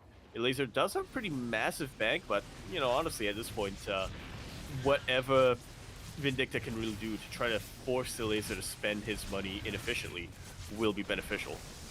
Yeah, and a Laser's being pulled apart. That's 9 drones going down. These Queens are exposed as well. Good target firing from the Marauders. At the same time, we are pushing through on the right-hand side, and there's almost nothing here in position. Banelings are rolling on forward, but that's a lot of Widow Mines looking to go off. Yeah, one of them does get activated in with the Ultralisk, unfortunately, but another of them will not quite connect, will be connecting with the Overseer instead. Massive Link counterattack coming out from a Laser. Yeah, we do hit the natural base. It's wide open and exposed. Looks like we're going to be trading a base for a base. Laser's going to be losing his 5th base. At the same time, he's taking control of the natural. That's 14 dead workers here from Vindicta. Not an insignificant amount. That's a lot of SCVs going down. Yeah, a lot of times we would expect the Terran player to sacrifice some of their SCVs to have more army supply, but, just looking at the gas bank of Vindicta, he still needs his SCVs. He still needs that gas mining. He really does, but he's still maxed out, and he's pushing towards this fresh mining base. Liberator's right. This base is going to go down. Both bases, the 5th and the 6th. Yeah, Laser, if he's not careful, he's going to get starved out. Oh, exactly. Big Fungal on the Ghost, though. The Chain Fungal as well, the Ghost. So many of them get picked off. Yeah, very expensive loss here from Vindicta. Wow. A lot of drones go down, but somehow that hatchery survives. If only Liberators could target buildings, man. If only. We had a nuke here towards the left-hand side. It did graze some of the army here, but most of the drones did survive. 9 workers went down earlier here at this center base. And more scans being thrown down. We see the lack of expansion. And Vindicta, where do we go from here? We still have not been able to shut down this army. Sorry, shut down this base, but 1 drop is all we need. Just a couple of hits, and that base will crumble. 1 nuke, ideally, but yeah, we'll see if it does come to pass. Exactly. As for the time being, we do have an engage a bit premature here. Vindicta not set up for it, Liberator is going to be going down. Good biles once again from a laser, but Vindicta, he has momentum. He's pushing on forward, trying to dive on top of this army. Alas, not able to. And again, I still can't believe the space is up and running. This is keeping laser in this. And I say that he still has a massive gas pack. The fungal will land on a lot of very key units, and yeah, that's a good chunk of Vindicta's army taken out. Vindicta, for the first time in this game, is really struggling to remax. He's got a lot of minerals. He can make a lot of man with gun, but not much else. Yeah, he goes for the scan. He sees the saturation, the oversaturation on this base, and we need to do something about it. I do appreciate the expansion pattern here of Vindicta, just expanding on the right-hand side. Soon to be taking even this base, actually, I'm sure, as his next mining base. We'll see if he can take it. We'll see if he can pull it off here as we have a ghost coming in, and we're looking for a nuke, I imagine. Yeah, there's detection here with this spore. At least are well aware that, this is exactly where Vindicta wants to attack, so nuke should be able to just barely not go off. Oh my, one nuke would have been enough to bring down the base. The transfuse is going to keep it alive. Yeah. Transfuse will keep it alive. Laser will be expanding to another mining base towards north. We do see Vindicta out of position. Laser, he's going to commit, by the way. He's going straight for the kill move, straight for the natural, and eventually for the main. Yeah, Vindicta really scrambling for defense right now, sieging up his tank right on top of this ramp, and trying to quickly as possible bring the rest of his army home. This is a lot of supply here for Laser, so if Vindicta is able to trade efficiently, he will have a lot of momentum going his way, but that's a pretty big if. I mean, big snipes so far. The Bailings were wasted. Big scan as well shuts down some of those bird Bailings, and Laser's losing a little bit too much. Another Infestor almost does go down. We have one fungal remaining here in the Chable. A big fungal could change this battle and actually swayed in favor of a Laser. Yeah, I don't think Vindicta has noticed it though, and yeah, the Infestor will pop out. Will get that chain fungal, and a Laser is far, far ahead now in the army supply. Yeah, Vindicta, he's running out of money. He's running out of steam at this point. He was doing damn well for himself against the Laser. He was pulling him apart. He could have at some point taken this series, but alas, or taking this game, but is pinned back in his main base. Big Snipe's going to be going off. Does take down one of those Ultras, but the economy of a Laser is just still maintaining himself, and he's still maxed out. He still has a bank. Indeed, he does. Pretty massive gas bank, spent his mineral bank as well, but at this point, Laser, well, I was actually going to say at this point, Laser has more mining, but I don't think that's actually true. I mean, a Laser, he's got essentially 2 bases mining right now, and we'll see if that's going to continue to be the case. The Locust Wave coming in doesn't really achieve too much. Vindicta has his own bases mining as well, but he has 1.5 bases remaining. Infestors coming in from behind for the Fungals. And they will be able to catch a ghost with these Fungals. Big Widowmine connections and decent use of the Liberator will be taking out a lot of these Banelings. Very good splits coming out from Vindicta. Yeah. Does he have enough? It seems like he does, barely. Yeah, the split was just a little bit too good. The Fungals were impressive, but not good enough. And here we go. Now we do see Vindicta gaining a little bit of momentum here in this fight, but he is heavily overstimmed. Only has 2 medevacs remaining. These Corruptors, they haven't really been able to add too much. Because of this, the ground army of Laser has been a little bit smaller, but he has been resetting that medevac count. And that does mean for something, as we do have a Nidus here towards the north. Yeah, big nuke towards the north. The freshest base of a Laser at this moment. He hasn't noticed. Just notices right at the very end. I feel bad for that one Spore Crawler. Spore Crawler? No. Infestor. Infestors? No. Swarm Host. Yeah. There we go. We got there in the end. As mass scans as well, making sure that there are no Infestors, as you mentioned, burrowing under the army. Fool me once, fool me twice. Not a third time, not this time. Massive mine just coming off on the Lings. The Lings get annihilated. Only Ultras remain. Here on the Bailings. Yeah. Real good use of choke point here from Vindicta. Always making sure that a Laser pushes up a ramp into his concave. Really good fungal, but really good middle mine connections as well. That's still a lot of Ultras, and the ghosts are down. Not too many Marauders left here for Vindicta.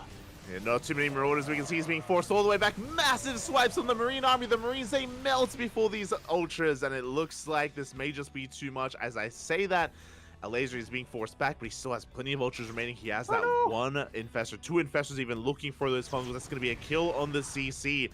And Vindicta, he's He's trying to keep up here. He scans, he sees another mining base of a laser. Yeah, he knows that he has been set back quite a bit. I say that, but Laser's actually starving a little bit when it comes to his drones. Yeah, he doesn't have the highest worker count, but what's important is that he is still mining efficiently. He's mining, for the most part, he's not quite saturated here towards the south. A couple of SCVs are going to be going down here as they do try to transfer over. And Laser, now it's his turn to be the aggressor. He has found some of these mining bases and he is looking to punish them. Yeah, very exposed mining bases at that. Pulls back a little bit as this Liberator is getting a lot of damage done, but will divert his attention to the mining base of Invicta. Will be able to take it out. Yeah, this base is going to be falling at the same time, though. A mine drop comes in. We're going to be trading bases for bases, but Vendetta, now he's hurting here in the economy. He's going to commit, though. It looks like he will take down 2 bases for 1 as he loses 1 mining base towards the south, and Alasia should be losing 2, as there we go. The hatcheries are falling. Finally. Base was in the red for so long, and finally it does get taken out. Ooh.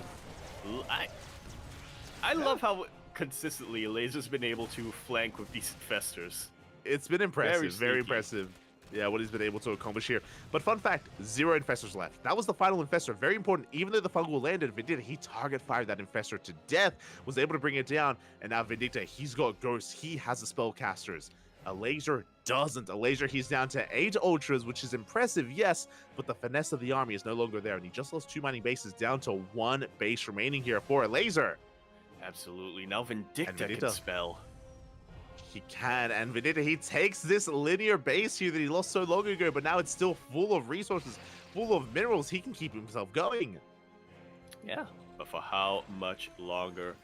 We're about to find out. Vindicta does have better gas mining and will eventually get better mineral mining as well, but Laser is taking this very seriously. He is double expanding once again, and once again just trying to reassert himself on this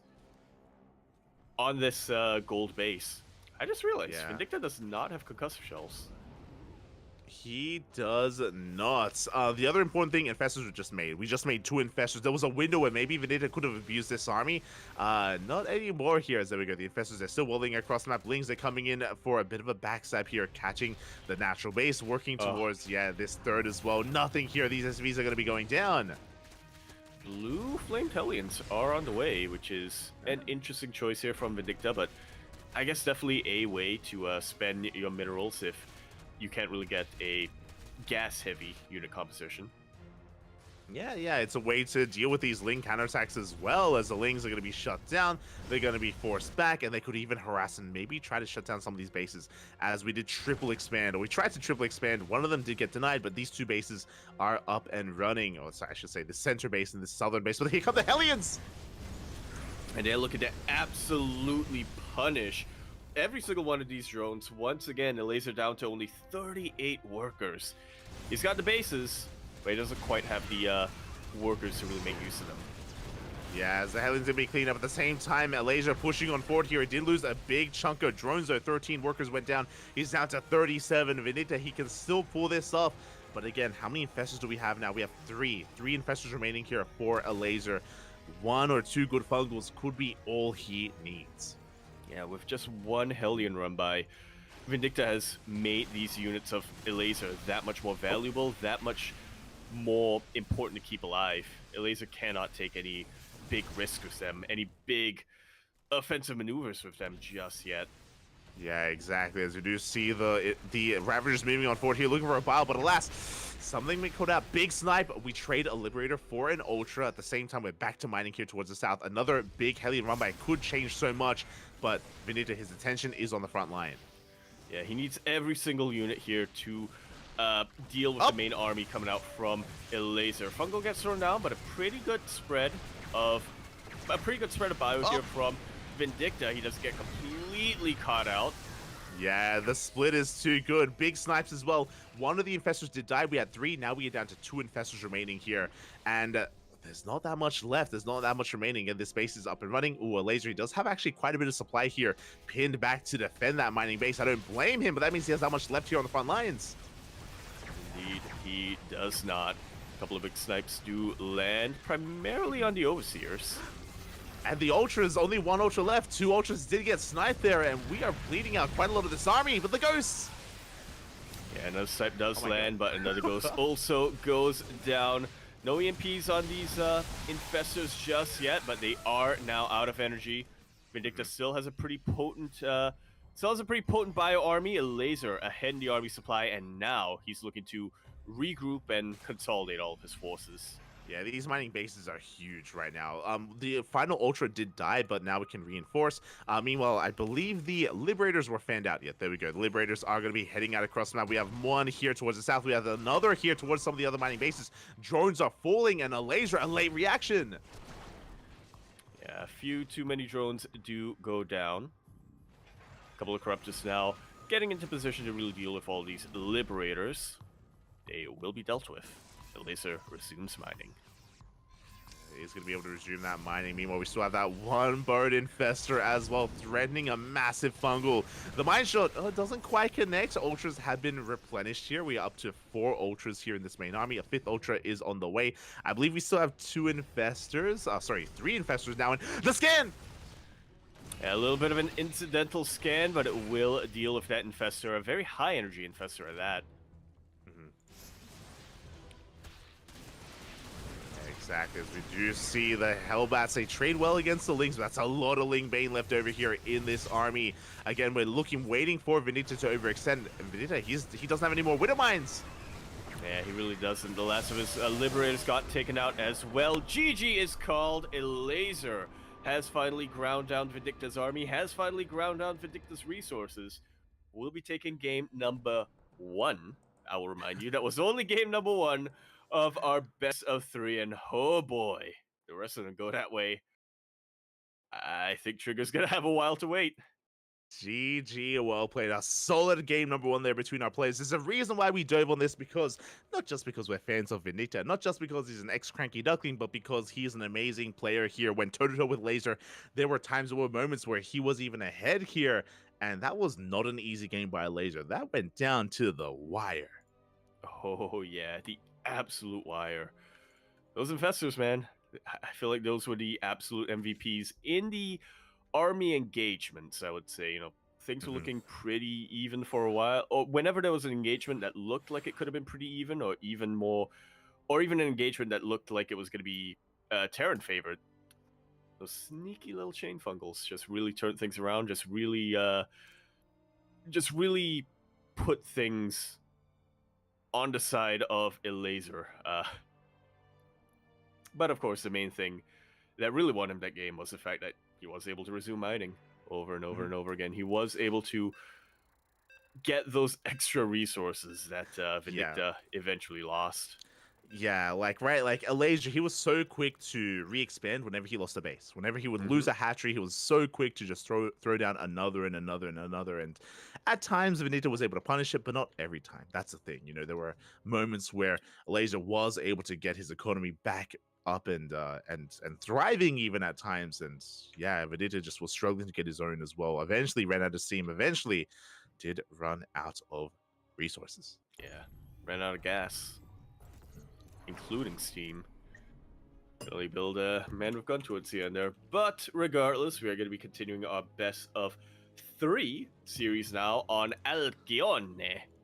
Over here in the bottom left-hand corner map, spawning all the way in the bottom left-hand corner, we of course have our red Zerg player coming down from the land of Poland, showing us once again why he is one of the favorites in this particular bracket. But yo, he had to work for it in game number 1. Let's see if it can happen again here. Game number 2, we have representing Team Liquid, Elisa. And spawning in the top right-hand corner, we have the ex-CranKy Duckling himself, the blue Terran player from the land of the Americas. It is Vindicta.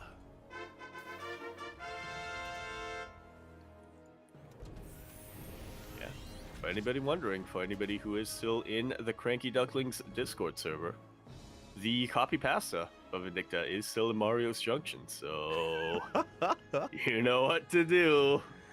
Let's go, the Shaft of Voltron himself, and yeah, he was not looking bad at all in that last game.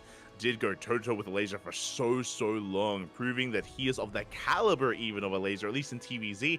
This is a matchup where Vegeta can thrive, and I hope he isn't too deterred from that last game. I hope that he's able to keep his spirits high, because even though he may have lost, there's a world out there where he could have won, and it was within grasp. So I hope that he's feeling motivated and he's invigorated here coming into game 2, knowing that, hey, this is an opponent that is not out of reach.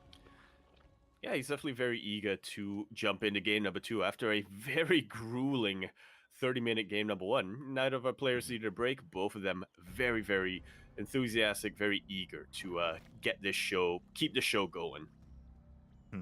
Yeah, it also shows us as well that, again, Vendetta, he does thrive in the late game, or in a standard game, I should say. That's where he can really get going, pop off with his drop play, with his harassment, with his army control as well.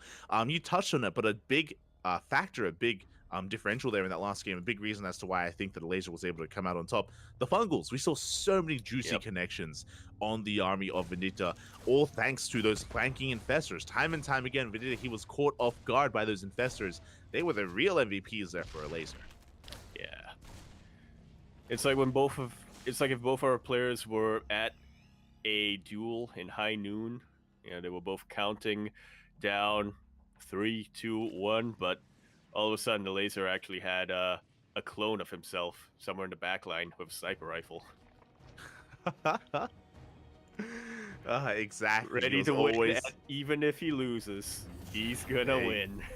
There you go. And I know that I was praising the late game and, the late game prowess of Vendetta, but this is a much more aggressive opener. A straight up 1-1-1. Last game we went for a third CC, a command center before starport. This time starport before command center. And we may even delay it even further here. So, again, a much more aggressive style from Vendetta. Yeah, really looking to apply pressure on the Laser very, very early on. Really trying to make sure that the Laser's economy doesn't get too out of control. If you'll recall from game number 1, the Laser, he did Laser things. He did what he's pretty much known for, played very, very, I want to say very, very greedy in the early game. He did go for a bit of an early 4th hatchery and, really prioritized getting that 5th up and running as much as he could have. Not too greedy, but definitely very greedy. That makes sense. Yeah. Yeah, that's kind of what a Laser is known for, right? But we'll see what he does here. I'm loving the Overlord scouting pattern as well. From behind the natural base, he sees everything. He confirms the 1-1-1, confirms the late third base, and he sees the researching tech lab as well. He's aware that Vendetta is going to be that much more aggressive. The Reaper is going to be diving into the main base, trying to get a scout himself, as Vendetta a lot is going to be riding on his Hellions and Banshees to get damage done. Yeah. You were mentioning, though, this is scouted by a Laser, so Vendicta's gonna have to be a little bit more tricky if he's looking to deal damage. He is, as there's that third CC on the way. It is quite delayed, so it's not a 2-base all-in, but a delayed third base here from Vendicta, so we'll see what he can get done as he's going to be moving out. We have Hellions on the left-hand side to threaten that third. We have Banshees moving towards the main base to threaten the main mineral line. We'll see if a Laser can keep up, as so far the Queens are in position for at least the Hellions. Yeah, gonna be able to chase them away. Not gonna be able to chase them away from that tumor, unfortunately. But gonna be able to chase them away nonetheless. Hellions are forced to back off. The Banshee doesn't get any damage in the main base, forces a Spore Crawler, does not kill a drone. So far, a solid defense by a Laser. Meanwhile, he went for a lair first, so a safety lair timing, and this time he is skipping the Roach Horn. Instead, straight into Ling Bay. Indeed. A bit more of an active style coming out from a Laser here. A bit less reliant on going back and forth between your bases. It is something that does allow him to eventually, if Vendicta does go for those double drops once again, allow him to a bit easier keep on top of things as one of the Banshees falls. Yeah, Banshee does go down in the end, so a brutal loss there. In the end, investing into these Cloak Banshees wasn't really worth it for Vendicta. Oh, actually, I just checked. He cancelled Cloak. Not bad. Oh, okay. So yeah, not as big of an investment, thankfully. I think Vegeta, he realized that after he got scouted that it wouldn't really do any damage. So really wise of him to cancel it and is able to recoup his losses and invest elsewhere. Just knowing and being aware that the Banshees wouldn't do much. Yeah, on top of that, because he canceled Research and Cloak, because he swapped the add-ons, it does give him one extra tank with this push out. There we go. The Hellions, they get caught out though by these Lings. Big wraparound by a laser. Nice pickoff. At the same time, Vegeta, he's committing. We have 3 tanks behind this. They're looking to get within range. Losing those Hellions is brutal though, because the armory... sorry, we don't actually have an armory, but the Hellions would have helped immensely here when it comes to keeping these tanks safe from those Lings. Yeah, only now do we have the armory being thrown down. I think Vindicta has recognized the potential of Hellbats eventually, but like you said, they're not going to be here for this initial move out. Yeah, nice tank volleys though. He does go toe-to-toe with the Queens. 1 Gas Geyser goes down, 2nd Gas Geyser as well. At the same time, a laser he knows he cannot engage, or is going to have a hard time engaging, so it goes straight for a big counterattack. Just like so. Pretty good pickups from Vindicta, taking out a Queen and a hell of a lot of drones as well. Yeah, 8 workers go down. We almost get another Queen here, but the Lings, they come in from behind, and we will clean up these tanks. All 3 tanks will go down. They do pick up an extra Queen as they do get shut down. And the laser is going to, Vegeta is going to back off. Didn't do too poorly, though, here, keeping the economy in check as he has to race back home and make sure that this counterattack doesn't get out of control. Yeah, thankfully for Vindicta, he was reproducing his units back at home, so should be able to deal with this Lingbane counterattack. Yeah, he's got a tank here at the natural. He's got a tank at the 3rd base as well. Good marine positioning. Even has that 1 Hellbat. Not too many Hellions, unfortunately, but has the 1. Yeah, picks up and is going to be going around for another drop. A little bit of a risky move here from Vindicta, but he does have those tanks, and Elaser has decided to respect those tanks. He backs off, goes back home. 100%. Like, if a laser had attacked then and there, we would kill this 3rd. We would kill the mineral line. Like, there was very little to defend. The jump comes in. We deny the goal base. Well, that is going to be cancelled, not a kill. Can we go even further? There's very limited crease threat here, so Vegeta, he can make some magic happen. And he is looking to make something happen as, oof, full medevac will go down to Spore Crawler. Vindicta now wedging himself between these in the middle of the map, making real good use of that SimCity. Nice snipes there on a couple of Banelings before being forced to hot pick up and move into the Spore Crawler. Oh, yeah, exactly. As there's no way into the main base, Vegeta is forced to back off. We do have plenty of Lingbane available there, so this base should be okay as a laser is double expanding, taking his 5th and his 6th at the same time. The drop does get into the main, though. And it will be harassing these bases, going straight for the spawning pool. Very important tech unit right now, as obviously Laser hasn't really teched up yet. He has been on Lingbane for a very, very long time, so if you can get rid of his ability to make Lings, that's half of his army Dave's not going to be able to have. Yeah, as there we go. The spawning pool is being replaced. We do have an Ultra Cavern as well, because we have a Hive already done at this point here for a laser. Meanwhile, Vegeta is still keeping him busy here. We're going for another drop here towards the north, a dedicated push towards the north, actually. And most of the supply for a laser is here towards the south instead, so we'll see if we can make something happen here. As Vegeta, he does pull back, though. Yeah, thinks better of it. Doesn't really want to risk things too much, as he is forced to pick up his drop towards the south. The drop towards the north is doing a pretty good job of just clearing up creep. Now dropping the natural base. Not quite able to take out that infestation pit. Yeah, but a laser is being pulled apart right now. This drop comes in, and a laser not in position whatsoever. This hatchery can be targeted down, and it will be. Just like so. A laser, he just wants his gold base. He just wants to expand. Not letting him.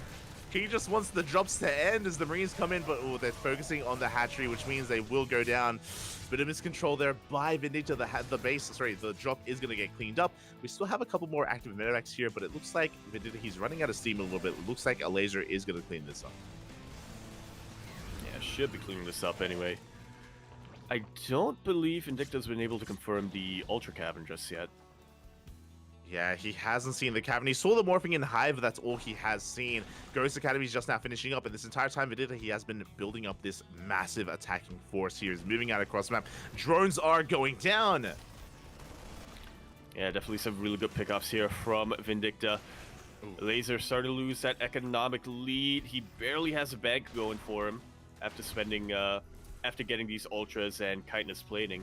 Yeah, that's 18 drones going down. That's over a mineral line, and here we go. Vendetta coming in once again. That drop was not cleaned up, by the way. It's distracting a laser, which means this hatchery goes down, and a laser, he can't keep up. That he cannot. Not without anti-air.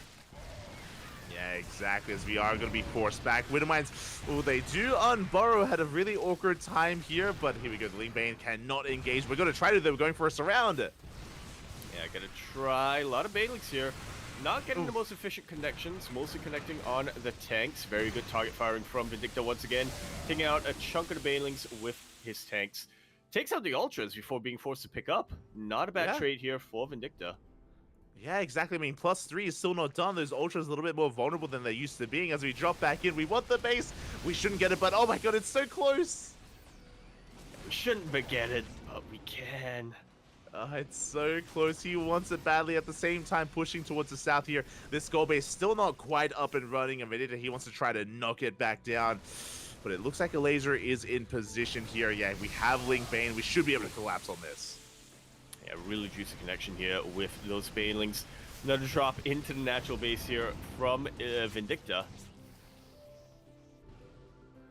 Yeah, exactly. Still plenty of active drops on the field here from it. A massive line connection there on mainly Lings, not on Banelings, so nothing too insane. As there we go, he just doesn't miss a beat when it comes to expanding, taking his own 5th base as we speak, not allowing any mining whatsoever at the goal base either, but it looks like, oh, he has lost his army here, but once again denying. That's a kill, not a cancel.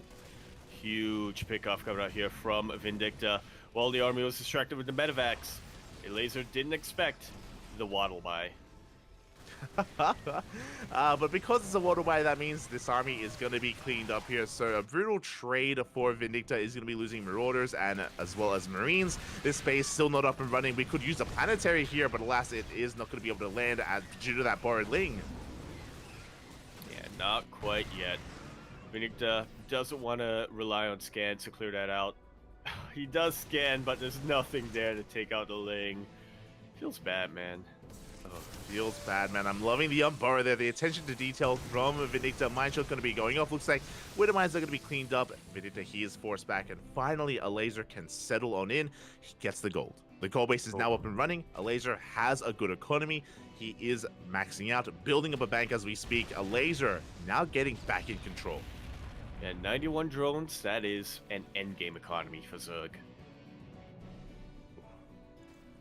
There we go. Exactly. That's what he wants. Meanwhile, Liberator has arrived. No anti-air. Oh my god. Once again, the biggest weakness of going Lingbane into Ultra. You just never have any anti-air. Widow Mines will get a couple of shots off. Will connect with Zerglings for the most part. Oh, but still enough damage to zone away this army. Yeah, good spread as well. Good split by Vindicta. We do have a couple of power moves going off. There are Widow Mines behind this. Ooh, some friendly fire.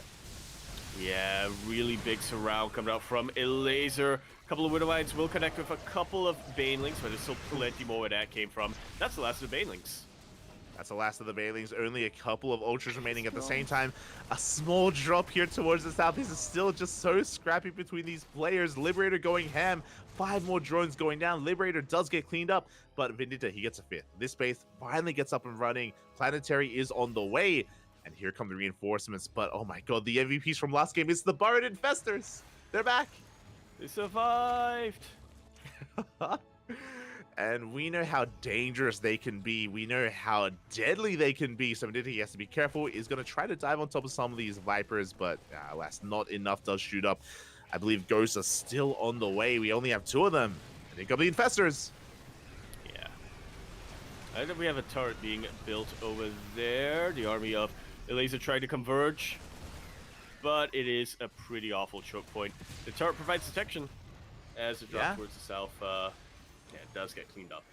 I mean, because at the section, one infestor died. One infestor did get Yeah. killed by the Widow Mine. We have one infestor remaining here. The drop towards the south is cleaned up, as you mentioned. Now Vendetta, he can focus on his main push. And this is still so close. This hatchery is so low here from earlier. At the same time, Elaser's had enough. He's like, back the hell off. But we have reinforcements back at home. Indeed, we do. This one bunker from earlier on, really putting in a lot of work. These bio units in the corner will be able to completely chase away every single one of these lings. Yeah, exactly. Really solid defense there by Vendetta. He does clean up those those lings. At the same time, that's going to be a kill on this hatchery. We're not done though. The mine shots! Oh my god. Yeah, one of them will connect beautifully. The other one will be dragged away by a single ling. Is going to be dragged away. Meanwhile, Laser finally expanding here towards the south. But we have Liberators in so many of these bases. More drones going down. Where is the anti-air Spire? Just now on the way, but this is a late Spire. And Corruptors, we needed them far sooner than this. So many workers falling. Left and right. Yes, we have borrowed links here in the mineral line. Laser waiting for his moment, his opportune moment to unborrow. There are borrowed links, but there's also a borrowed Widow Mine, so... Yeah. I mean, SCVs are going to die one way or another. Yeah. There's going to be some friendly fire, you're not wrong. Oh my god, as these libs, they're still getting more damage done. There's 15 workers going down. Liberator here towards the south, still alive as well. But here we go. A Laser, Vendetta pushing forward. The mines! No! The mines! God, did it go off? Oh my god. Ooh, that's a miracle. Let me tell you. I mean, the drones... Yeah, the drone's going down. They're distracting a Laser. He wasn't looking. He really was not. Vindicta now remax with a very potent army. Still not quite as many ghosts as I think he would really like at this point, but nevertheless, still a lot of DPS for this army. 33 finished up a while ago. Air weapons now on the way. Yeah, ship weapons on the way, and here we go. A Laser, he has to try to commit, but there are so many Liberators, and again, no answer to them. 9 Corruptors finally in production for a Laser. He will finally have an answer to these Liberators. But until then, actually going for a big link counterattack is going to catch some of these reinforcements. Vendetta trying to land and take his own base here towards the north. Take one of a Laser's bases. The Widow Mine. It took out a couple of lings. Not enough of them, evidently, but still. Yeah, it did go off there. Looks like we should be able to clean this up eventually. And Vendetta, he's turning back around. Ooh. Not too sure about this move, but yeah, thankfully he realizes that he doesn't have to turn his entire army back. He is just regrouping, repositioning, and yeah, trying to get them all together before another major push. I mean, bearing in mind, so he killed this gold base, and Vendetta, he still has 3 bases. He still has these 2 fresh mining bases that he can take advantage of, so he's rotating over. He wants to try to take them, but at the same time, here comes Laser, this time with Corruptors. He did lose 14 drones across the map, again, to all that lib harass. His economy is still hurting. And I like this from the Laser. Infestor in the backline once again, but actually following the bio army for a while, making it that much more difficult to really catch the movement underground, the shadow, if you will. Yeah, exactly. As the game is going to be settling a little bit from here, we do get eyes on the would-be base towards the north. Finally, we're going to be taking the gold base for Vendetta. This is huge. If he gets this up and running, this is going to be a massive boost to his economy, and I love that he's going for a bit of a water buy as well. Double expanding, going for a nuke here towards the south. Might as well at this point. The Laser definitely very, very distracted. No! Okay, he sees. Yeah, the nuke should land, but thankfully for the Laser, every single drone survives. Yeah, the drones were pulled away. The lava got killed, but at least the drones do survive in the end. A Laser getting ready for his own counterattack towards this planetary. Not much to defend. A planetary 1 tank here. We should be able to shut this down. Should being the operative word. As the SCVs are going in for that mass repair. Planetary trying to do whatever it can, but the planetary will go down. So will all of the SCVs. Speaking of, even more SCVs falling here towards the right-hand side. Vendetta being spread thin a little bit here. A lot of workers are falling. He tried to punish his center goal base, but he just couldn't. And now Vendetta, he's on the back foot. Now he is struggling to remax as he loses one of his most important mining bases. Yeah. Pulls back the entire army. Or most of his army, as he gets a couple of snipes off on the Ultralist. So not too bad of a trade, but Yeah, we're getting a little bit of deja vu from game number 1, where now Laser is finally the player who is able to establish his bases, is able to resume mining as Vindicta really struggles to get an income. Yeah, but Laser's out of position. His main army's here towards the north, and here we go. Vindicta pushing right through the center towards that gold base once again, looking to deny it. Yeah, huge liberation zones coming down left and right. Corrupt is not quite in position to really punish them. A couple of ghosts are out right now, but they don't have energy for snipes. Oh, yeah, exactly. Well, the Liberators are going to be hurting here. We even force a friendly fire, and here we go. Laser, he commits. Yeah, not that much Marines here to really keep those Liberators protected from the Corruptors. Very good spread of units from Vindicta. All of these Ultras are going to go down. That's a vast majority of the ground army. That was an ill-advised attack. Laser, he just aped into the army, exactly what Vindicta wanted, and now this base is going to be falling. The Ultra count gets reset, the spellcasters as well. That was a little bit misjudged there by Laser. Yeah, definitely a very questionable move. Laser, thankfully, he did have a bit of a bank, so is going to be able to remax on Lings, is going to be able to get his Ultra count on the way, and yeah, now once again, Vindicta is on the back foot. Hard pick up there. Yeah, well, that tank does get saved in the end, but that is 7 Ultras. 7 Ultras in production, and Laser has a fresh mining base. He gets the top left back up and running. Vindicta, he himself is also double expanding, so he's getting his own economy going. Nuke here towards the south. This is still anyone's game. I mean, Laser, though, now ahead in supply with all those Ultras. Yeah, very far ahead as Vindicta's really struggling to remax. Ghost gets taken out once again. Laser's even taken Vindicta's rich Vespine base. Yeah, it looks like Laser, he's just getting a bit out of control here. Is going to be losing some of his lava. Liberator doing whatever it can to just keep the economy in check, but Laser can remax. Vindicta cannot. He cannot remax. Not yet. He needs more time to really make use of these bases, but he also needs to stop Laser from expanding. Yeah, which he's definitely trying to do. Oh my god. Yeah, Hellions, just before Blue Flame finish off, will be able to take out an entire mineral line. Yeah, this is going to be a kill, not a cancel on the hatchery, but Laser, he is going to be committing. His army is spotted by this medevac. Big Link counterattack here on the right-hand side, but there's an army in position, and it looks like the Links are going to be thwarted for the time being, but Laser still being very active towards the south, keeping this base barely up and running as this Hellbat's going ham. It really is. This one Hellbat alone took out, like, 6 drones, if I have my math right. That's not bad. Not bad. 25 workers go down. Laser's economy now is that much more in check. Vindicta going to be reinforcing with more of a mech-ish composition with those Hellbats that will help against the Lings. But again, we still need the Ghosts and Liberators to deal with everything else. Is making 3 libs at a time. The goal base once again coming back into control of a Laser.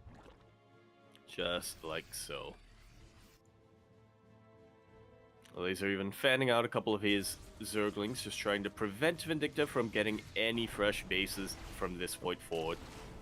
Yeah, more drones going down here towards the north. These libs are such a thorn in a Laser side. Time and time again, they come in. They're going to be repositioning as well. The Liberator survives!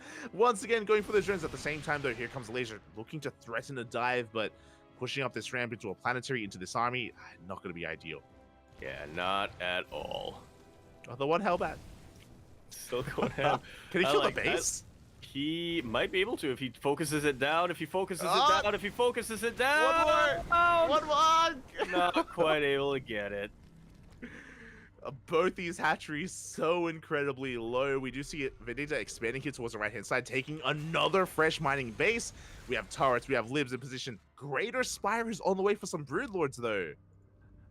Yeah, and I really don't think Vindicta has an answer to that just yet. Hasn't been able to really scout it. Isn't really going to be able to prepare against it. I mean, he's still got a lot of ghosts. You can get him in position. Some key snipes. We'll be able to deal with them, but a lot easier said than done. Those are just some free infestors. That was the main. We cannot throw anything away for free. Not in this game state here. Both armies have remaxed, and Vindicta, he has a fresh mining base. He has a bank for the first time in a long time. Vindicta, he has a pretty solid bank. He really, really does. He actually truly does. He can transition, and he's looking to transition. He is remaxed once again, and he has a little bit of a better army, I would say, than Laser. Yeah, for now, right? I mean, Broodlords can change everything, Infestors as well. These ghosts are so adventurous. They have to be very careful not to go down. hope he saw that. I don't know if he did because we have a massive counterattack here towards the left-hand side. We have a wall of Marauders though, but these Baileys have so much potential. Oh my god, the scan! Oh, very incidental scan will be paying off here for Vindicta. He wants snipes those as well. Vipers. One Viper goes down. Yeah, one Viper does get sniped. Laser still threatening a counterattack here with this army. Meanwhile, Vindicta just still focusing his attention on this push. This means that now finally the space is unmolested, but we're not really mining too efficiently from it. Yeah, I mean, not a lot of workers to really go by at this point. Yeah, the goal base again back up and running for a Laser. We do see him actually maneuvering everything over here towards the south. The Lings and the Ultra is going to be threatening the goal base of Vindicta. Yeah, it is Planetary Fortress, and we do have high-sec auto-tracking, so Planetary has a little bit more range. Yeah, Both once players again, really these Libs. gearing up for a big battle now. Yeah, Libs going once again to harass those northern bases. We do have a couple of power bombs here on the Liberator, so very nicely done forcing the Unsiege. One more Liberator does go down for free, essentially, so really good pickups here from a Laser. Every unit counts at this game state here. The Snipes! The Vipers! Oh my god, they're crazy! Yeah, really important scan here for Vindicta. Will be able to take out yet another Viper. Only one Viper remaining right now for a Laser. The Fungal! Up! Oh, we don't need it. We do not. Yeah, we're getting it anyway. Yeah, 3 dead ghosts, big pick off there against spellcasters are so valuable in this game state, and a bit of an overextension from Migs from Vindicta. Meanwhile, these 2 Liberators, they're cleaning up every single drone! Just like so. Corruptors could not deal with them fast enough. Only 3 of them were in position. Yeah, exactly. Not good enough. 14 more drones go down. I think we just EMP'd ourselves. He's going to be a little bit careful there with his units as we are going to be coming in once again. Oh my god, we're roasting up those drones! Man, never underestimate Blue Flame Hellions at any stage of the game. Yeah. It takes only a couple of volleys here to clean up that mineral line. I'm loving the bunkers actually being thrown down to help fortify these positions. Are those ghosts in the bunker, or I'm assuming they're Marauders? Marauders, yeah, Marauders. Yeah. That's what you get with Neil Steel Frame. You can put 3 of them. Neil Steel Frame. You can fill in additional Marauders. Meanwhile, a Laser double expanding. He has re-droned. He has resaturated that northern base. A big moment here for a Laser if he can get this northern base up and running. Still a lot of mining and a lot of gas at this base as well. Yeah, there absolutely is. And Vindicta, his attention is towards the south. He will not notice if the Laser does take it. The volley will take out a couple of drones. How did this Marauder get here? What? He was on a journey. Oh my god. Found himself somehow in enemy lines. He does get 1 drone, but there we go. He's going to be rallied back and will end up falling here in the retreat. So tanky though. Oh my god. It takes a while to get going. It took a bailing to the face. What a chat Marauder.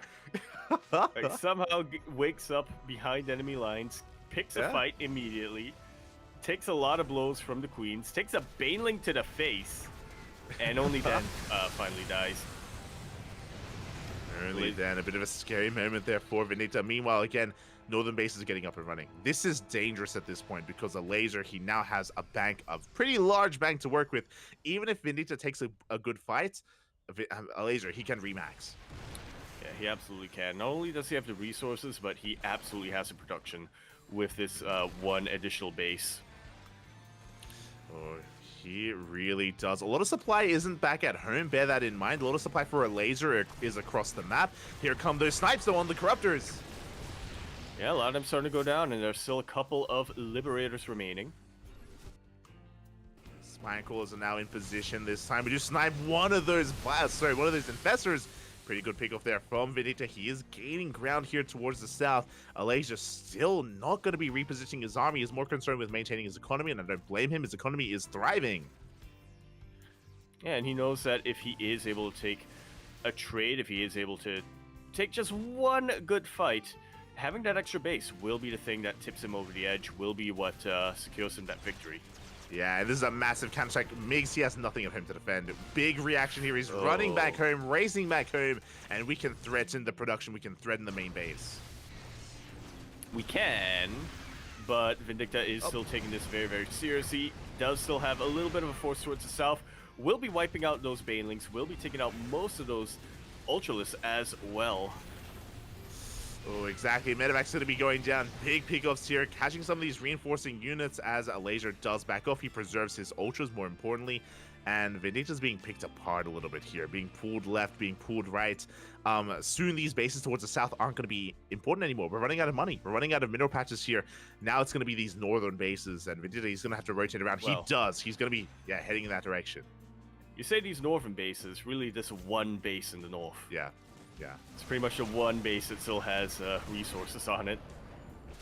Exactly. We have a nuke towards the south. Can it get up and running here as it looks like it was going to be denied. It looks like we do take down this base, though.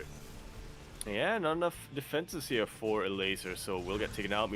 All of the ghosts! Oh my god. That was uncomfortably close as that northern base is going to go down, so is trying to keep that economy in check here. We could even try to keep pushing towards this base. So many drones are here.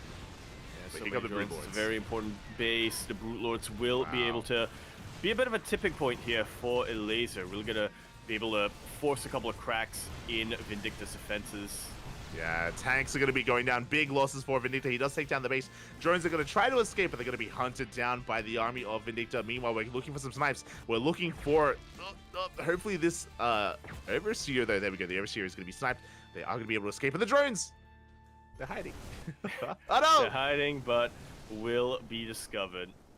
A laser down to only 31 drones left, but, you know, honestly, there are no resources on the map. There's one base towards the north. Yeah, that has minerals, so yeah, if there was ever a time to trade your drones for army, now would be that time. So what's scary right now, Vindicta, he has a mineral bank. You know what he's making? Vikings. Vikings are on the way, and we morphed most of our corruptors into Brood Lords, by the way. We have, how many corruptors? 4 corruptors remaining.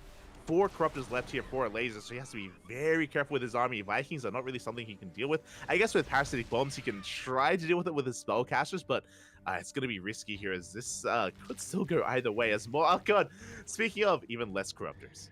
Yep, it's going to be relying entirely on that fungal parabomb chain combo. Yeah, exactly. As we have Thors and Vikings on the way. The Ultras, they do catch some reinforcements. Pretty big pickups here, catching Marines. At the same time, the Broodlords, they do push on forward. Ooh, trying to snipe some of those ghosts as well. A laser engaging well here, but again, still doesn't have much mining going on. I love that Vindicta, he's long distance mining from that northern base. Because he may as well. As a laser notices, there's a little bit of vulnerability here towards the south. He will get a full surround on most of these ghosts. We'll be able to snipe so many of them. There's still a couple of corruptors in the back line, but there's not that many Vikings here. A laser's broke. A laser, he's broke. He is. Like, he can't really... he's struggling to remax right now. He has no minerals. He has 5k gas, but barely any minerals whatsoever. We have a decent fungal here on the Vikings, but again, we have to rely on the Queens to deal with them. Yeah, there aren't too many Vikings left over, though, here for Vindicta. Huge fungal right in the heart of the entire army, but Vindicta, he is breaking on through. Yeah. These Marauders have a lot of health on them. There is plenty of energy here on these medevacs for healing. A lot of Lings are trying to come in for a flank. A little bit mistimed here for a laser. Vindicta is breaking through. He's done it. Vindicta, he has done it. He's broken through the ground army. There's one corruptor, it goes down, and now we can go ham on everything else. Lings and Ultras, they're coming in for a surround from behind, but we have Thors here. We have the Thor have arrived to hold the line here. The Ultras go down, and we are looking to force an ace match. My apologies, so the ground army gets cleaned up. Yeah, never underestimate the full potential of Brootlings and Ultralisk at the same time. A little bit of a costly loss here for Vindicta. A laser is still in this, but the longer this goes on, the worse it's going to get for him. Yeah, exactly. As a laser, again, he has very limited economy here, very limited mining. We do have still plenty going on here for Vindicta. We are down to 1 mineral patch left. We scan Vindicta, he's going to be feeling pretty good. Likewise, we are long distance mining as well for a laser.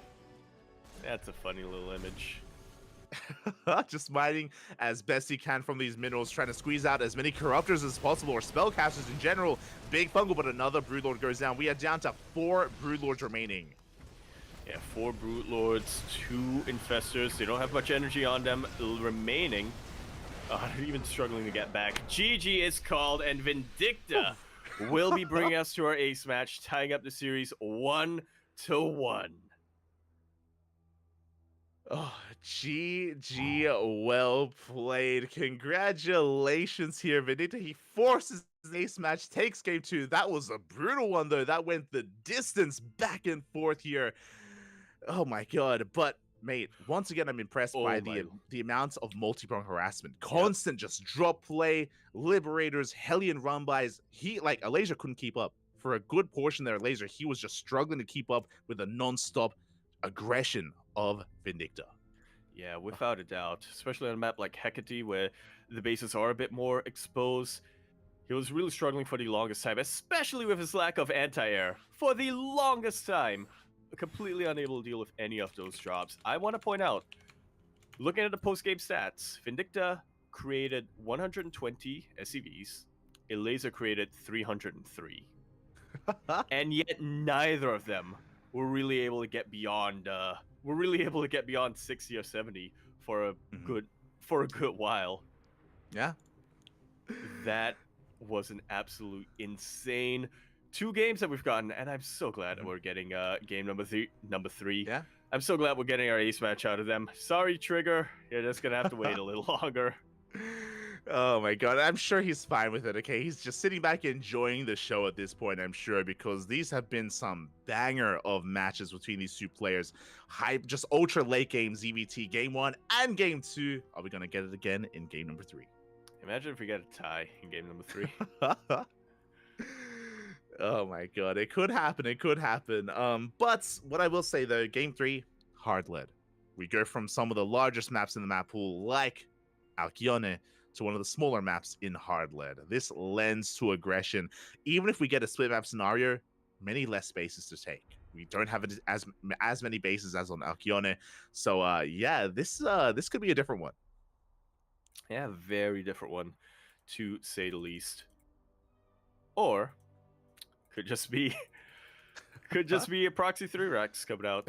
Could just be a I guess you can't really spine rush in ZVT, but it could just be a Bane bust.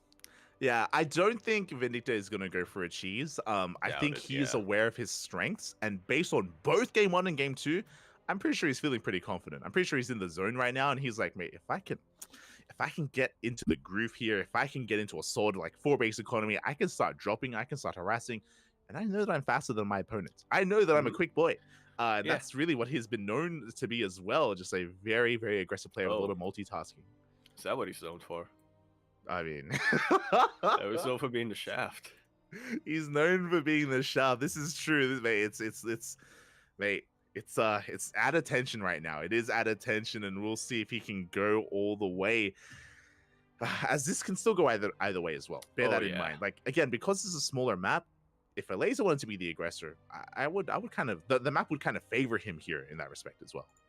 Yeah, that's what I'm kind of expecting coming out from Laser as well. Of course, my eyes are going to be on his side of the map this game. I'm going to be keeping my eyes glued to that production tab, as I wouldn't be too surprised if Laser does decide to play a bit more aggressively here on the ace match.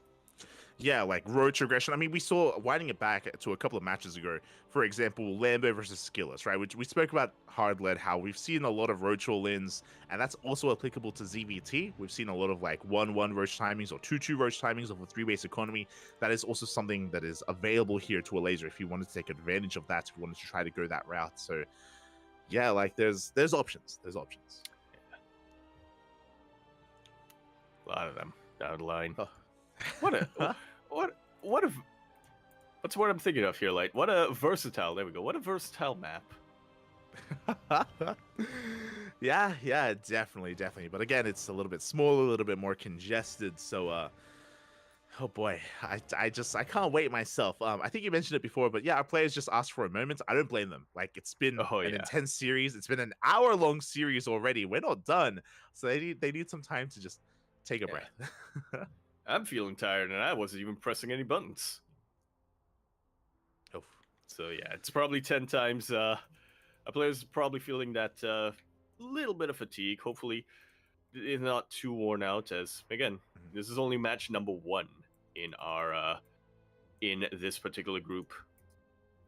Winner of this still has to go up against Trigger. Still has to go up against I believe it's either Ryung or Bunny in that qualifying match. Yeah, that's something that we bring up every now and then, but when it comes to these weekend tournaments, it's really an endurance test. You really a test of stamina here because it's a weekend full of StarCraft. There are so many games to be played back to back to back to back. You're in this setting that can sometimes be a little bit stressful, a lot of noise, a lot of pressure going on as well, and our players they have to deal with that as well. They have to bear that while they do compete. Indeed, they do. Feel the pressure. Anyway, we're going to be continuing our series, concluding our series, our first match of the second half of the open stage. Here we are now, spawning into Hard Lead, where we're here in the bottom right-hand corner of the map, spawning all the way in the bottom right-hand corner. We, of course, have our red Zerg player coming down from the land of Poland. He is going to be representing Team Liquid. We have Elaser. And spawning in the top left-hand corner, we have his opponent. We have the American Terran player, the blue Terran, the ex-CranKy Duckling. Tying up the series 1-1 in that last game, it is Vindicta.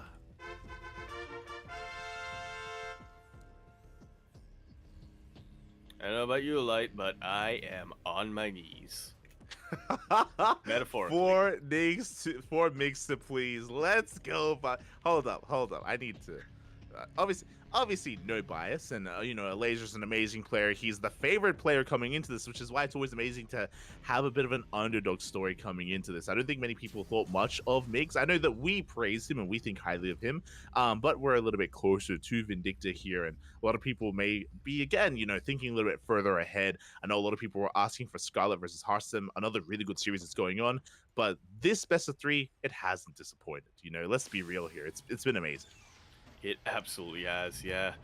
Absolutely the highlight of the evening, potentially the highlight of the tournament. Don't want to get too ahead of ourselves here. We do have a long weekend of StarCraft ahead of us, but with how much of a banger game number 1 and game number 2 has been, it's going to be difficult to top. It is going to be difficult, isn't it? Yeah, so far, this has been my highlight as well. I mean, we've had some really good games, don't get me wrong, some really good series, but this one has just satiated me in ways that I did not think possible. Oh, it's been beautiful. But we'll see how it ends. Will we have a climactic end here, or will it peter out instead with something more aggressive like an all-in? For now, Hatch Gas Pool, standard opener by a Laser. He's going for his third base. Behind this, Racks Expand as well. Everything is by the book. No proxies, no cheeses yet. Being the operative word. Vindicta dives in with the Reaper. We'll get a little bit of a scout here. Yeah, he's going to be getting a bit of a scout dancing here with the Lings, but we shouldn't really get any damage done. A Laser should be able to maintain his drone count. He should be able to maintain his economy here, as the Reaper does confirm the location of the third. And this is the first piece of the puzzle. We are taking the triangular third bases. This is usually the base you want to be taking if you want to launch your creep across the map and commit to something like a Roach Push. Yeah, I definitely wouldn't be too surprised here, and I'm sure Vindicta will have that in the back of his mind. Keeping his Reaper alive as much as possible, wants to make sure he will be able to go in later for a second follow-up scout as Elaser wants to chase him down. Oh my Reaper god. is so ballsy. Oh god! And the Reaper going to be dancing with these Lings, getting one of them in the end, and can we get another? We just barely cannot hear Vindicta playing with fire right now behind this, going for a third CC before Starport. Economic opener this time. Remember, last game, Vindicta even had a really rough start. He went for a 1-1-1, had to cancel his Banshee because everything got scouted, so something more economic, something more, again, mid-game oriented. Indeed. He knows his strengths. He knows that there's no reason for him to really complicate things. He doesn't need to come in with any surprise punches here up against Elaser. He knows that if he just has a game that goes similarly to game number 2, he should have the advantage. He should, as the Reaper goes down to the main base. We tried to get a full scout going on. We have Hellions as well threatening that natural. Behind this, it is just going to be 3CC into Cloak Banshees. Very safe opener, and these Banshees do allow you to play safely against Roaches as well, in case that were to be upon him. So, yeah, just a pretty standard opener by Vindicta.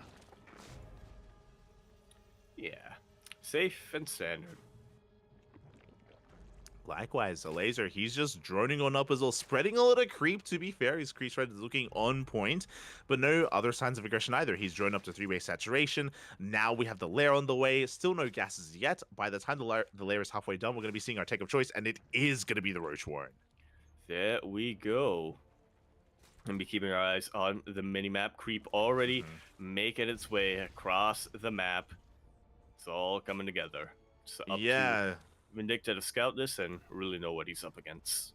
Yeah, and I know that we've been talking about these like big roach timings. This doesn't have to be a roach timing, but like so far things are kind of leaning in that direction here with the creep being spread here on the right-hand side, with the base being taken, with the roach war now on the way, which we did mention can be quite powerful. We'll see if a laser does cut workers. For now, he's droning. If he were to be aggressive, he would cut workers around 66. Yeah. This doesn't have to be a roach timing, but if it isn't, then, well, I'm going to be confused. Because what the hell else was the rest of this for? I mean, we saw roaches in game 1, if you remember. It was a roach ravager opener on Hecate into Ling Bane, so you can play macro out of it. It's fine. 4th base is on the way. For now, a laser is going to be droning up to around 66. He's getting all 6 gases soon to be up and running. The Banshees, they do come across the base. They're going to be forcing a cancel. Yeah, no detection just yet here from a laser. Tis a cancel right at the last second. Not quite able to get the drone, but it's a little annoying here if you're a laser. A little bit tense there as we have double lever chambers on the way. This is going to be for 1-1 upgrades. We'll see if they're going to be carapace and melee or carapace and range. The range upgrades would indicate that we're going to be doubling down on Roach Ravager production, so we'll keep an eye on that. As Banshees, they have arrived. They're going to be cleaning up quite a bit of this creep here. 2 tumors going down, going to get a 3rd, and it is melee, which means this is going to be Ling Bane Roach Ravager. Yeah, the roaches are just to be a bit of a mobile defensive force. If possible, he has the option to send him across the map and get put a little bit of pressure on Vindicta, but like you said, these are mostly just safety roaches, as very similar to game number 1. A laser techs up very, very quickly into an infestation pit. Exactly. So if you were here for game 1 on Hecate, a laser opened up the same way. When roaches just to defend, he makes ravagers to defend against tank-based timings and tank-based pushes. Now we have infestation pit here for a faster hive. So a laser is just playing very defensive here overall. Isn't looking to be overly aggressive, as the double jump is going to be forced back. And Vindicta, again, he's just setting himself up here on these 3 bases, taking gases, 2nd factory. He himself also working towards a 4th. Yep. This doesn't have to be mech, and in fact, it probably isn't mech, considering he already researched sim, but yeah, going to be a little bit more factory heavy. Going to be relying, going to potentially be getting double tech production, or going to be switching into Widow Mines. Oh, exactly. So just tanks initially, then into mine play, of course, depending on how heavy the roach commitment is from a laser. Meanwhile, Vindicta trying to be active here. He's got a double drop on the right-hand side. He's got the Banshees on the left, but he's not really finding too much. This time, a laser having a much easier time keeping up with Vindicta. Yeah, on a map that is a little bit more confined, a little bit more cramped, you will be able to... It is a little bit easier to go back and forth between your bases. It is, and we even like double down on site defense. We have 3 spore crawlers here in a line to make sure that the medevacs do not get in. Clearly, a laser is taking this seriously. Clearly, he knows now the strength of Vindicta. After game number 2, he's like, mate, I don't want to deal with all these medevacs and liberators. Not again. So we just double down on spore production. Even additional spores here on the left-hand side as well. 3 spore crawlers. Oh my god, it seems almost excessive. Almost. But, if you really don't want to make Hydras, you really don't want to make Aspire, then this is what you need to do in order to defend against drops like this. Yeah, like, I don't blame him just based on what's been happening so far. Meanwhile, Vindicta, he has to be very careful. He has a double drop threatening the main base at the same time. His main army going to be trying to keep the attention of a laser on the front lines here. But Lings are in position, and we should force this back. Oh, actually, the Marines, they can trade well. They can, actually. Yeah, nothing much here to really support those Lings, so the Marines trade very well against these.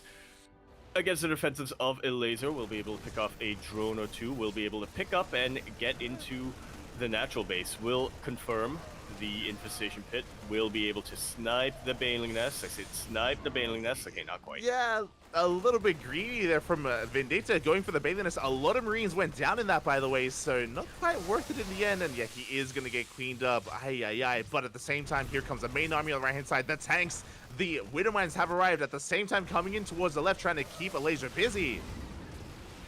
Yeah, once again, really showing off his multitasking is Vindicta. +2 weapons is about to finish for him as well. Pushing a laser to a little bit of a corner, but there's plenty of creep here. Laser, if you want to go for a flank, he absolutely could. He could, and the Widow Mines get cleaned up. A laser, he's going to shut this army down. He cleans up the mines, cleans up the tanks as well. A big win here for a laser, and a Vindicta, he plummets in supply. A laser at still maxed out at 200. We have a drop here towards the south, but it's not going to be enough. And again, a laser also keeping up with this as well. Yeah, keeping it up as best he can. Which is pretty damn well. Pretty well, but the Liberator harass continues as we get 5 worker kills. Ravagers are going to have to turn back around to deal with this. Ravagers, they can, of course, as the spores are going to be repositioning. Drop is going to be coming back in. Queens, they do shut this back. Oh my god, as quite a lot of damage is dealt to that medevac. And Vindicta, he is not slowing down. He wants to try to keep the pace as high as possible as he catches more drones. Just like so, yeah. Vindicta, he knows that if he slows down even for a second, Laser's going to be able to catch his breath, and Laser's going to be able to retaliate and get a better army as the game could.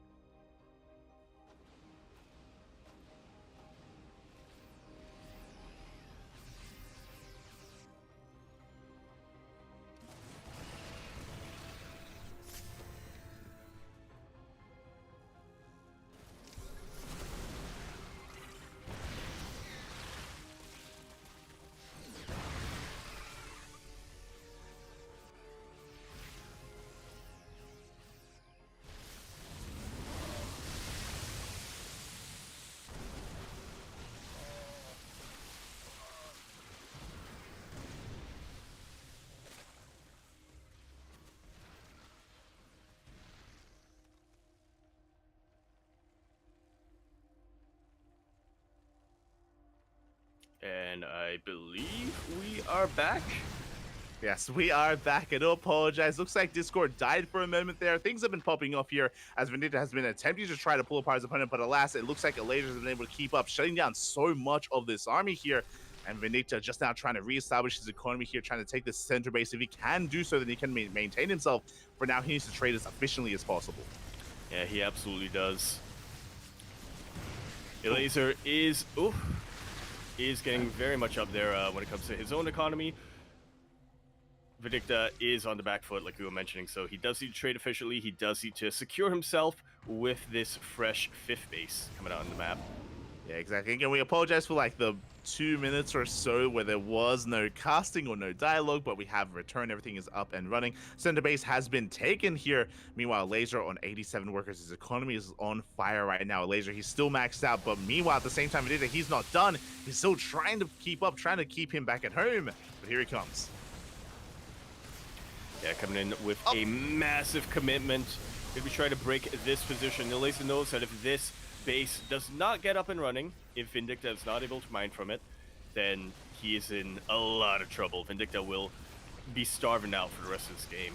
Yeah, Hatchery is going to be going down. Nice pick off there from Vindicta. He does end up losing a CC and 8 workers, but he can replace that base without too much issue. Again, didn't lose too much of his economy. The drop play continues, but a laser, he does force it back. And yeah, this time he is looking a little bit more comfortable. The creep as well is encroaching upon the bases of Vindicta. Yes, slowly but surely. Vindicta hasn't quite been able to get on top of that so far in this game. Oh. As a Hydra then gets thrown down. That's an interesting transition here from Eliza. Yeah, that's a new one for this series. As the Baneling Rumite comes in, we should be able to shut down here 5 SCVs. At the same time, Liberator catches some drones as well. We trade 5 for 5. Not too bad here for Vindicta. Has a drop on the left-hand side, a drop of only Marauders, though, and it looks like once again we push towards the center, and it's so difficult for Vindicta to keep this base up and running. Yeah, he just wants to mine. But he's never going to be able to mine from that position. Nice pullback here against the onslaught of Banelings. Bit more of an efficient trade for Vindicta, but of course the laser can afford to trade a little bit. Can afford to trade inefficiently as long as he's preventing this base from having any impact in this game. And that was 24 plus 26 SCVs going down. A massive blow to the economy here of Vindicta. And again, because of the creep specifically, the creep here is just suffocating Vindicta. He just can barely hold on to his bases.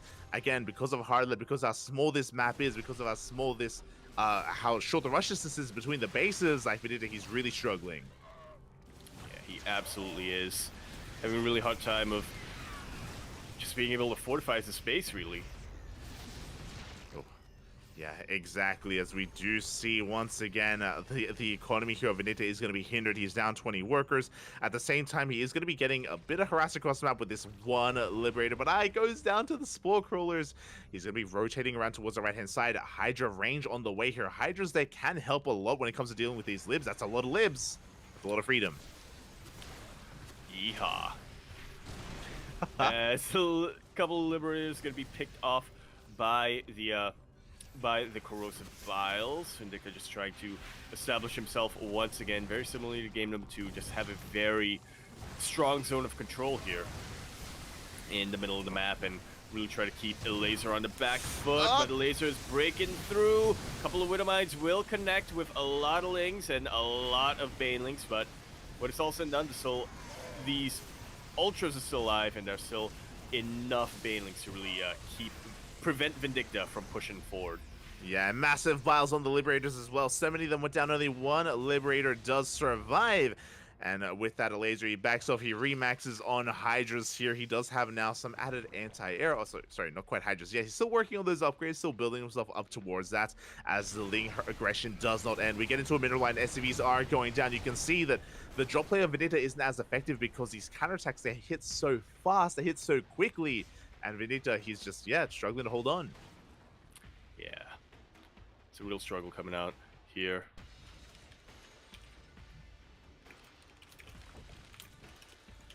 As we are going to be, settling here towards the center. Vindicta is still just trying to hold on, trying to remax, trying to take another base towards the top right, but we have a Burrowed Ling in position here to deny that. The drop play continues, but again, not as effective as it once was. Yeah, it just really goes to show how much Eliza's been able to chip away at the supply. Just shows how effective these Hydralisks really are at catching these medevacs as they dip in and out. Yeah, exactly. As Hydras have been incorporated. There we go. They are now on the way. Speaking of, the medevac is barely going to be able to escape and get the hell out of there. Meanwhile, top right is being taken. Vindicta trying to get another base up and running, but again, Alasia just is not leaving him alone. Nice powerbomb here on that medevac. Big mine shot with the Vipers. They survive, and we top them up. Yeah, just a quick little top up. Refuel. Slurping up some juice from the hatchery. Yeah, exactly. So here we go, Vindicta. He's out of position. Planetary is going to be going down. Bailey's A rolling towards the Bio Army. Looks like we're going to be able to react in time, though. Biles, they connect once again. We do save the workers, but we did not save the Planetary. That we did not. Vindicta now forced to float over an orbital command from somewhere else into that position. Again, Vindicta really just needs as much mining as he can get, and that means floating the orbital to that position. That's what he will have to do. Oh, exactly, and here we go. The Ultras, the Ling Bane, they ignore the Liberation Zones. They dive on top of the army. Big Blinding Clouds as well. Vindicta, he will take a bit of a better trade here, sniping some of these high-tech units. But again, he is running out of money. He's running out of steam. He's running out of a bank. Yeah, I feel like that's really been the story of this game so far.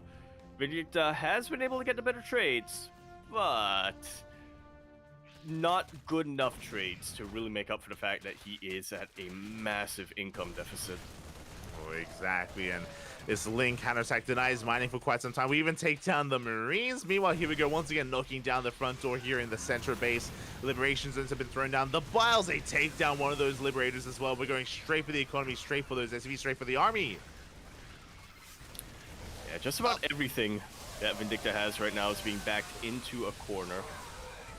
Yeah, exactly. We do get a good concave here at the national base, but that is 21 dead SCVs. Snipe's going to be going off as well on some of these Ravagers. Kind of a big moment here for Vindicta, but look at all these Ultras.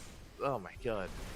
Yeah, I'm looking at all these Ultras, and I'm looking at these few Ghosts. GG is called. A Laser will be taking that series 2-1.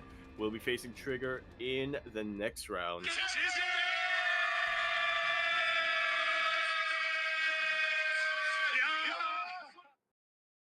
My lord, what a series. What a series we've had here. To just kick off our second half of the broadcast. That was insane. It was the most dynamic, some of the most dynamic play that I think we've seen in quite a while in TVZ. One of the absolute closest series that we've had. Without a doubt, the closest series that we've had tonight. Very close. GG, well played. Game 1 and Game 2 were wild. They were beautiful. They were everything that you would want out of late game EVT. Here in Game number 3, a lot more in control of a Laser. And I do think a big portion of that is because of the map as well, because of just how small it was. We saw Laser was having a much easier time keeping up and a much easier time counterattacking and harassing as well. Vindicta, he was just under so much pressure by the ground army, and a Laser able to fight back, able to take the series in the end. But that was a taxing series here. That was not an easy one for a Laser, and that was only round 1 of this group, of this bracket. Oh yeah, only round 1, as a lot of our series, by no surprise, have progressed since then. Buddies in a qualifying match. Yep. Oh my god! Exclamation mark! A while. Exclamation mark B in the chat if you guys want to have a look back at yourselves, because everyone else has been concluding this series. Literally, yeah. everyone in the bracket was waiting for our series to finish. Literally, even the lower bracket rounds. Yeah. Disrespect has been waiting a long time for Vindicta. I think Shadown beat Silky a while ago, so yeah, now Shadown's going to be waiting for an opponent, either Trigger or a Laser. Come down here.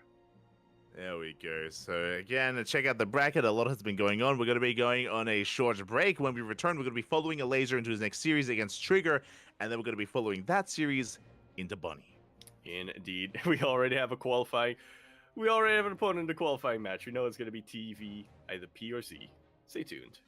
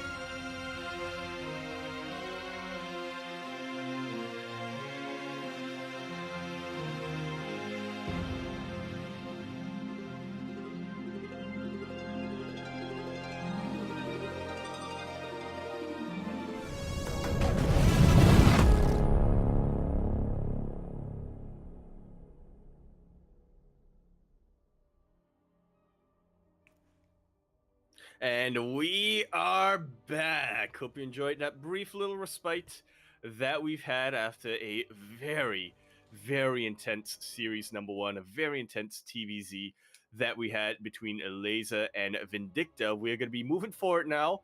Finally, Trigger has an opponent here. He's going to be facing Laser in a bit of a cheeky PVZ on our hands. And of course, we're going to be kicking off on Hecate. Right here in the top right-hand corner of the map, starting all the way in the top right, we of course have our red Zerg player coming down from the land of Poland, representing Team Liquid. He has very eager, no fear whatsoever. We have Eliza. And spawning in the bottom left-hand corner, we have his opponent. We have the Canadian Protoss player, who, as you said, has been patiently waiting for quite some time, representing Team Basilisk. It is Trigger.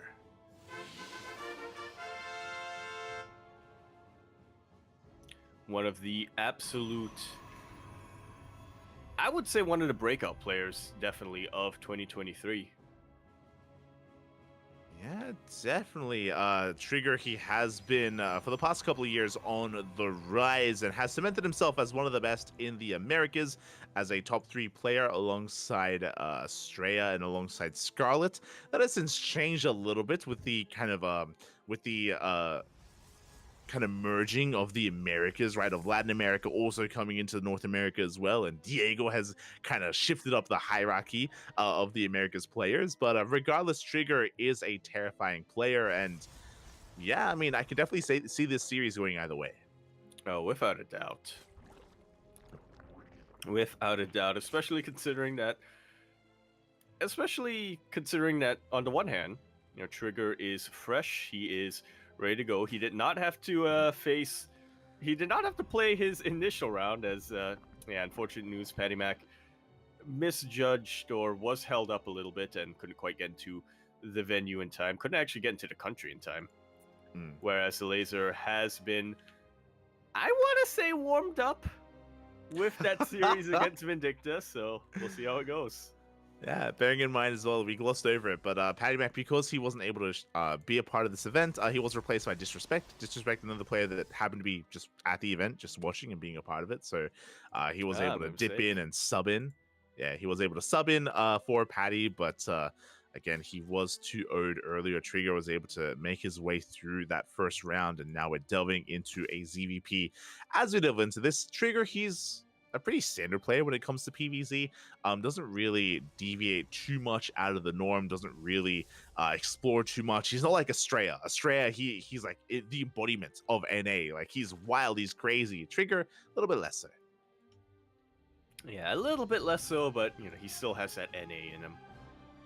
He does, and every now and then it does flare up, but only every now and then. Yeah, especially when he's been theory crafting with Starduck. Very true, very true. Until then, though, it's going to be a Stargate opener into an Oracle, into a third base, soon to be taken. So again, a very standard opener out of Trigger. Likewise, a Laser going for a Hatch Gas Pool, droning up his bases here, getting his queens in between both his natural and his main. It's going to be on Trigger to try to find some economic damage, and it's going to be on us to figure out what comes out after the Oracle and after the third base. Yeah. Could it be another Oracle? Oh. It is. And another after that? Oh, potentially. Potentially. You can do that. True. So we should be seeing a triple Oracle opener. The Lings that have arrived there looking to delay this base. Trigger, he's in position though with those 2 bodyguard adepts here to protect that probe. Make sure that these marauding Lings do not touch it. Oh, it's a VIP. Very important probe. Very important probe. At the same time, Oracle gets across the map. It looks like we get 0 worker kills so far. A Laser, he's able to keep up here with the aggression. The queens rotate around, and no drones have fallen yet. Not just yet. As Trigger is getting yet another Oracle behind the initial 2 he's made. So, going to be triple Oracle coming out from him. Going to be consolidating his forces. Going to be consolidating his Oracles before really diving into any mineral lines. Yeah, he gets one drone kill, but he's going to be threatening a dive towards the natural. Alas, the Queens are able to keep up. We have our transition here. I hope you're ready for another long one. That is a Forge and a Robo and a delayed Twilight Council. Indeed, we are. But he's going to be waiting a while for an opponent. So from here, essentially, as the Oracles, they do dive into the main base, and we do get a Queen kill in the main. Not a bad pickoff. The Oracle goes straight for the natural. No Spore! Yeah. Trigger well aware that the Queens did reposition themselves, so this Oracle was able to wreak havoc. Oh. And a little bit of a pause here for Trigger to really revel in the fact that one Oracle was able to get 5 drone kills. I don't blame him at all. Yeah. I want to save that too. It's a pretty good start here. It's a pretty damn good start for Trigger. He keeps all 3 of his Oracles alive, as it looks like any kind of issue has been cleared up. Again, they're playing for the first time at the venue, or for some of their first times at the venue, so they do have to clear things up, and maybe a couple of issues do pop up here and there. But basically what I was getting at, because of the late Twilight Council, we should be going into double Robo production. There it is. It's going to be double Robo Colossus here from Trigger. Because this Twilight Council is late, that means he isn't really interested in being very active with Blink Stalkers or Charge Lots. That's why he felt comfortable delaying it. That's why he's going for a tech-heavy style. He's going to be taking a more defensive route here. So Links come in! Yeah, the Links come in, and there are no gateway units to really defend anything. There's a shield battery, so none of the probes fall just yet, but shield battery should be going down, and a couple of probes should be going down with it. Yeah, good target firing out of a laser. He shuts down 4 probes here. Big pickoffs. Trigger being punished for being caught out of position. And again, a laser is under no threat of being counterattacked. Now, the thing here, as we have already identified that it's a tech-heavy style, and again, we're just getting in towards the mid-game, building up a death ball of an army, it's now on a laser to figure out what's going on. For now, a laser, he has a lair on the way, +1 melee. He's taking up into Ling Bane Roach Ravager. Typically, if you realize what's going on here, you are very fast to drone, to saturate your 4th base, and to take up into a hive. We'll see if he can pull that off as he catches more, oh my god, more gateway units!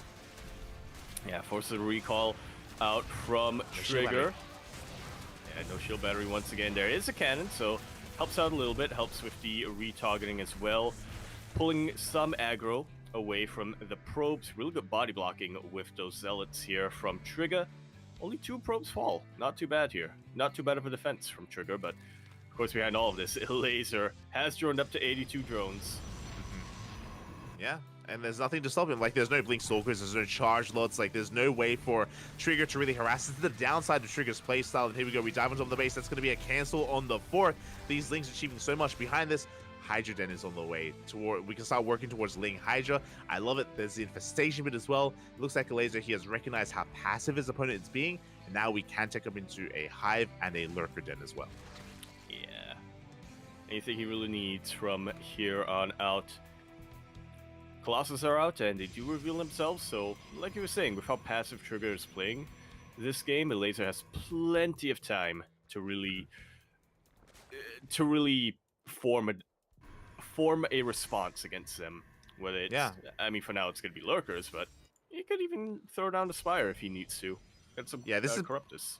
This is basically Trigger doing his best Showtime impression. And the problem is that Showtime is native to Europe, and I'm sure Alazer has played against this many times, so Alazer is doing everything correctly here. Hive on the way, Lurker Den is on the way. As you mentioned before, we droned up to 88, almost 90 drones at this point. So greedy, but he knows he can get away with it.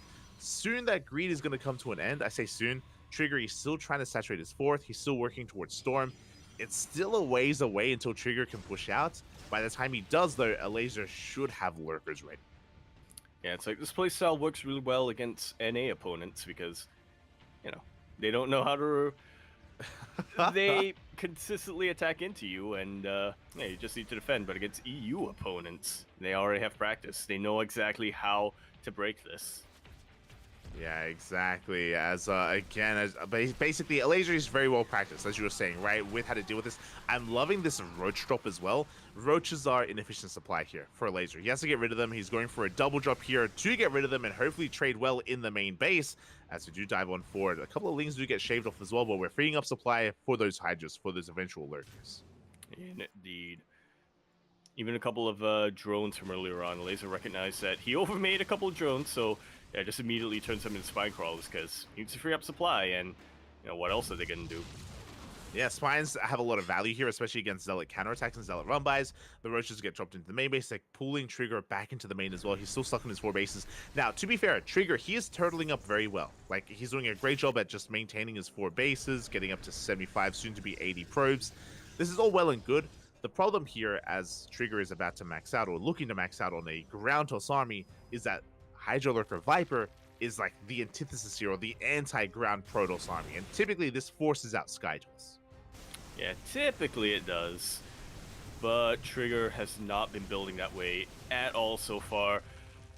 Still on the single Stargate for the time being, no fleet beacon in sight. He really wants to make sure he can make use of his robo units that he invested so heavily into before going into that transition. Yeah, and here we go. We have Trigger pushing on the left-hand side. A wall of spines as well here. A laser meeting him here in the late game. A wall of spines, a wall of lurkers. That's just showing off how rich he is at this point. He's got the money for it. He does have the money for it, which means no way in for Trigger. Again, once the lurkers have been revealed, this should force a transition into something like a Fleet Beacon and Sky Toss, Carriers, Tempest. The Stasis Traps, they're being baited out. Really nice moves here out of a laser as Trigger is trying to find a way in. A laser is maxed. Trigger, he's getting there. Slowly but surely. Little bit of a vulnerability here. I say that just as the laser tops it off with those lurkers. Oh, the yikes! We'll be catching one of these Colossus. I say one of these Colossus. There we go. One Colossi does go down. A nice catch there. Meanwhile, there it is. Fleet Beacon +1 air attack. Now, the problem here is that this is a late transition from Trigger into Skytoss, and the laser's already maxed out on his ideal army. And he already has a Spire on the way. He's getting ready for that next step. So soon, basically, a laser is going to be active. Soon, he's going to be the one pushing out, especially with those Vipers. He can be a little bit more aggressive here in how he engages. Oh. Yeah, but it's going to take a while before we really get to that point. Really good feedbacks here from Trigger. Really preventing a laser from getting those free yoinks and those free Colossus kills that he really wanted to get. Tempests are going to be a unit of choice here, which isn't a bad idea. You know, it's a very long-range siege unit that can really pick off these lurkers from afar, but he's going to need a lot of them to deal with how many lurkers the laser has right now. Yeah, Tempests are ideal against Broodlords and Lurkers. Oh my god, no! That's every single High Templar. That was, what, 4 High Templar going down? That was brutal! Yeah, now the Immortals are in mortal peril. They are. Here come the not a great yoinks. start, to say the least. Another Immortal will get taken out. Another one will be taking a lot of hull damage. There's no way Trigger can defend its base, right? There's no way. This base is going to be going down. We can see on the left-hand side as well, a laser going for a split push, pulling Trigger apart. He's caught in the center of the map, and he just lost a big chunk of High Templar, so he's just not ready for this base as they're going to be falling. Yeah, there's not a whole lot Trigger can really do from this position. It's going to take a long while for Trigger to push his way up this ramp. He will eventually, but by the time he does, a lot of probes will go down. So yeah, 6 workers go down. The base towards the south has fallen as well. We do have an observer, so we will clean this up. Trigger does save this Nexus, but again, this position is now vulnerable as a laser. He's gaining more ground here, pushing forward towards the south. We can see Trigger trying to go for his own counterattack, making his way through all of these spine crawlers. Yeah, Laser definitely lost a lot of supply trying to go for his offensives earlier on, so Trigger has this little window of opportunity, but he's attacking into creep.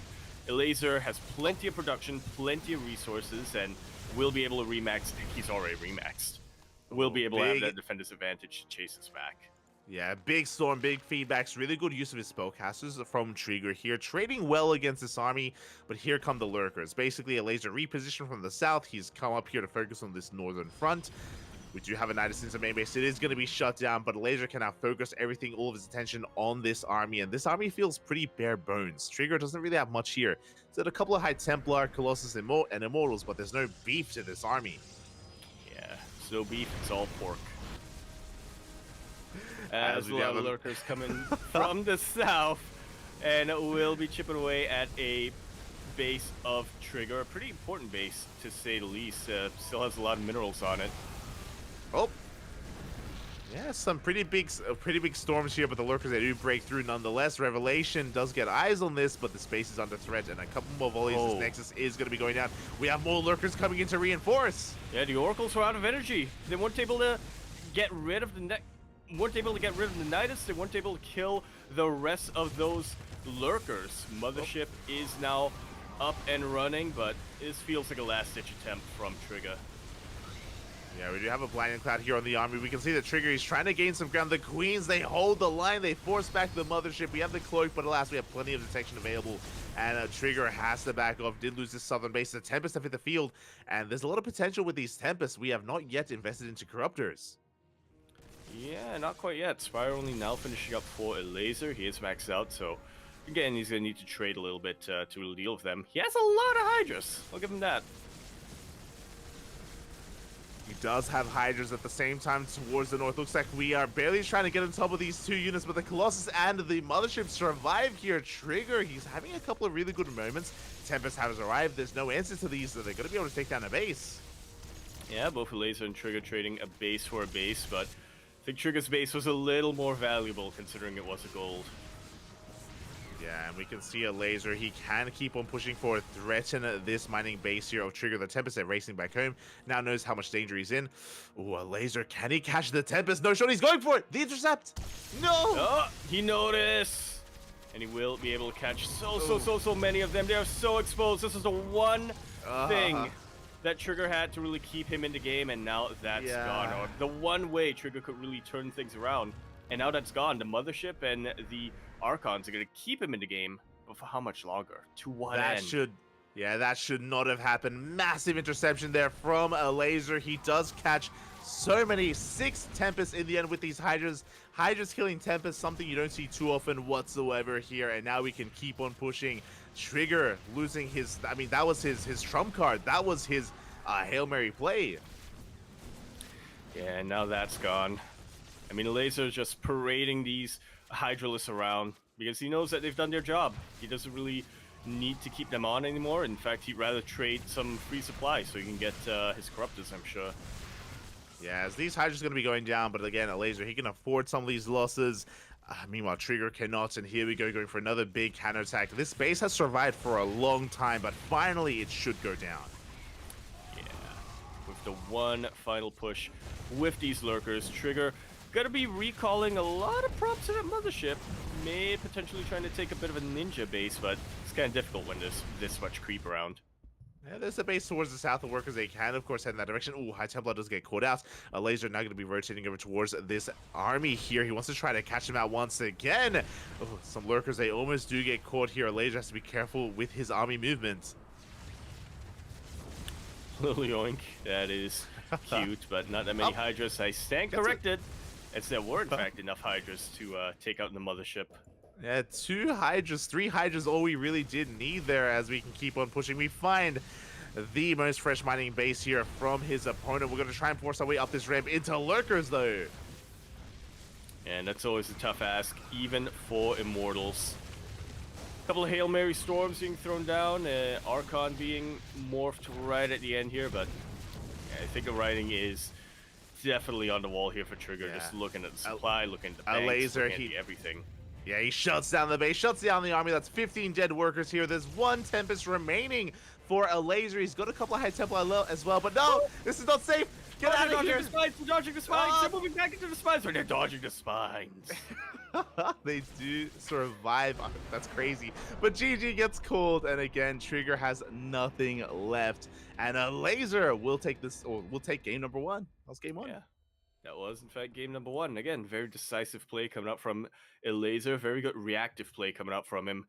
A little bit aggressive in the early game, but once he realized how passive and how defensive Trigger was planning on being for that particular game, immediately a switch flipped in his mind. He just immediately teched up and, yeah, used that to his advantage. Yeah, that's the downside of this play style for Trigger. Going for this tech-heavy style, like double robo into Colossus production, this used to be a very prevalent play style a couple of months ago. You know, I want to say like around April-ish, April, June, July. We saw it a lot from the Korean players even as well, like Hero and Nightmare and Classic, maybe a little bit earlier, like April-ish, yeah, April, March. but it very quickly fell out of fashion because it was so prevalent in the meta. A lot of the Zerg players got used to it, recognized how to take advantage of it, recognized the tells as well, and as we saw here, like, if the Zerg player is able to catch wind of what's going on, they can punish it so hard by just racing them into the late game. Yeah, definitely. Really effective for those 2.5 months-ish when it was fresh, when it was new.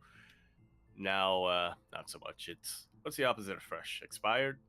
No, that's too far into the opposite direction. It's too far, Poppy, there we too go. far. Oh my god. I mean, it can be powerful, don't get me wrong, but I mean, yeah, we can clearly see here that Laser, he is one to embrace that kind of situation, to take advantage of you, and yeah, really solid play out of our Polish Zerg player. Indeed it was. Speaking of which, we're going to be continuing our series now on Hard Lead, where we're in the top left-hand corner map, starting all the way. In the top left, we of course have our red Zerg player coming down from the land of Poland. He is going to be representing Team Liquid. We have Eliza. And sporting in the bottom right-hand corner, we have the Canadian Protoss player representing Basilisk. Down in this series, but looking to fight back, it is Trigger.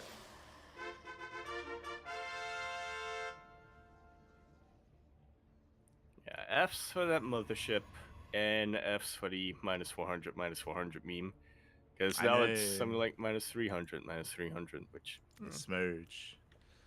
Yeah, that was really the biggest failing of the patch, right? Just getting rid of the mothership meme. How dare they? Like, exactly. Oh my god, now it's actually pretty useful. Yeah. What? Like, sure, it made the mothership a bit more useful. Sure, it made things a bit more dynamic, but come on. What about the memes? What about the memes? As for now, we're going to be settling into our next game here. I expect to see Trigger go for a different play style, especially on hard lead, going for this kind of double Robo Colossus play style or build is that much more difficult. We saw this in the Vendetta series of Vendetta versus a Laser, where this map a lot smaller, a lot more congested, a lot more difficult to really turtle up and go into a later game. Yeah, once the lings start coming, they just don't stop coming. Yeah, well, definitely. I'm saying lings because I'm expecting a laser to be aggressive once again, but who knows? Yeah. Maybe Trigger's going to go for a charge timing. Yeah, like, I wouldn't be surprised if it's a Stargate opener, but really my eyes are on Trigger to mix it up a little bit and to have a different kind of variation or a different follow-up after the Stargate. Remember, last game it was Forge Robo with a delayed Twilight Council, so we'll keep an eye on the production tab to see if that's going to be the same again. That we shall. That we kind of have to at this point.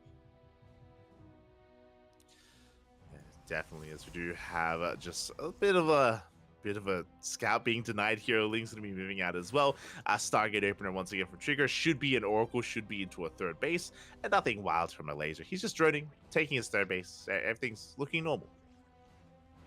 Indeed. Slowly but surely. Gonna be getting into a mid game, and very quickly from there, getting into a late game. Funny how that happens, huh? Yeah, sometimes we can go into the late game. Sometimes. I know about quickly. I know about that one, but yeah. Look, all I know is that one day I expanded. I closed my eyes for a second. When I opened them, all of a sudden there were BCs everywhere. All of a sudden Ultras were knocking down my door. Did you ladder recently? Is that what happened? That isn't what happened, but okay. I have laddered recently. Okay. Not too well. It's okay, Bobby. It's okay. The crabs are keeping you safe. The crab champion. For now. As here we go. The first Oracle is going to be moving out. Third base soon to be taken here. Once again, the VIP, the very important probe, is protected and covered by the Adepts. Yeah. 2 Adepts left and right. Flanking them. That one poor larva. Just wanted to grow up.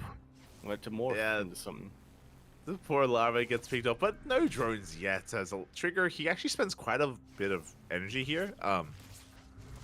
I'm not too sure how I feel about this, but yeah, quite a bit of energy was spent here getting the larva down. We do have Adepts threatening a shade, but Lings are in position as well, and so far, Laser, he's holding well. Yeah, holding as well as can be for the time being. Going to be a much quicker Twilight Council this time, though, as a follow-up from Trigger. Yeah, there we go. It's going to be a Twilight Council and a Forge. This should be for +1 and Blink.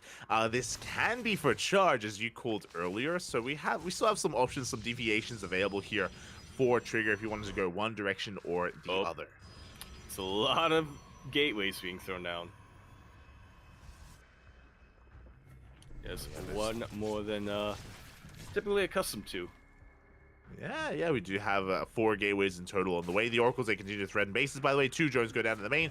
We have a 3rd Oracle heading towards that 3rd base as well, but the Queens are in position. We are able to zone this back, and so far, yeah, we just can't really find too much damage. Forced to Revelation instead. Yeah, but at least he will be getting eyes on the tech of Eliza. We'll confirm the Roach Warren earlier on. We'll confirm this lair. Well, I say that, but not sure if he actually got vision on it from that flyby.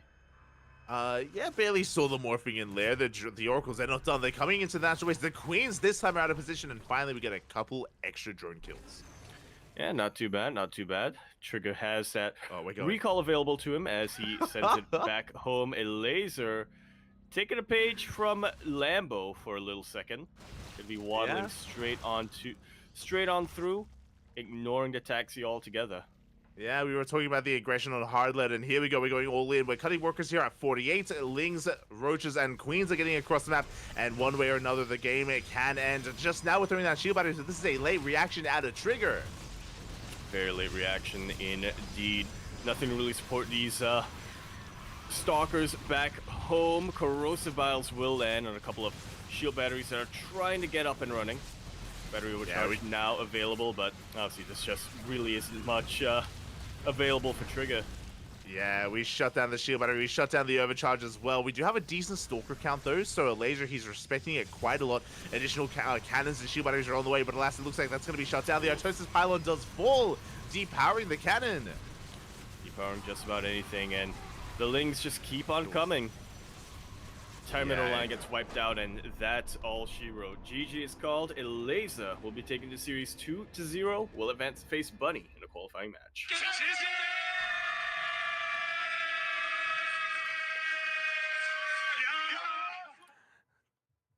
GG. Very different play coming out from Eliza this time. Not reactive. Yeah. In fact, very active. GG, well played. Again, a laser once again making use of the map itself. We've seen a lot of 3 base all-ins, or just you cut workers at a certain point at 66, 60, or even 50 drones. This was a little bit earlier than that.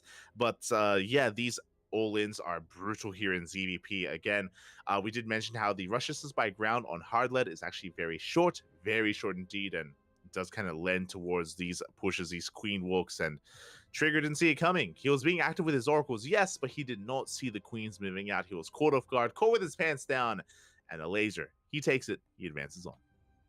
That he does. Will mean that we're going to have yet another TVZ on our hands. We have to save these while we can. That's going to be coming up shortly in our qualifying match. Trigger, meanwhile, will be moving down to the lower bracket, where I believe he already has an opponent waiting for him. Yep, I believe he's going to be facing Shadown. He is going to be facing Shadown there in that lower bracket. Meanwhile, we're going to be going on a short break. When we return, we have our qualifying match, our first qualifying match for this bracket. It is going to be a laser versus Bunny. We'll see you then.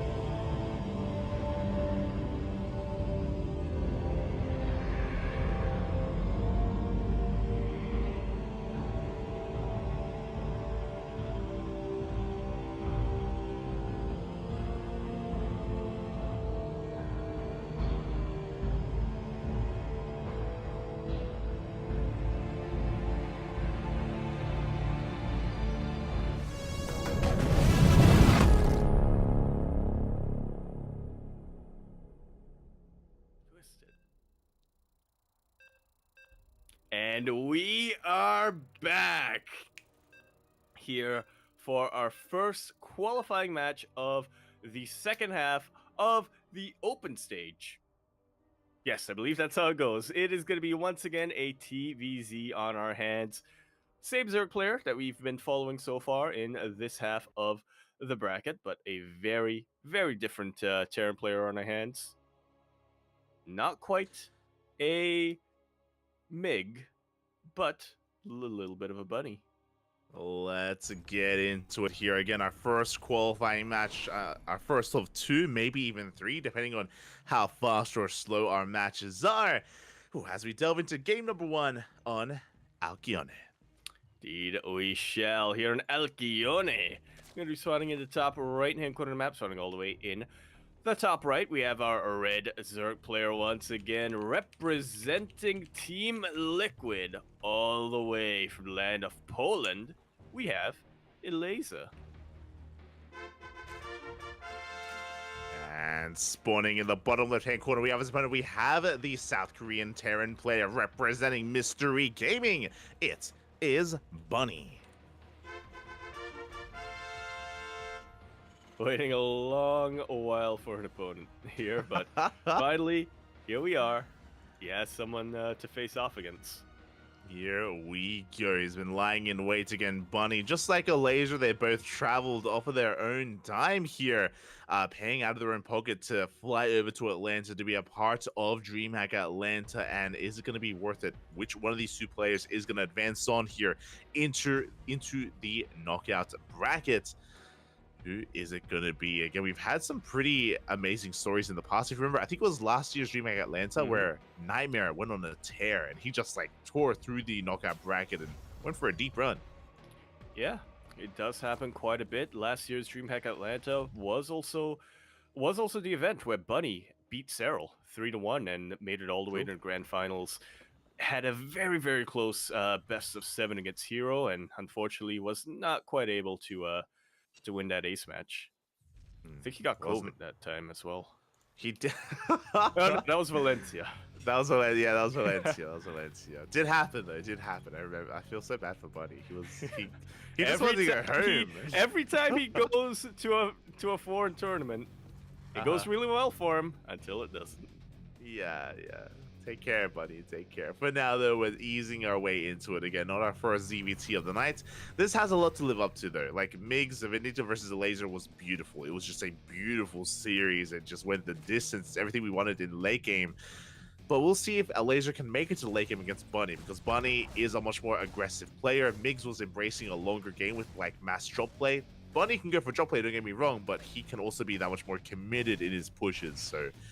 yeah, we'll see. We'll keep an eye on Bunny to see how much more aggressive he's going to be.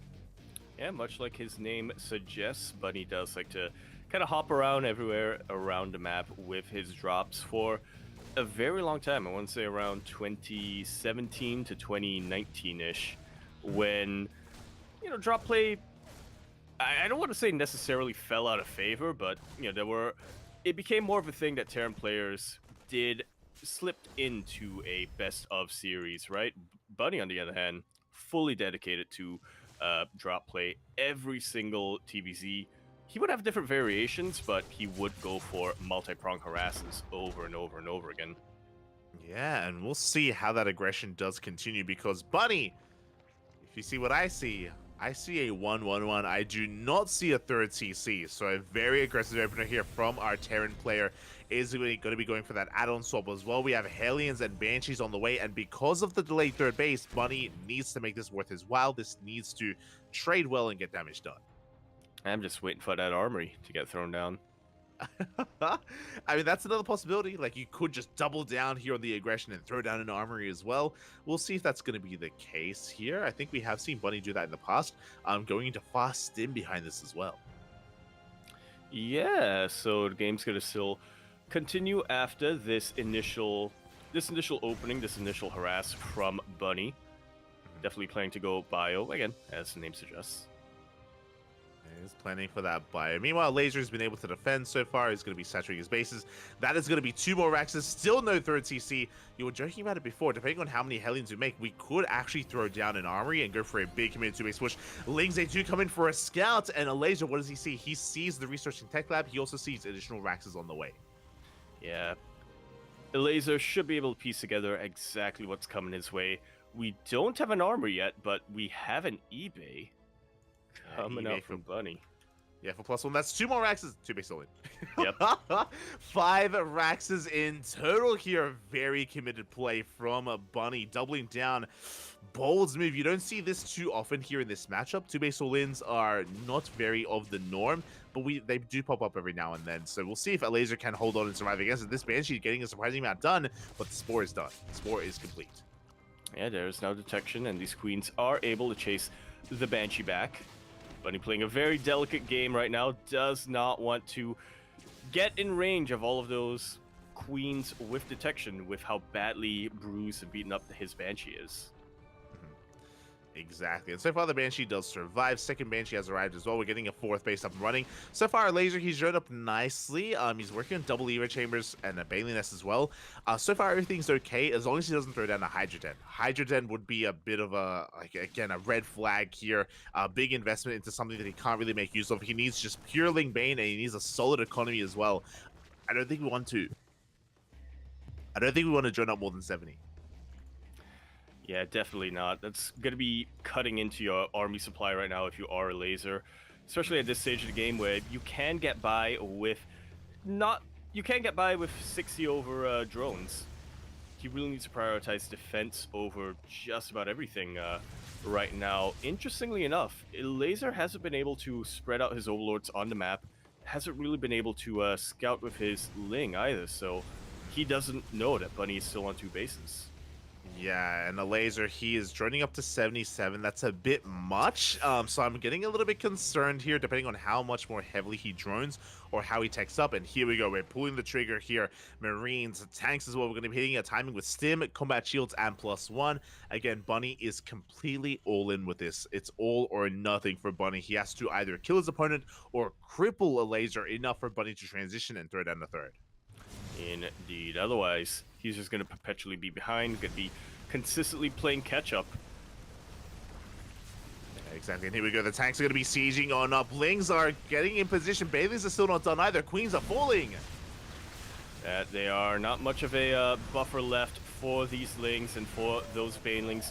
Pretty good spread here from Bunny, pulling back with his Marines, playing a very delicate dance once again. Baneling speed is about to finish up for a Laser, and once it is, these Marines are going to be super vulnerable. Great target firing, though, from Bunny.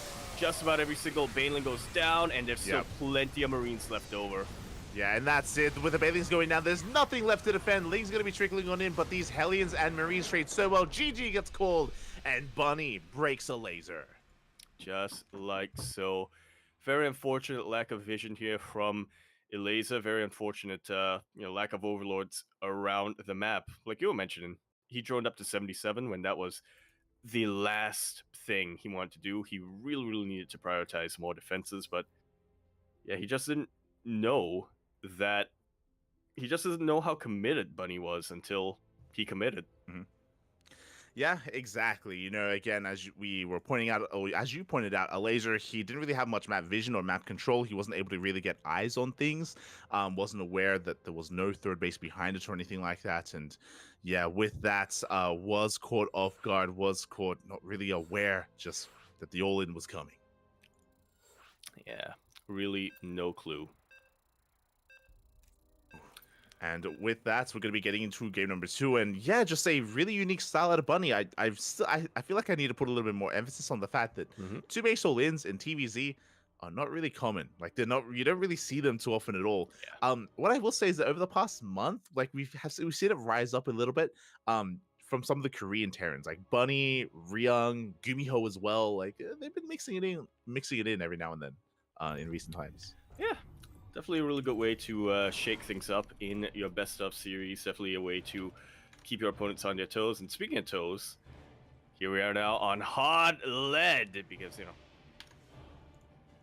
lead toes. Anyway, Here we are now on Heartland. We're in the top left-hand corner map, starting all the way in the top left. We have our red Zerg player coming out from the land of Poland. He's, of course, going to be representing Team Liquid. We have Elaser. And spawning in the bottom right-hand corner, we have as opponent, we have the South Korean Terran player representing Mystery Gaming, leading the series 1-0. It is Bunny.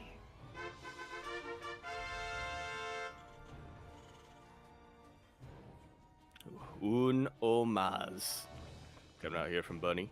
One more map win, and he will have that peace of mind. He will be on to the next phase of the tournament, onto the knockout bracket. Oh, exactly, and I'm a little bit concerned for Laser. One, we're loading into hardlet again. Shortest rush distance, like very short rush distance by ground. Here on this map, we've seen a lot of all-ins already, typically from the side of the Zerg. We've seen that Bunny, he's not afraid to get his hands dirty here with his own all-ins. Now, I doubt we're going to see a two-base all-in again, just because he just did it, and Elaser's going to be that much more aware. But Elaser may just play scared just because of the map and just because of what just happened, and may, play inefficiently as a result as well. Yeah, definitely wouldn't be too surprised. Hecate, fairly large map, not a great map for all-ins typically, unless you are like Bunny, able to really keep it hidden for as long as possible. Just kind of get into the heads of your opponent. So, like you said, Elaser, we are playing now on a much shorter rush distance map. Elaser, that's got to still hang on the back of his head. It's got to still be thinking that, it's a possibility. If I'm not able to get my overlords in position, if I'm not able to scout what Bunny is doing, I have to play. I'd much rather be safe than sorry. Oh, exactly, and we'll see if that's the case as the Reaper has arrived. Going to be forcing out a Gas Geyser as well. So Laser being forced to delay his third base by a little bit here. So already a little win for Bunny as he does camp this location. Laser is going to be committing here though, and Bunny, he's going to stick around. Are we going to force? Yeah, we do get on top of the drone. Oh my god. Just like so. Drone will live, however. Drone will live, but again, we just contain Laser to two bases. This third is so incredibly late, and Bunny does not leave. Oh, come on. Now you're just being a bully, Bunny. Meanwhile, across the map, the Lings, they get into the main base. A big scout, also a lot of lost mine time as well. We shouldn't really kill anything here, but that is a third CC. Bunny going to be switching into a very economic opener this time. Yeah, that's gotta at the very least be peace of mind here for Elaser. Knows he won't have to scramble to really gather his defenses this time. It's interesting how adamant Elaser really is on getting this particular third base location, though. True. Like, this was very stubborn of Elaser to not try to expand elsewhere and not delay his third base. As a result, his third base is pretty heavily delayed here, but it is where he wants it to be, and that is the triangular third.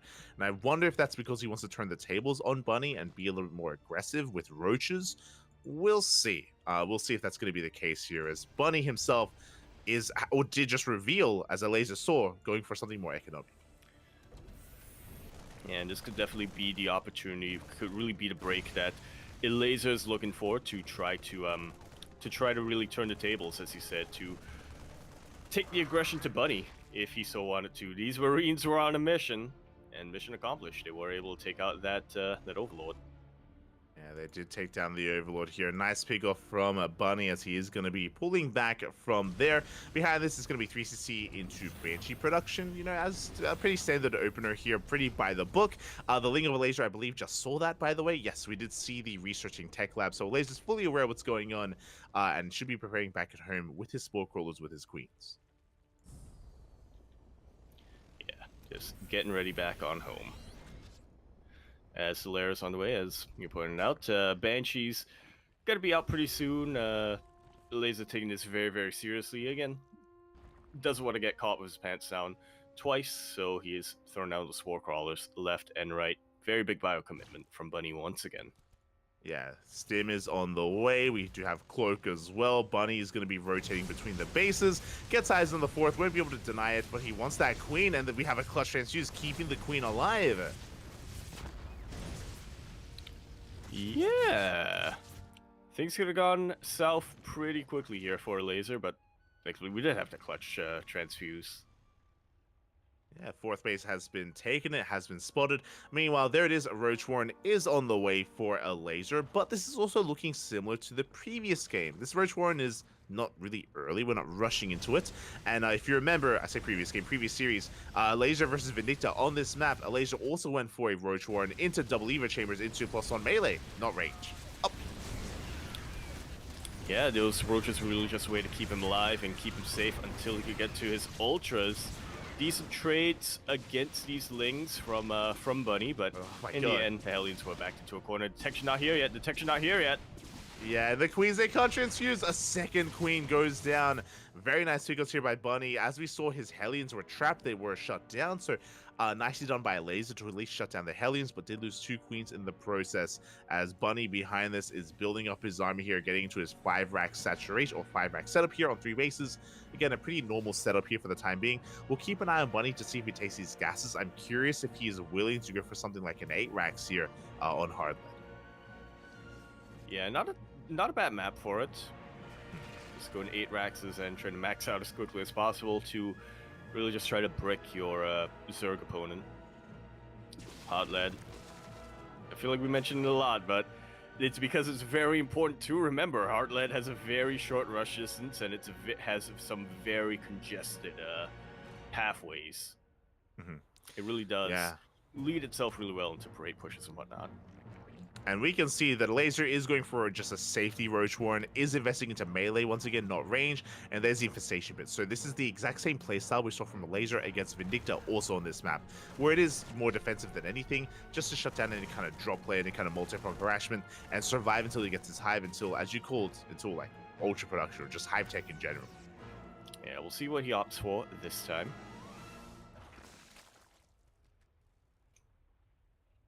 As the safety roaches are doing their job, just chasing Bunny back. Bunny, player who is fond of his 1-1 timings, and this time, not quite gonna get much done with them. Not yet, anyway, with all those roaches. Yeah. We do have 3 more Raxes on the way, so it is going to be 8 Raxes in total. But we're also taking our gases here at the 3rd, so I'm still not entirely convinced if this is going to be a 3-base all-in or not. We'll see if he does it on a 4th, or if he commits to the all-in. Yeah, we shall see. Bunny going to be able to dodge most of those corrosive biles. Stims on forward. He does have the upgrade advantage, so he is trading pretty dang well against these roaches and these Ravagers.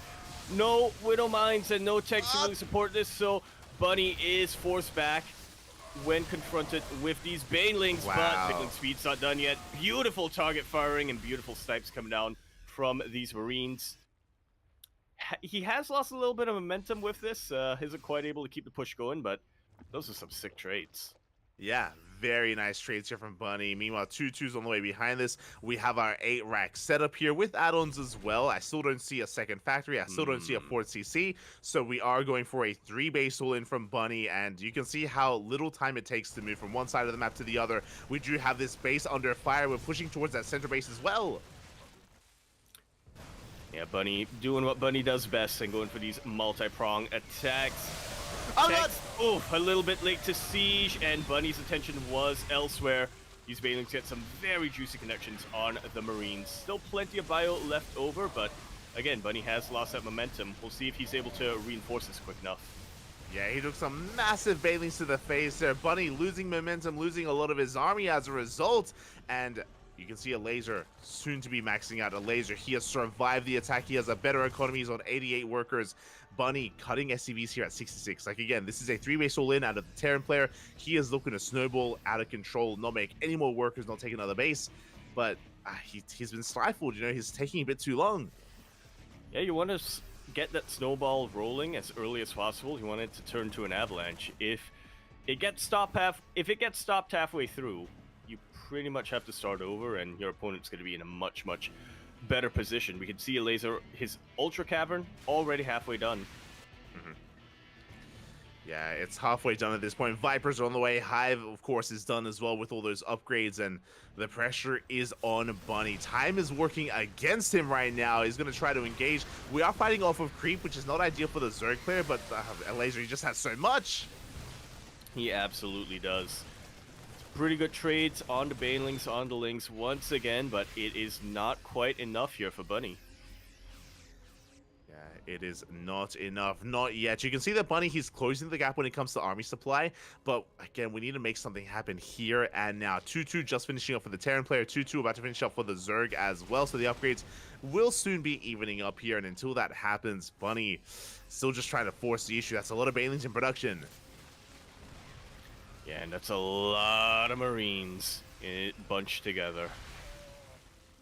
Exactly. Biles are going to be connecting here on a medevac. Not on too many Marines, though. We have additional Liberators on the horizon. Banelings have finished up. Viper has arrived. Blinding Clouds has a lot of potential here. Oh. Yeah. Once the Viper gathers enough energy. Exactly. So we have a big link counterattack, pulling back the army, buying more time here, and again, Bunny still refuses to make any more SCVs. Once he starts mining out of his main base, he can lift it up and take it as a fourth. That is still a possibility here for Bunny, but again, he's still so committed. He has maxed out a super maxed army. Both players are at 200 supply, but Bunny significantly more army supply.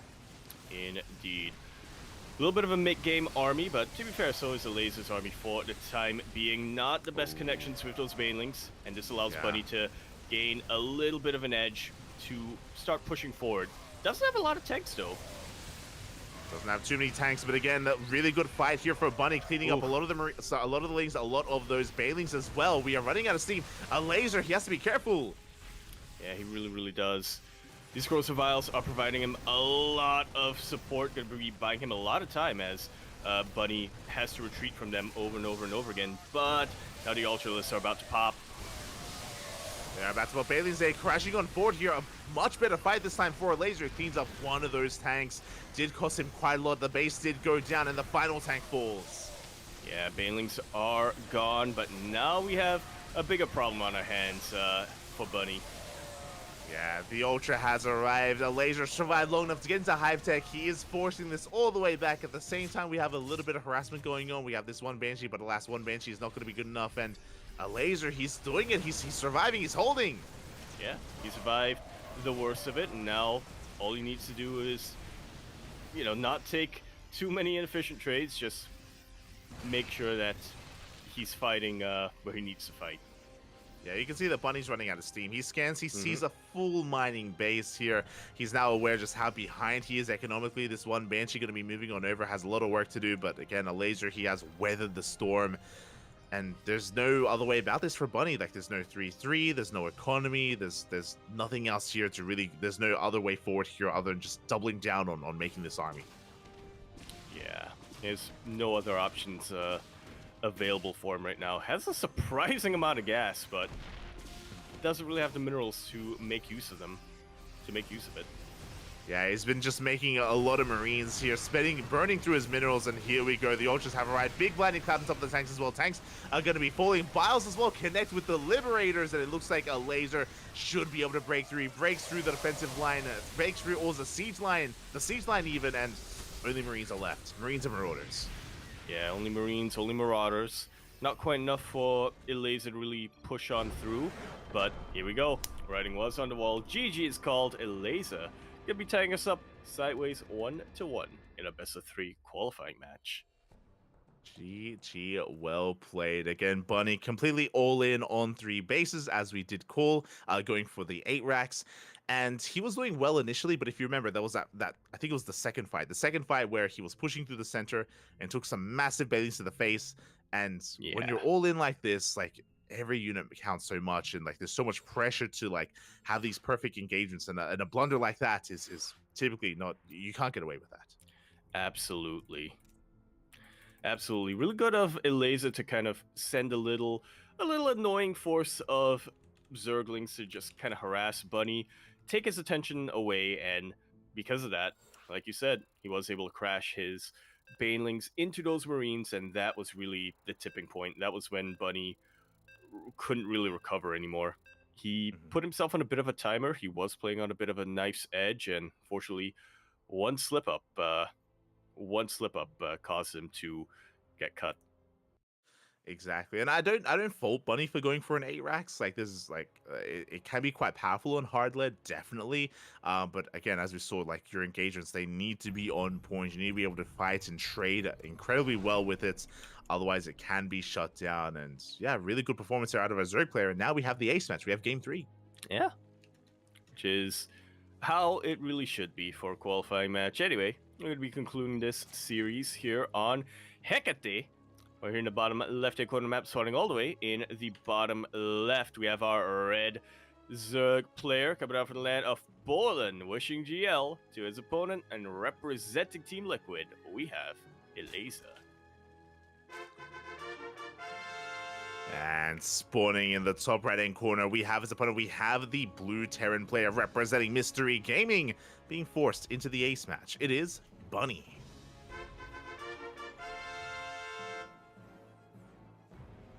I never noticed the R in the logo of Mystery Gaming. Oh, yeah, Oh, but it's also an I. it is. Because it's a mystery. And a G? Yeah, there's a G there as well. It's a G. And an A? Can And you just like what does it spell out? Can you spell Mystery Gaming with this? Is that Wait, possible? so GRA, and there's also the I, but I'm not sure if it's I like the letter or I like spelled out EYE. So it's like Gary.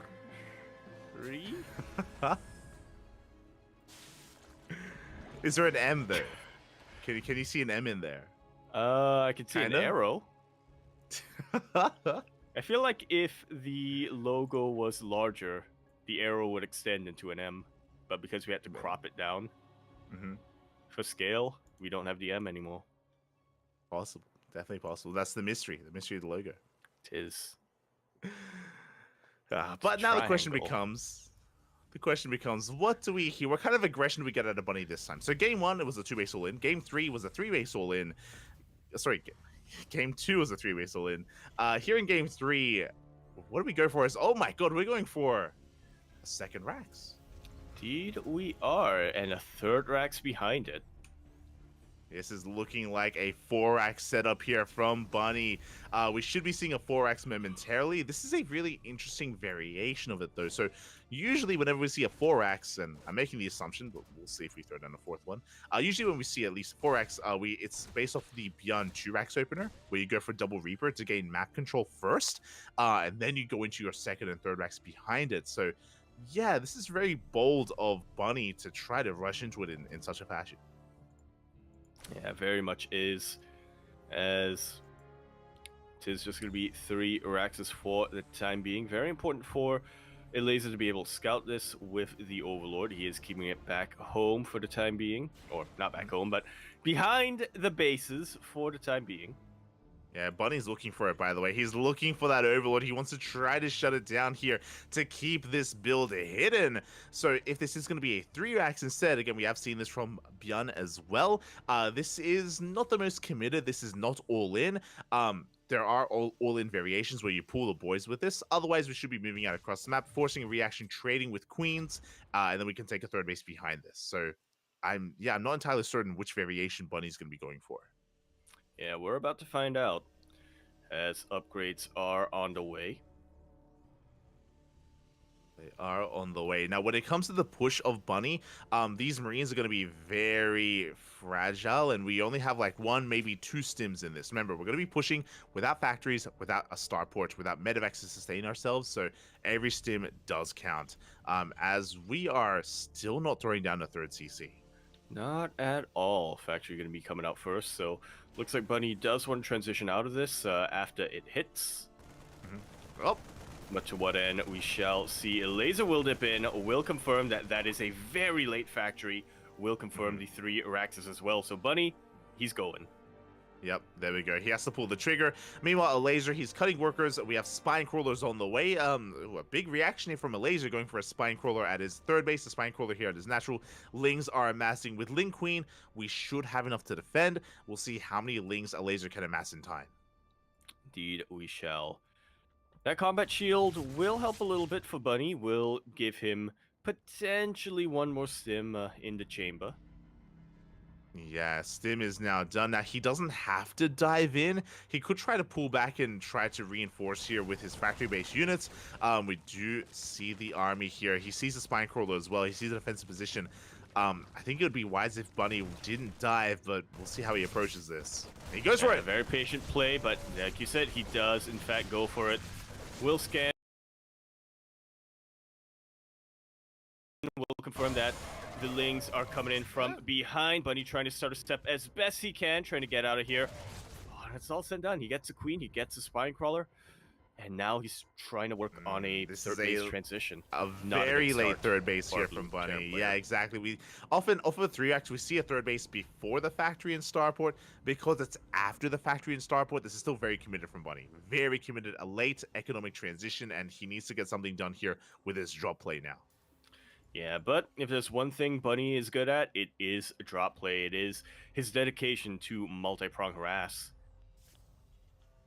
2 medevacs now on the way, and that's just going to open up Bunny to have a lot of options and potential when it comes to harassing on the map. Ooh, exactly, and here we go. Bunny is going to be pushing out. The move out, I think, barely is spotted by that Ling. A laser, he rotates over. Very crucial scout there from a laser. He's aware of the position he should be. As there we go, the army's going to be rotating over. A lot of DPS here in these Marines. Can he deny the base?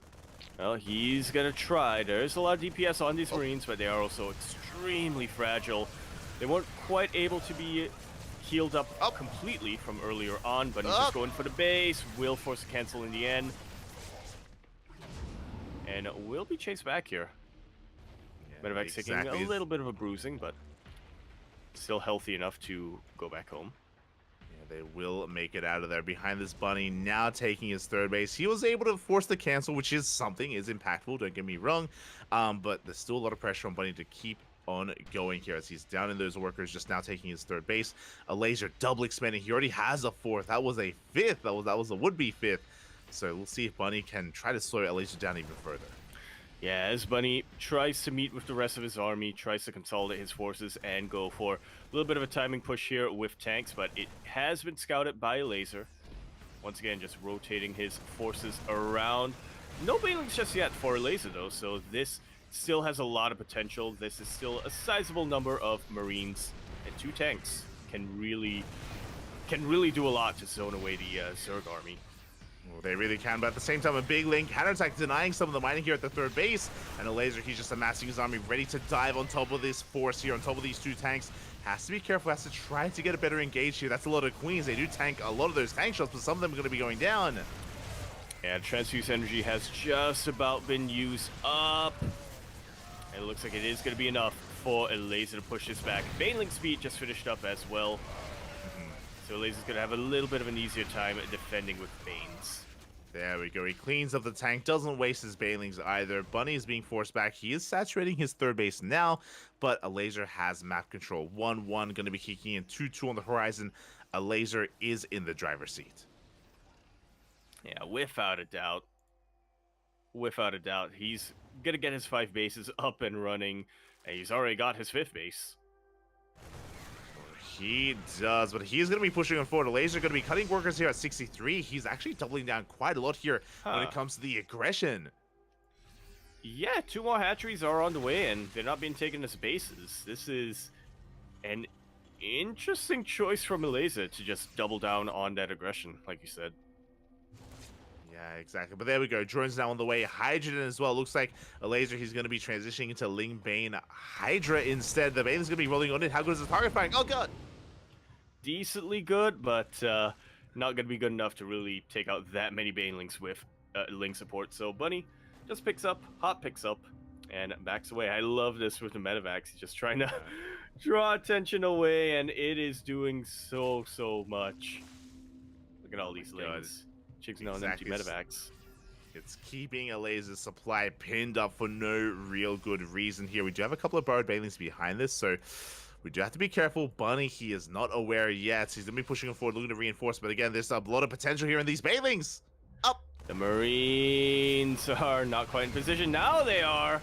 Going to be getting in there.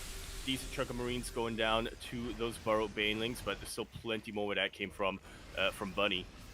Bunny far ahead when it comes to the army supply. He is ahead in that army supply. He has a lot of tanks. Is a very committed push here from Bunny. We'll see if he can pull this off.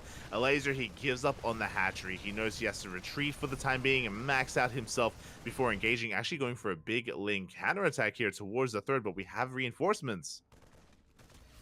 Yeah, already hanging back and going to be able to catch these Lings. And once these Lings go down, you know, Bunny's going to be feeling pretty confident just to send the rest of his reinforcements forward just to get back on the front line. 30 Lings are on the way right now for a laser. He needed those a while ago. Yeah, exactly. He has to be very careful with how he engages just because of the tank line, liberators as well.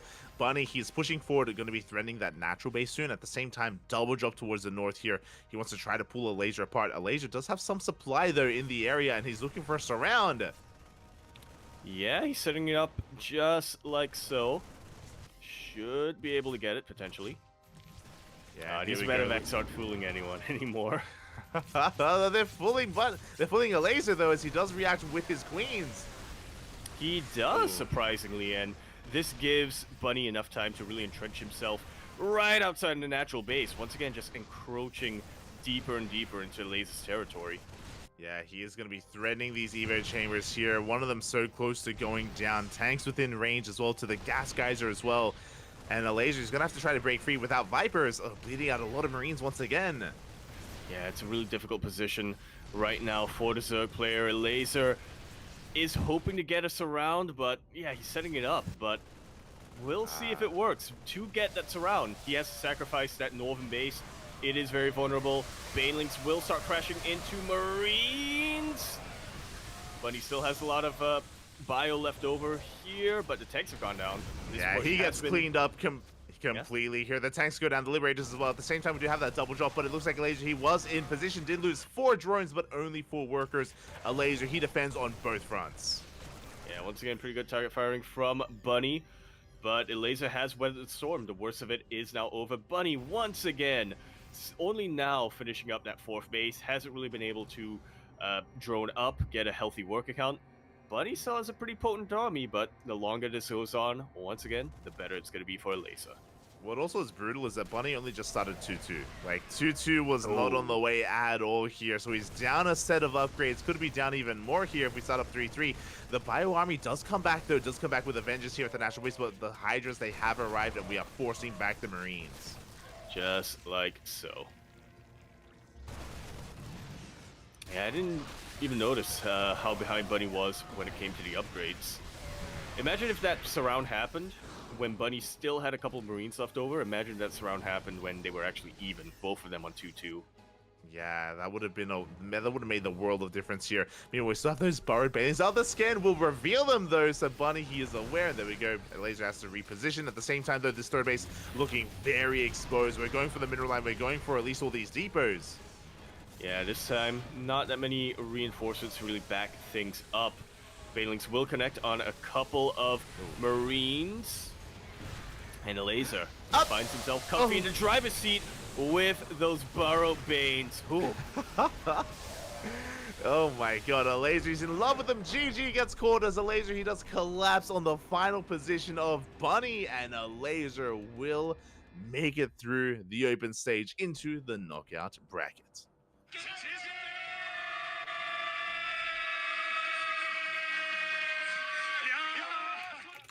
Very nicely done here from a laser.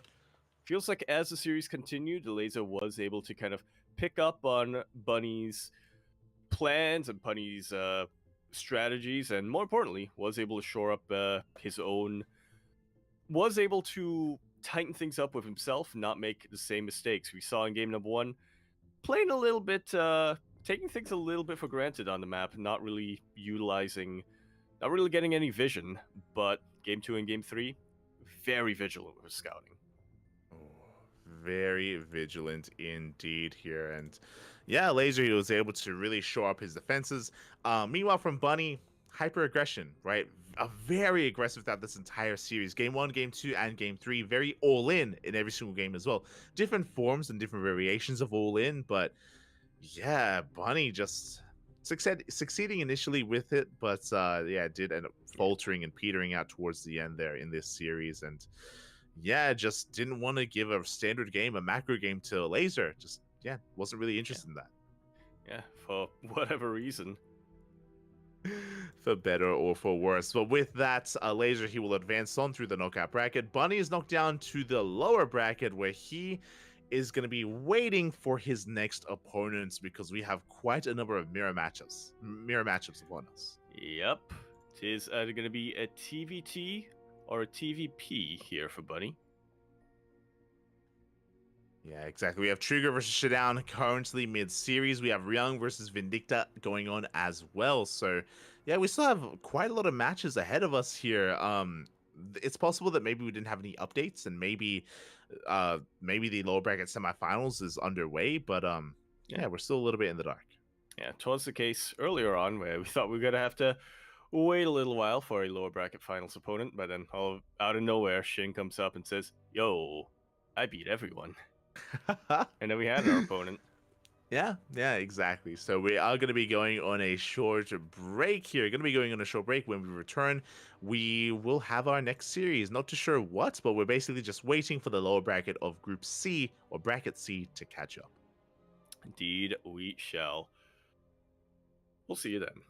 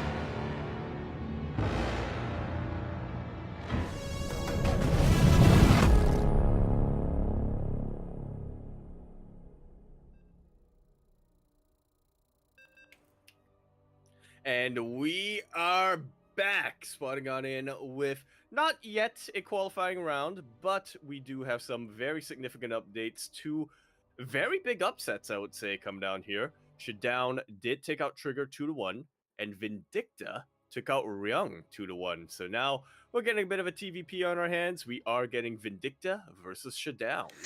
Let's go. As you mentioned, a little bit brutal here, but this means that both Ryung and Trigger have been eliminated from the tournaments. They will not make it into the knockout bracket. They will not make it further into the main event of ESL Masters Winter. Their tournament runs have ended. Just like so. Such is life in the open stage. Regardless, we are going to be continuing our series now on Oceanborn, where we're here in the top left-hand corner map, spawning all the way. In the top left, we in fact have our red Terran player coming out from the land of America. Currently teamless, to my knowledge. Used to be one of us here, very near and dear to our hearts. We have Vindicta. And spawning in the bottom right-hand corner, we have his opponent. We have the French Protoss, a player representing the Platinum Heroes, his ex-teammate. It is Shutdown. A little bit of a reunion on our hands, a little bit of an unfortunate reunion circumstance, as they do have to face each other as opponents in the lower bracket of knockout stage. Knockout stage, open stage. One of them will be trying to advance to the knockout stage.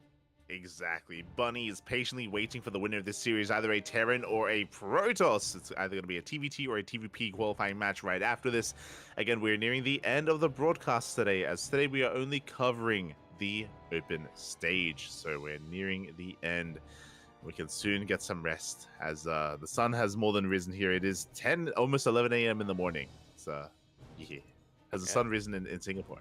It has. I stepped outside, and I was wondering, did I leave the lights on? I didn't. It was, in fact, the sun that has come up. Could hear some birds going ooh-ooh. Oh. Could hear a chicken calling as well, a rooster calling. Yeah, it is known that the birds in Singapore, they are weeps. They very much are. Yeah. Can't blame them. It's just, what they've been fed. Being force-fed anime. Oh my god.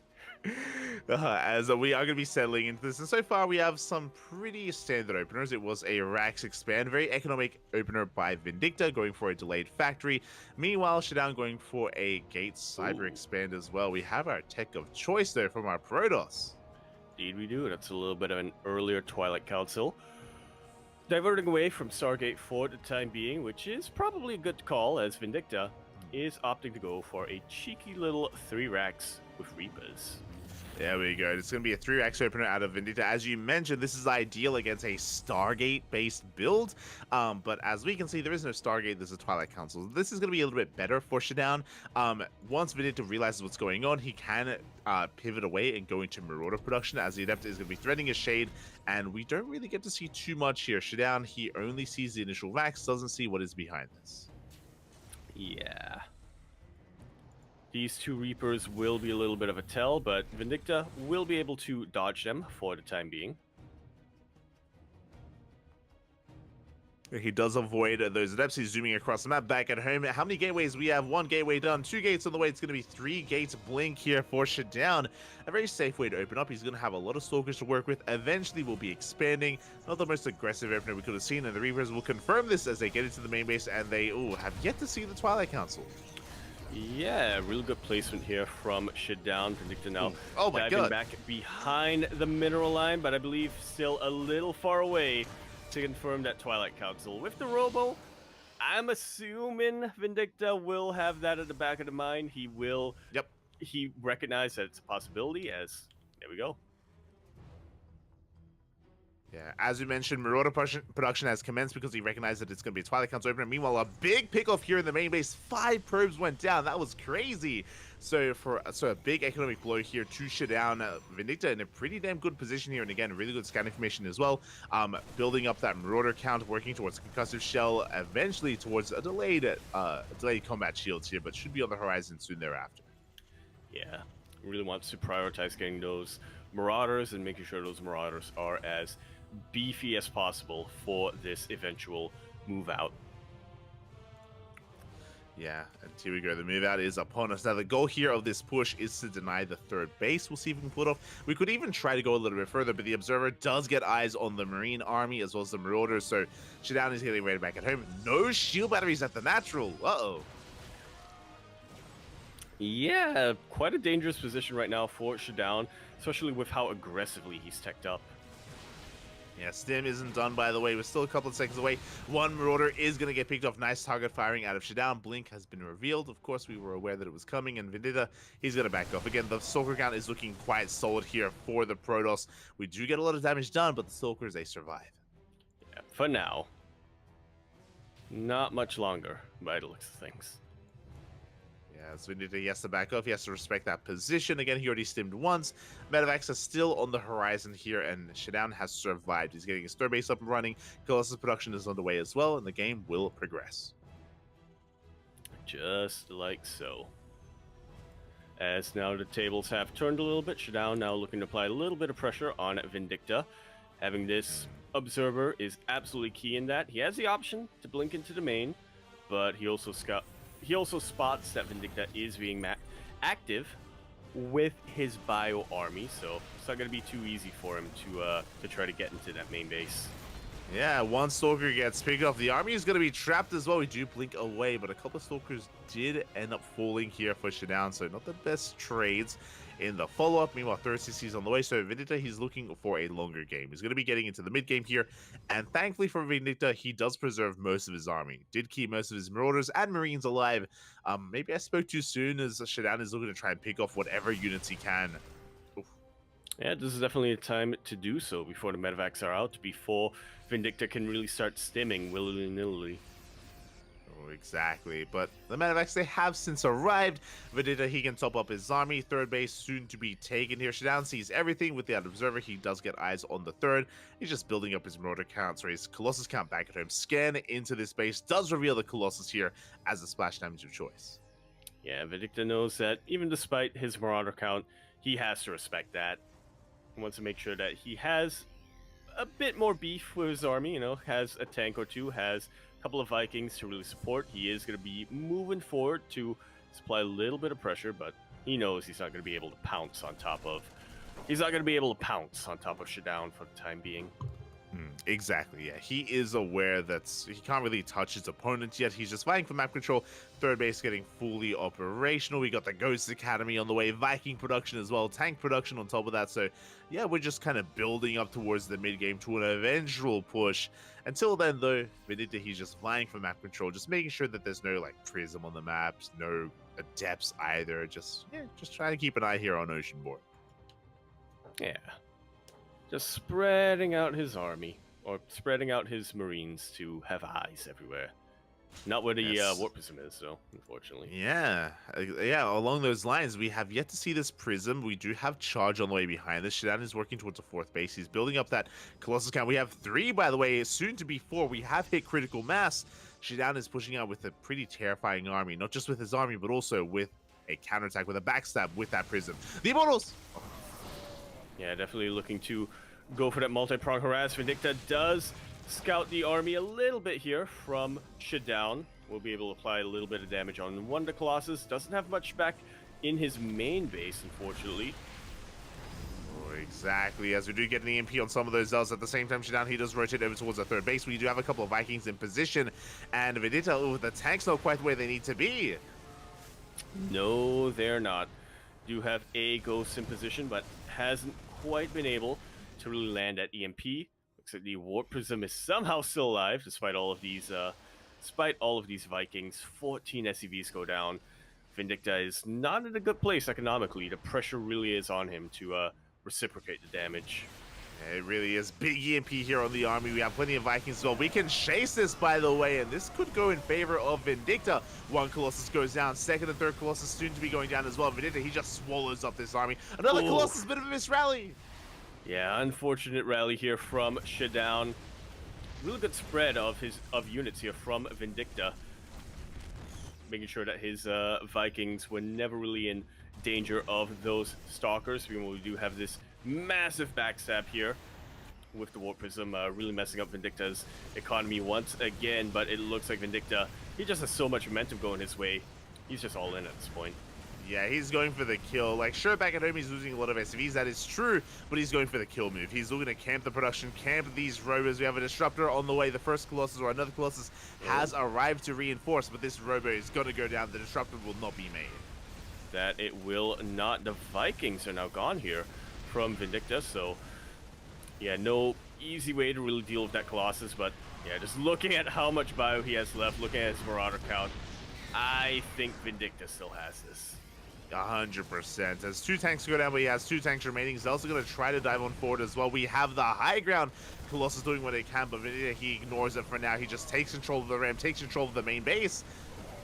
Yeah, not quite able to deal with that Colossus just yet. Tanks go down, but again, look at all this bio. Look at how vulnerable every other unit of Shutdown is. Now dropping right on top of the Colossus, and that's the backbone of the Protoss army gone. Look at that supply plummet for Shutdown. Yeah, he is down to sub 60 supply. Big EMP on the army once again. It looks like Shutdown is going to be forcing this main army back, but we have reinforcements soon to arrive. The Zealot counterattack has been cleaned up, and Vindicta, he can focus on his push. Does scan, does see the 4th base, but I don't think he's really too concerned about that. Yeah, well, we'll see as these chargelets are able to get on top of the tank just in the middle of its siege. Here come the bio reinforcements, so yeah. Vindicta's not feeling too worried at this point. A massive stim across the map. The Nexus is going to be going down. We get on top of some of these Stalkers as well. We're sending our reinforcements towards that 4th base to make sure we can just shut down any kind of chance, any glimmer of hope that Shutdown could have in this game by getting on top of the economy, even getting on top of the army. Just like so. Waiting for that medevac before really stimming on forward. Tosis Pylon does get taken out. One more Colossus does pop out, and that's a very, very good choke point to utilize here for Shutdown. Yeah, it is a good choke point here. The Colossus does arrive. Robo did get picked off, so no more Colossus production is going to be available, but so many probes have gone down. That's going to be a kill on the 4th base. Shutdown, he's down to 2 mining bases, down to half the worker count of his opponent. He does have 1 Colossus, which, you know, can give you a little bit of hopium, but overall, there's not much left for the Protoss. Yeah, especially since behind all of this, once Vindicta realized that he was safe after dealing with the Warp Prism, he actually remade that 4th. There you go. 4th base is up and running. Planetary at that, by the way, so breaking this 4th is going to be nigh impossible for what Shutdown has left. The Colossus swiping away at this army, and again, there's a lot of power in the Colossus, but the 1 Marauder bullies it back. Yeah. It's a funny image, seeing 1 Marauder force a Colossus to go all the way back home. Tiny little Marauder. I mean, they're big at heart, you know, that's what matters most here in this TVP. As Shutdown is trying to regain control of his 3rd base, trying to get its economy back up and running. We do have a couple of Archons on the way. Looking at our upgrades here, no Storm, so just Archons are being produced. If we have a couple of Ghosts, we can deal with this with some EMPs, but it looks like we only have 1 Ghost in the main army, so Vindicta, he does have to respect this. Yeah, he really, really does. 1 false move, and that's still quite a bit of splash damage that Shutdown has, and you know these Marines are uber fragile to both the Archons and the 1 Colossus. Yeah, they really are, as Vindicta doesn't want to overextend, doesn't want to throw away his army as well. A lot of his supply is in medevac, so he has to respect this, does back off. We do manage to fight toe-to-toe with some of these Stalkers, staying just barely out of range of that Colossus. 1 Zealot slips into these bases here, barely alive. It gets killed by the SCVs. Yeah, absolute disrespect. As a couple of EMPs do land, the Archons just melt in front of it. A couple of Vikings do move on forward, deal with the last of the Colossus. And once again, there's nothing stopping Vindicta from just stimming on forward, taking the W. Yeah, as Shutdown, he's knocked down to barely an army here. A handful of Stalkers are remaining, and now Vindicta, he can go for the kill move. This time behind this, there's no Robo, there's no Colossus, there's no splash damage, only a gateway army. Shutdown, he doesn't want to relent, he doesn't want to give up, but alas, Vindicta, he has gained too much momentum over the course of this game. He's in control, and it looks like he's going to be able to once again push on forward in between these bases. Just like so. scanning on for it just to make sure that there isn't anything that can really surprise him. No DTs or nothing. Yeah, Zealot counterattack does come from behind. We do kill the tank, but GG gets called, and Vindicta will take game number 1. GG. He found the driver's seat, and he drove it all the way home. Nicely done. Well, yeah, very nicely done, especially considering the opener. Remember, the initial 3 racks didn't really do too much. The Marauder army moved out, and we saw that Shidan was able to handle it quite nicely. I mean, I say that, remember that Vindicta was very careful with his movement. Even though his 3 racks timing didn't really do anything, I think he killed like 1 Stalker, if that. What he did do was preserve his army, right? He pulled back home, kept his army alive, was able to save it for a later attack, for a later push, and that was when things mattered most, when he was on 3 bases, when he was able to deal with the main Colossus army. Yeah, definitely a very decisive push coming up from Vindicta then.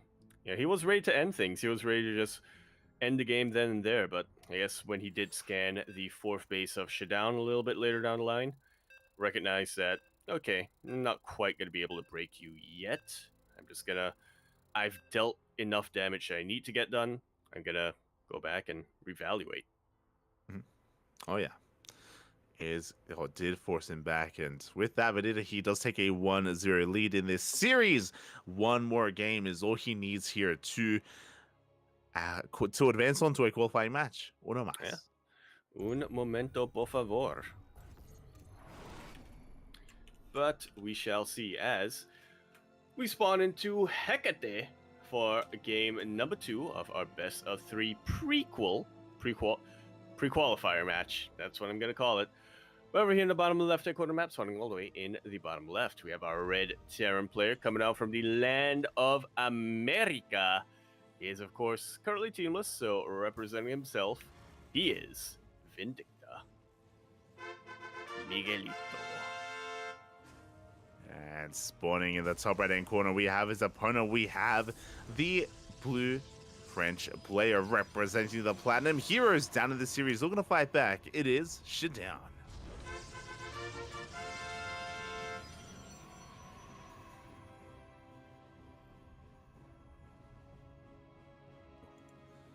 Here we go. We are settling into this again. Vindicta, he is so close here to that qualifying match. But we'll see how he does progress. As a reminder, in the previous game, we saw a Rax expand into a 3 Rax follow-up. But there's a lot of power in that when it comes to smaller maps. On a map like Hecate, I'm not really seeing a 3 Rax being as effective, or, really being tempted to go for a 3 Rax open. Well, that's why it's going to work even better. It's got the element of surprise on your hands. True. I mean, if you believe that your opponent's going to go for a Stargate opener, then there's still logic behind going for a 3 Rax. You could still catch a player that goes Oracle or Phoenixes off guard. Yeah. And of course, a large map like Hecate is the right map to open up with a Stargate. Here we go, as we are going to be throwing down our CC on location. Once again, economic opener, going to be a Rax expand here from Vindicta. Meanwhile, at the same time, we have a bunker behind, or in the mineral line even, so quite an assertive move here. Reaper's making its way across the map, and can we finish the bunker? Well, he's going to try repositioning the SCV as best he can. This is ideal building RNG. Yeah, there we go. He gets onto the other side of the bunker, and it looks like this bunker, it should fit. Oh, he gets on the other side again!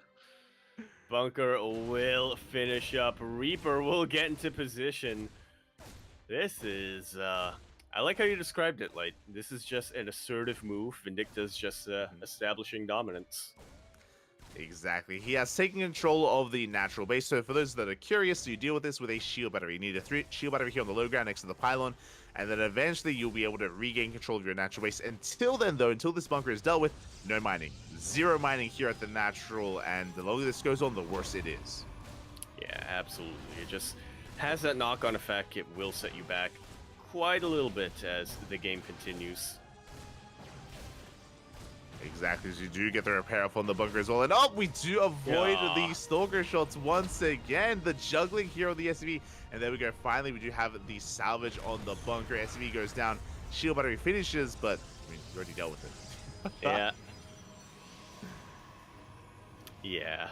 Well, unfortunate start here from Shutdown. Thankfully, he didn't neglect making workers in that main base, so he is able to main out them over, get them mining pretty much immediately, as Vindicta does the same back home. Oh. As this is a Twilight Council opener, I assumed it was going to be Blink again 2 games in a row, but no, it's anything but. It's going to be a Dark Shrine instead. Anytime Dark Shrine. He gets in! What a sick play here from Vindicta using the KDA charge to boost himself over the wall. Hasn't quite scouted the Dark Shrine yet. He's getting there. He's getting there. As he's going to get a probe kill here. He did come across the Dark Shrine. He did see it as well. The Hellion as well, wreaking havoc in the natural waste, and probes are going down, at least 2 of them. Just like so. Hellion will survive and will continue to be a slight annoyance here for Shutdown. We'll see what else it can really get done. As Vindicta... Yeah, I was going to say Vindicta not quite able to get a Raven just yet, but he's going across the map with a Widowmine drop, I believe. Yeah, Widowmine drop is moving out. I don't know if Vindicta, if he clicked on the Dark Shrine. I'm hoping he did, and I mean, the Raven's on the way, so he should be wary, he should be prepared here for this. Well, the Raven is actually poised to go for a auto turret counterattack instead, so I'm not too sure if he's aware of what's been going on here. The eBay has completed, though. Yeah, so he can always throw around an auto turret, just like so. Vindicta, he knows. Yeah, he knows. He clicked on it. He is aware of what's been happening. Here comes that first DT, though, and the... Oh, God, there we go. The first DT does waddle into mineral line, and we do have a scan. We do shut it down. We have another Dark Templar going into the main, but the Raven is back at home. Just in the nick of time. Meanwhile, that Widowmine did get a couple of probe kills here. It is only a single mine drop, so not devastating damage, but still, they trade 3 SCVs for 4 probes.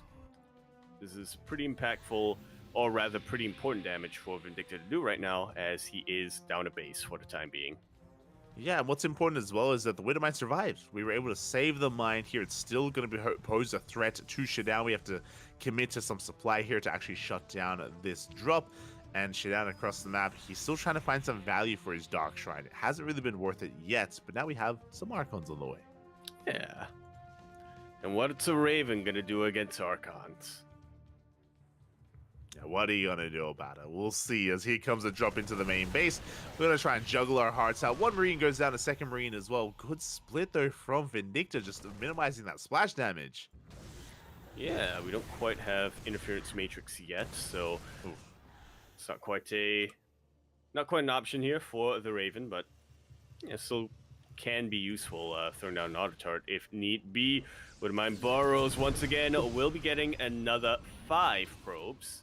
Vindicta still quite a bit behind when it comes to the worker count, but he's slowly trying to catch back up.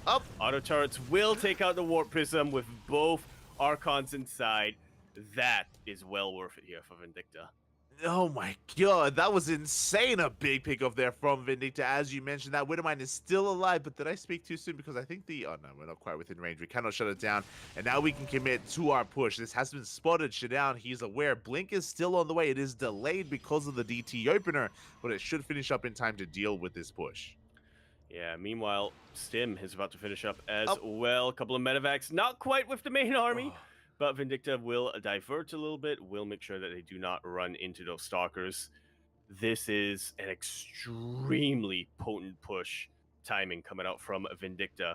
+1 about to finish up as well, but most importantly, look at our army supply difference. Consider the fact that Vindicta does have Stim. Yeah, Stim is done. We do have a decent amount of stalkers here, so it looks like the Widowmine finally does get cleaned up, but we can get within range of the Cyber Core, and that's going to be a big pickup here as we drop into the main base. We have plenty of stalkers in position. Yeah, once the Cyber Core goes down, no more stalkers. The only thing that Shutdown can really build from those gateways are going to be slow lots, and DTs, I suppose. A big anti-armor missile does connect with the main army, though, and that means that Shutdown, he cannot engage. This army's looking a little bit bare bones, though, so eventually we should be able to collapse on this. 1 gateway goes down. Pylon's getting depowered here, but Shutdown, he commits. Yeah, despite the anti-armor missile, still being online. A really good target firing with these tanks, taking out the Colossus. But things will get cleaned up here for Vindicta as another drop comes in towards the west. No shot. The pylon survives. With clean up the zealots for Vindicta, he does back off in the end. Is going to be giving Shidown the breathing room he needs, but again, Vindicta, he's getting up into his 3-base economy here. His 3rd base is now on location. Did kill one of those Colossi, but Shidown has survived. He has survived the aggression of the Terran, and now he can get into his own setup here, into his own 4 bases. Just like so. He's going to be finishing up his upgrades, getting all of his tech. Thermal Lance is about to finish up, as is Charge. It looks like we're going to be getting a double Robo composition here from Shidown. Feels bad, man. With these Stalkers, they blink forward to try to take out the Medivacs, but they're just not in range. Just barely not in range. It feels like they should be able to reach that, but unfortunately they are not, as the drops are stuck here between the bases. As you mentioned, double Robo Colossus production should be on the horizon here, eventually into Disruptors as well. Shidown getting into a pretty comfortable position here, but Vindicta, he isn't done. We're going for another mine drop, and Shidown, does he react in time? Ooh. Somewhat. Yeah, he does save his workers. 1 Stalker does get picked off. Mine shot goes off. 8 probes go down. And at the same time, we have a drop here in towards the natural.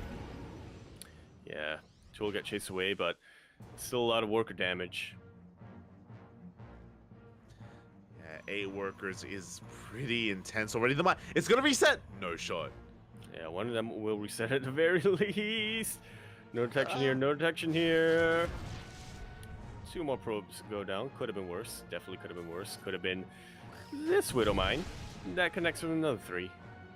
Yeah, 5 in total. Drop comes back in, and Shidown is being pulled apart at this point. Probes are falling left and right. Good target firing at the same time. Shidown is focusing on his main push here at the 3rd base of Vindicta. Yeah, but that's a lot of Terran army that Shidown's trying to push into. A lot of Vikings, a lot of Widow Mines as well. EMP gets thrown out, and this army is really starting to crumble. Yeah, exactly. Big EMP there. A nice spread as well. We go for the recall. Can we save the Colossus? We can save it in the end. Big save there from Shidown, but he lost so much more. That's the problem here. He lost his Immortals, lost another Colossus, and now Vindicta, he has momentum on his side. Now he can push out. And he's sending everything he's got across the map right now. Shidown switched things up a little bit after getting the Colossus. Now he is diversifying his splash damage, opting for a couple of Disruptors. Yeah, as a result, he can still take a fight. He is catching back up when it comes to the army supply. He's got his 4th base up and running, 5th base is on the way. Looking at the vision here, Vindicta, he scans, he's looking for the 4th. He doesn't know how powerful the economy is here for Shidown. Yeah, he really doesn't. Finally, he gets eyes on that 5th base, and this is going to be the tip-off here for Vindicta. Yeah, he scans just to confirm as well, so he's now aware just how heavy the economy is in favor of Shidown. Any advantage that Vindicta once had isn't really there as much anymore, as we now have those Disruptors hitting the field and Shidown pushing out once again. Yeah, looking to go up this ramp. He does have his Disruptors available now, so he can try to zone out the bio of Vindicta, make it a little bit less effective. Yeah, the first Nova has connected with that Widow Mine. We have a second Nova in the bank or in the chamber as well here. So Shidown, he does have quite a lot of potential with this army, but it's taking it very seriously. Yes, take this very slow, very steady here, very methodically, because 1 good Nova is all it takes for Shidown to win a fight. Absolutely, and these Disruptors are a little bit embedded behind the Stalkers. It's going to be a little bit tougher to really target them down and target fire them down. Both Purification Novas get sent out, and neither of them land on much. That's dangerous, but at the same time, here we go. Big Zealot counterattack in the main base. We're going for the Fusion Core, going for Advanced Ballistics for Liberator range. At the same time, the main army is going to be pushing on forward as well. We do get a big EMP, but we are getting damage done. SCs are going down. Left and right. Warp Prism will finally be dealt with, but like you said, the damage was dealt. SCVs going down left and right, and a lot of production getting caught out. A lot of production is caught out, and here we go. We have Vindicta trying to vie for control here, trying to push on forward. Nova's going to be going up. Will connect with a decent chunk of the SCVs. Very ballsy move there from Vindicta, but thankfully for him, he was able to take out the Disruptor before Purification Nova finished up here. Yeah, the splits are too good, and we do focus down another one of those disruptors here. Every unit goes down. Massive fight here in favor of Vindicta. The splits were amazing, the target firing as well. And now Shidown, he pulls back home with what? With a handful of Stalkers and Zealots. Yeah, I'm getting some deja vu here from game number 1. Shidown comes in with an extremely terrifying push, is able to deal a lot of economic damage, but somehow Vindicta wins the engagement. Does have a lot of momentum going his way and will push all the way forward. Major difference here between this game and the game on Oceanborn, however, is the fact that it is a much larger map. Shidown will have a little bit more time to really regroup his defenses. He has more time, but the Nova, it does whiff in the end. The base is going to be going down as well. We do recall these probes to safety. The 5th base is going to fall, and Vindicta, he can keep on pushing from here. We do have a wave of reinforcements. Chargelots are in position. Stalkers as well. Big EMPs, though, and once again, Shidown, he has to give up, and this base is going to crumble as well. Not just the 5th, but also the 4th. Yeah, Shidown trying to defend once again with his robo units, but it's just one Colossus, one Disruptor, and a handful of Stalkers. Yeah, and it's just not going to be enough. It's not going to cut it. This base is going to go down. Liberation has arrived. We have freedom here from Vindicta, and what's the answer for all this freedom? We do have a couple of Stalkers, but the EMPs are too good. We dive on top of the Disruptor once again. Will get taken out before the Purification Nova finishes. All of the Disruptors are gone. Bio Army is starting to thin out a little bit, but there's still enough of them to really zone away the Stalkers from these Liberators, and the Liberators are really doing a great job of keeping the Colossus back. They really are. The Colossus barely does survive there. We can see Shidown trying to double expand, trying to get some more bases up and running, but he's zoned away from his own natural base. Robo falls as well. We are down to 1 Robo production, making 1 unit at a time. And it looks like from here, Vindicta, he's going to back off. He has done a lot of damage with this push. He's going to retreat, consolidate his army, and then go out once again. Yeah, the last thing he wants to do right now is to overextend, is to give up that, is to have that foothold taken out before he can really reinforce. But yeah, a little bit of an unfortunate movement here from Shidown will give Vindicta the opportunity to turn around, take out the Colossus, and keep this push going. DTs are out, but they do get EMP'd. They get EMP. They did a lot of damage. They killed like 2 ghosts. That was actually pretty damn impressive what they got done. But the Robo is going to be depowered. We have units here at the natural, units in the 3rd base as well. And Shidown, he is crumbling, and he's being zoned away by these Liberators. Yeah, very aggressive blink forward from these Stalkers. Whilst the Bio was a little bit distracted, but he also sacrifices pretty much the vast majority of his anti-air to get to that position. Exactly, as we are just stimming on forward, pushing up into the main base as well, just scanning to make sure that there are no Dark Templar, and there we go, the Dark Shrine does go down. Shidown is establishing some of these other bases, but the Liberators have arrived, denying mining. Yeah, barely any income left here for Shidown. The non-stop scans, but here come the DTs. Actual Dark Templar this time, but the scan is going to zone them away from the time being. Overcharge is popped. Is going to be buying some time here as in come those DTs. Do we have another scan? Seems like we do not, as Vindicta hot picks up, gets the hell out of there. Okay, he does end up retreating here. Picks up another Stalker. Nice attention to detail from Vindicta. Still rallying everything across the map. Still denying so much mining time here at these fringe bases. Oh my god. Finally we can resume mining. That's 58 dead probes. Oh my god. In that one assault, 89 probes have gone down in total this game. Oh my god. The economy not looking good. 30 to 1 Liberator. And we're not done here. We're going up to 61-62. We can go toe-to-toe with the Stalker army as well. GTs are being forced back, and Vindicta is snowballing out of control. He's looking to advance onto a qualifying match. GG gets called, and Vindicta will take the 2-0.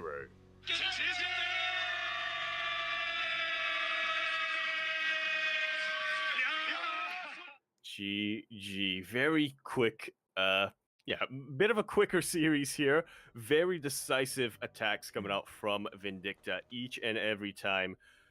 Every time it looks like his economy's in shambles, he just flips a switch, he turns on aggro, and he goes and he punishes his opponents for slight overextensions. He punishes hard, mates. Like, and for a time there, I was like, yo, am I casting Migs or am I casting Beyond? The amount of times that he had no fear stimming forward and focusing down those disruptors over and over again, or even when he couldn't find the opportunity to do that, the splits as well, avoiding Novas. Those purification Novas, the best connection they had was killing like 2 or 3 Marines. Like, we never saw any kind of decent connection from Shadowne because the splits or the target firing was just too damn good.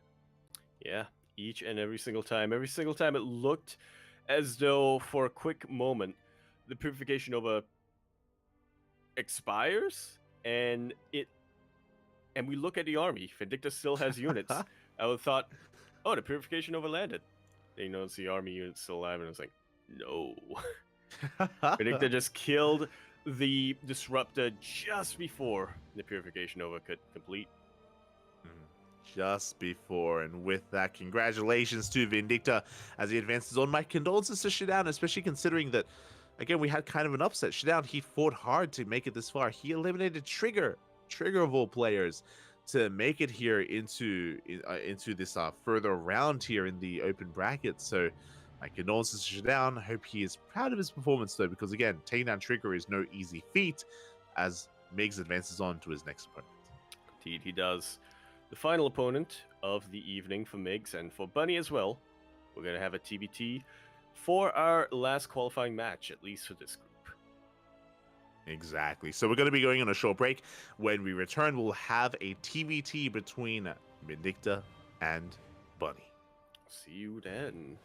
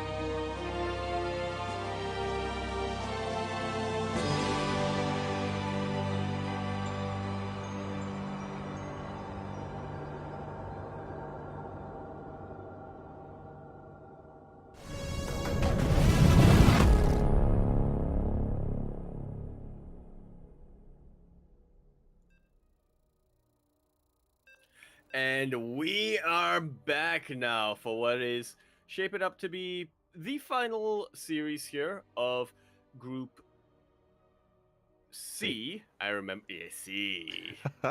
Of Group C, and potentially the final series of the night as well, depending on how everything goes. It is a TBT that we've got on our hands, but the good news is it is a qualifying match here. Vindicta going up against Bunny. Yeah, here we go. The qualifying match, the final one of Group C. It all ends here for one of our players, and the other will advance on into that knockout bracket. Yeah, who's it gonna be? It could be spawning over here in the top right-hand corner, spawning all the way in the top right-hand of Alcyone.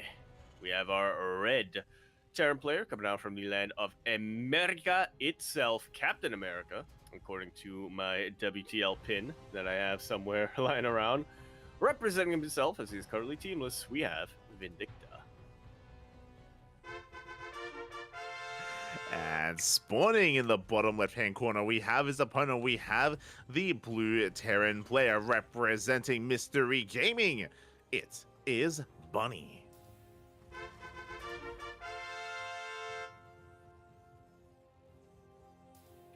Yeah, showed us. Well, my memory is a little bit faulty, Light, but I do believe this is the first TBT that we're seeing tonight. Or at least the first one we're casting. Yeah, we've had a couple of TBTs, but this is the first one that we're going to be covering here in the entire broadcast. The Terran versus Terrans are finally here, and we already have a bit of a deviation. Bunny going for a rack expand. This is a single gas opener, so a very economic variation out of Bunny. Vindicta going double gas though. He's going to be the aggressor. Bunny going to be the defender. Indeed. Indeed he is. Even opting for that SCV Scout. For that SCV Scout, going across the map, just trying to make sure that he knows exactly what's coming his way. Believe he caught eyes on that factory, so that is already enough of a tell. He knows that Vindicta went for a double gas opener. He knows that he needs to stay safe back home to keep his workers and, more importantly, this expansion alive. Exactly. So we'll see how this does pan out. We'll see how committed Vindicta is going to be as well. I'm sure you're fully right. I think we were covering it ourselves, where TBT has kind of taken a different turn, and in recent times the meta has kind of shifted in favor of a more mass Cyclone style. Was I casting with you or with Asher? I can't quite recall. The Cyclone style? Yeah, like mass Cyclone. I mean, mass Cyclone happens a lot now in this meta, so. So all kind of melts together. We'll see if that is going to be the case here in this TBT. For now, the Reaper going to be dancing, but alas, Vindicta trying to catch a Bunny off guard. Unable to quite get on top of that Reaper there. Bunny, he will manage to escape. He did dish a little bit of damage on this SCV, but it is going to be safe and sound. Vindicta, meanwhile, looking for that Reaper, but won't come across it. Yeah, he has a Reaper advantage, so you best believe he's looking to make use of it. Exactly, as Bunny does race back home. Behind this, Vindicta getting into his 1-1-1 setup here. We have the reactor on the racks, not on the factory, so we are not going to be reactoring out Cyclones. That is not going to be the case here from at least Vindicta. Meanwhile, from the side of Bunny, we are commencing Cyclone production. Again, Cyclones do have their place here in the early game of TBT. Players like Cure and Clem have been embracing reactored Cyclones quite heavily in this matchup. Looks like that's not what we're seeing here, at least not in game one. Yeah, just safety Cyclone coming out from both of our players. Still plenty of time in this best of three, though, to embrace the chaos. I'm having a very vague memory of Cyclone v Cyclone happening pretty recently. I think it was Clem versus Kelliser. I think we casted it in ESL Asia this week, if I'm not mistaken. But for now, we are just going to be settling into this, getting into our 1-1-1. We do have a Raven on the way alongside Interference Matrix. Likewise, the same can be said for Bunny as well.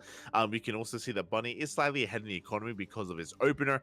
The pressure has been on Vindicta to try to find some damage here to try and make this worth his while. So far, he's been unable to get into a mineral line.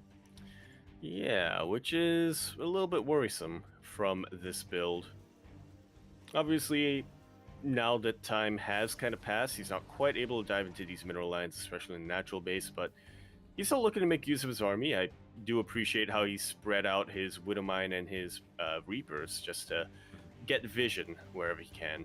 And at Hellion, too. Yeah, he has control of the Zonaga. You know, he's poised to scout and kind of move out. We do see Bunny going for a very greedy follow-up. Very fast 3rd CC on the way from Bunny, hidden here deep in the main base. So, again, he's not really looking to be too aggressive, just being hyper greedy instead. Yeah, on the other hand, Vindicta is really a player to be building up his forces. We do have a bit of a scan here in Bunny's main base, but it does avoid that 3rd CC. Yeah, he doesn't see the 3rd CC, but he also sees a lack of additional production. That could be a tell as Vindicta, he's getting his 3rd CC on location. Looks like, yeah, with that scan, he realizes how greedy his opponent is being, so he's going to try to meet that greed here with his own 3rd CC timing. Bunny does get eyes on this, though, with that Raven Scout. And we'll see if he's really going to be able to punish this one way or another. Again, pressure's not really on Bunny at the moment. The pressure is a bit more on Vindicta, because he did opt for that double gas opening. He did try to open up a bit more aggressively, but so far it hasn't quite paid off for him. The Raven of Bunny will not quite be sniped. I say that, but we do have a Cyclone zoned away by the auto turrets. Wow. Big energy commitment, but when it's all said and done, Bunny keeps that Raven alive, and that's all that matters. Yeah, exactly. As Vindicta, he pulled back with everything to keep his Ravens alive, but one more shot is all he needed from the Cyclone. That would have been a big moment for him, but Bunny, he does manage to escape here, just barely by the skin of his teeth. And now we do see the pressure on Vindicta. He's going to be diving into the natural base, going to try and pick off some workers, but he's going to be shut down here. The Reapers don't achieve too much. Yeah, it's only 2 Reapers against everything that Bunny has at the moment. Vindicta pushing out with the rest of his forces. Raven did get repaired a little bit, so yeah, it can take a couple of knocks. Vindicta has the more sophisticated army with these Vikings, but Bunny somehow has a higher army supply. Yeah, Bunny, he with the better economy has a better army as well. He gets the first tank shot off as well, but we get the anti-out, so we get the disable on that tank, on the Ravens as well. Yeah, only one interference matrix coming down here from Bunny. Only a single tank. Auto turret will deal with the forward tank that Bunny had earlier on.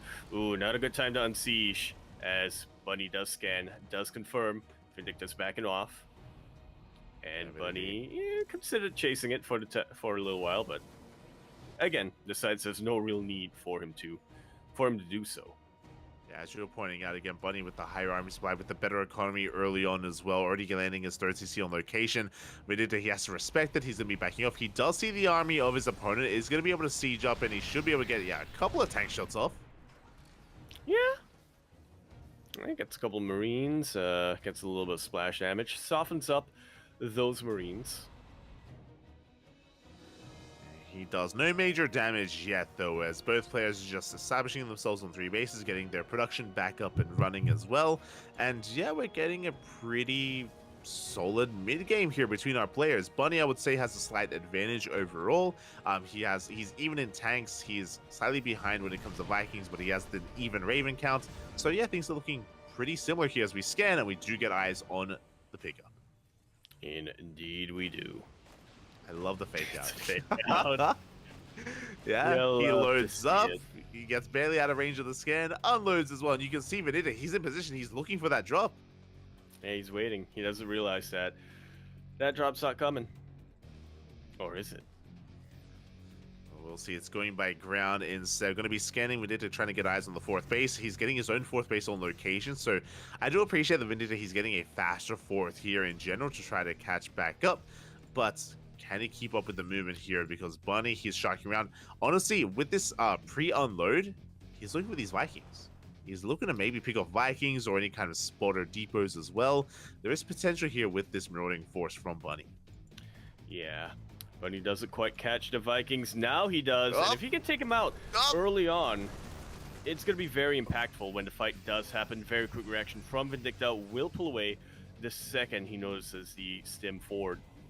Yeah, at the same time, the 4th base has the spotted. Sensor tower is going to be going down, but Vegeta, he is in position. He does force back that army. The CC is going to finish. The turret, the tower is going to be replaced. And Vegeta even looking for that double drop. Yeah. Can he take it out, though? We shall see. He is the first to Oh. stim. Yeah.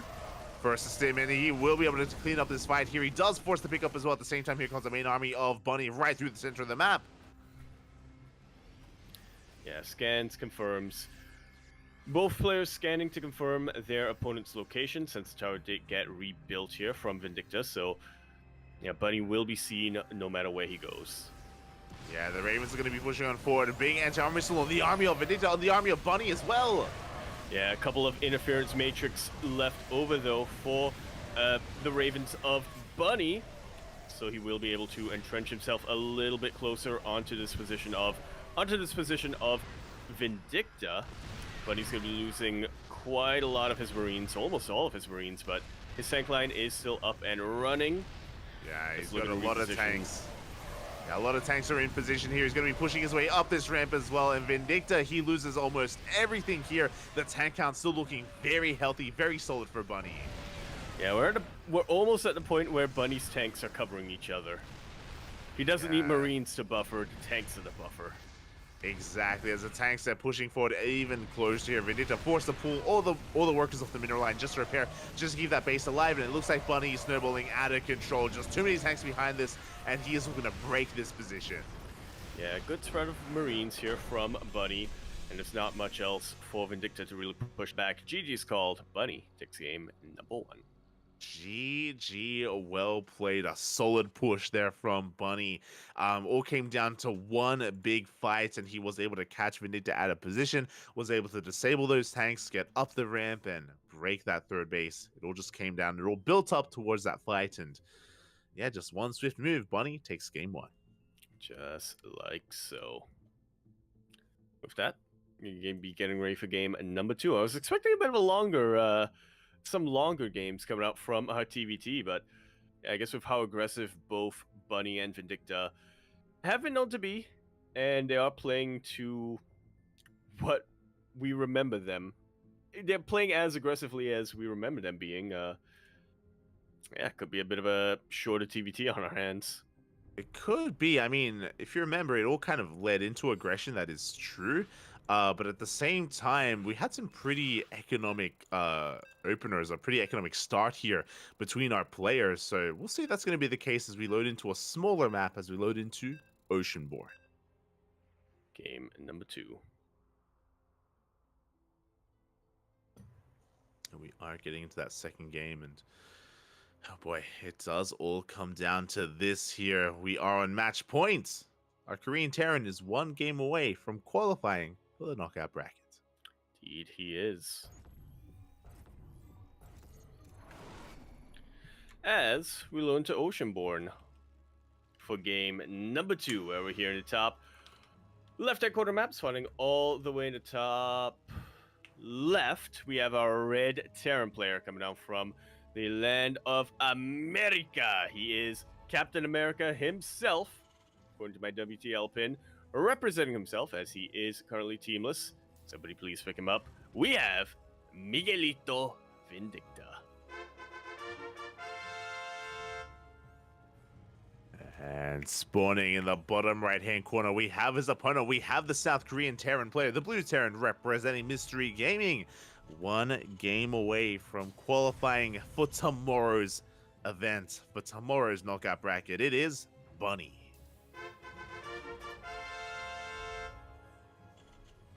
Un momento, por favor. Is on the mind right now. Exactly. Un momento, as this time both players going for double gas. Yeah. Both players not taking their chances. Neither of them really wants to open themselves up to any sort of potential vulnerabilities here on a very short rush as this map like Oceanborn. Yeah.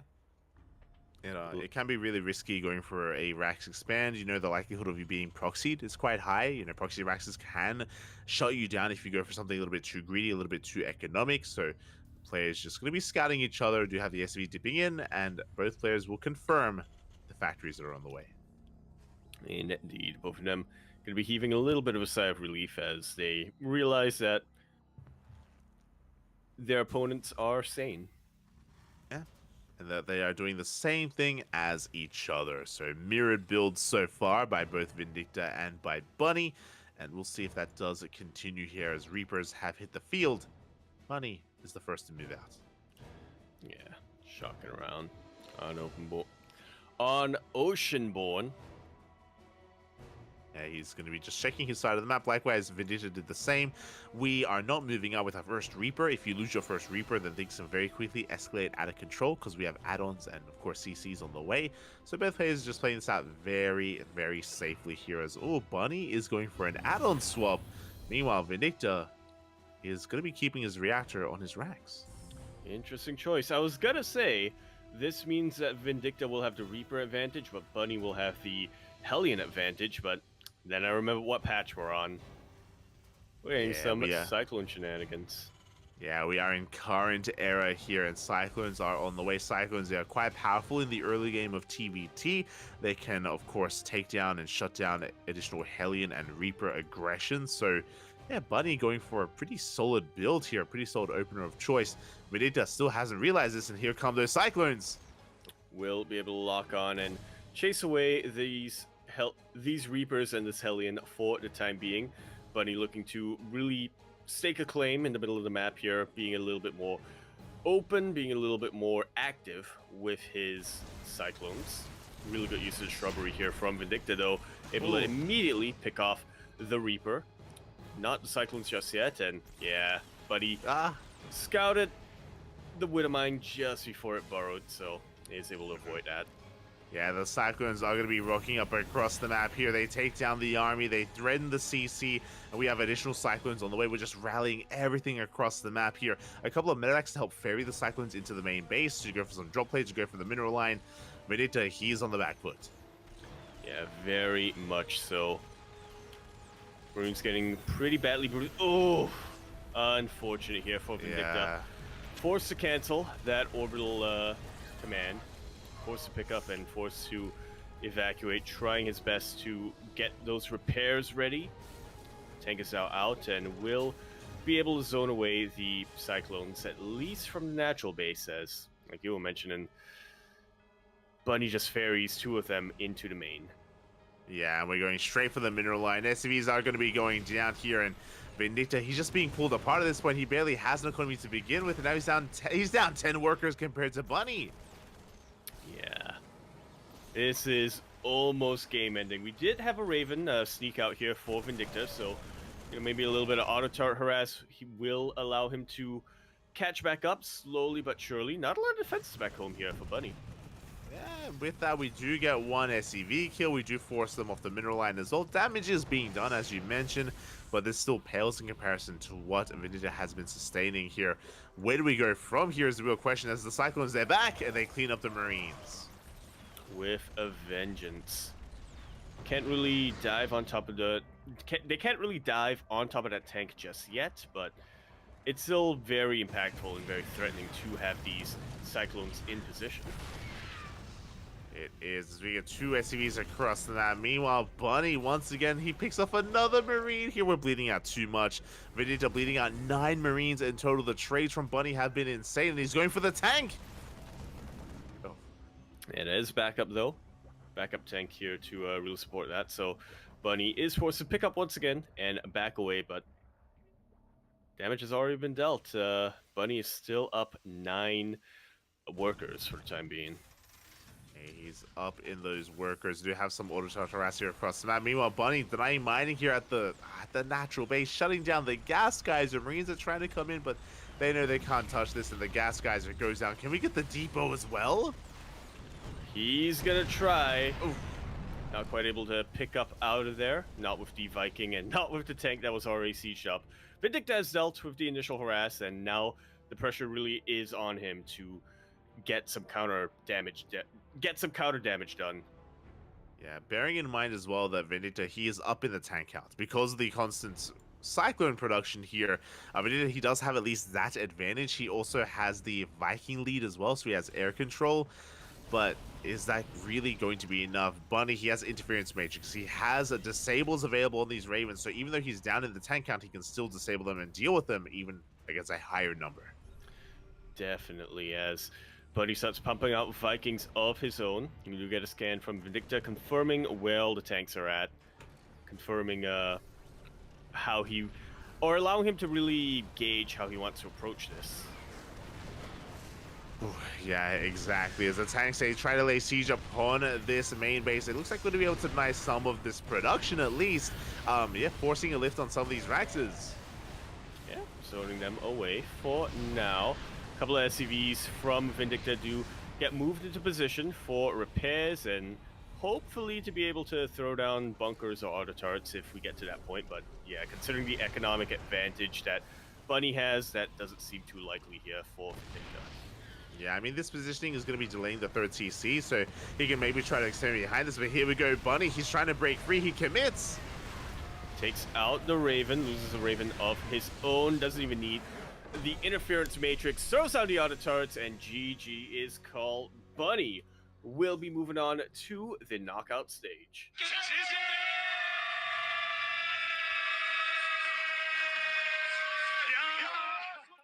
This was not how the TVT. I don't think any of us was expecting this to be how the TVT would go. Actually, one of our shorter series of the evening. Yeah, definitely one of the more shorter series here. GG, well played. Congratulations to Bunny. I was hoping to see a little bit more of Vindicta. We saw him 2-0 Ryung, which was very impressive. We didn't get to see it, but we saw the score. Unfortunately, that wasn't quite replicated here, and Bunny will advance out of the group. Second place here. A laser in first, Bunny in second. There we go.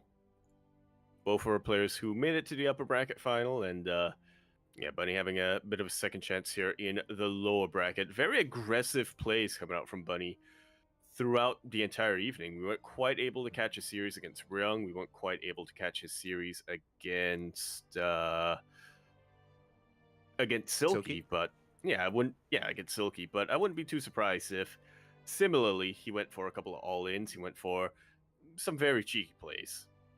Yeah, exactly. So congratulations to Bunny again. He had a very long journey over to Atlanta, over to the land of the Americas, and it is going to be worth his while here as he advances on in the tournament. My condolences to Vindicta, though, but he had an insane turnout here, taking down Shadown, taking down Ryung, and having a good series against a laser to kick off the bracket itself. Had, honestly, again, the best series here of the night. That was beautiful. Vindicta versus a laser at the start at the top of bracket C. Yeah. Without a doubt.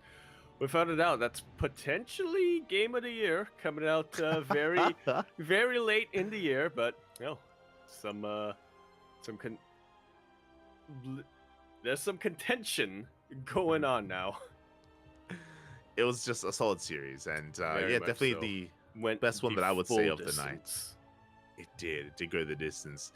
With that, we are wrapping up Group C or Bracket C, but I believe Bracket D is still underway, and we do have our final qualifying match here starting up. It is Hearthstone versus Scarlet in a rematch in the upper bracket. Hearthstone 2-0'd Scarlet.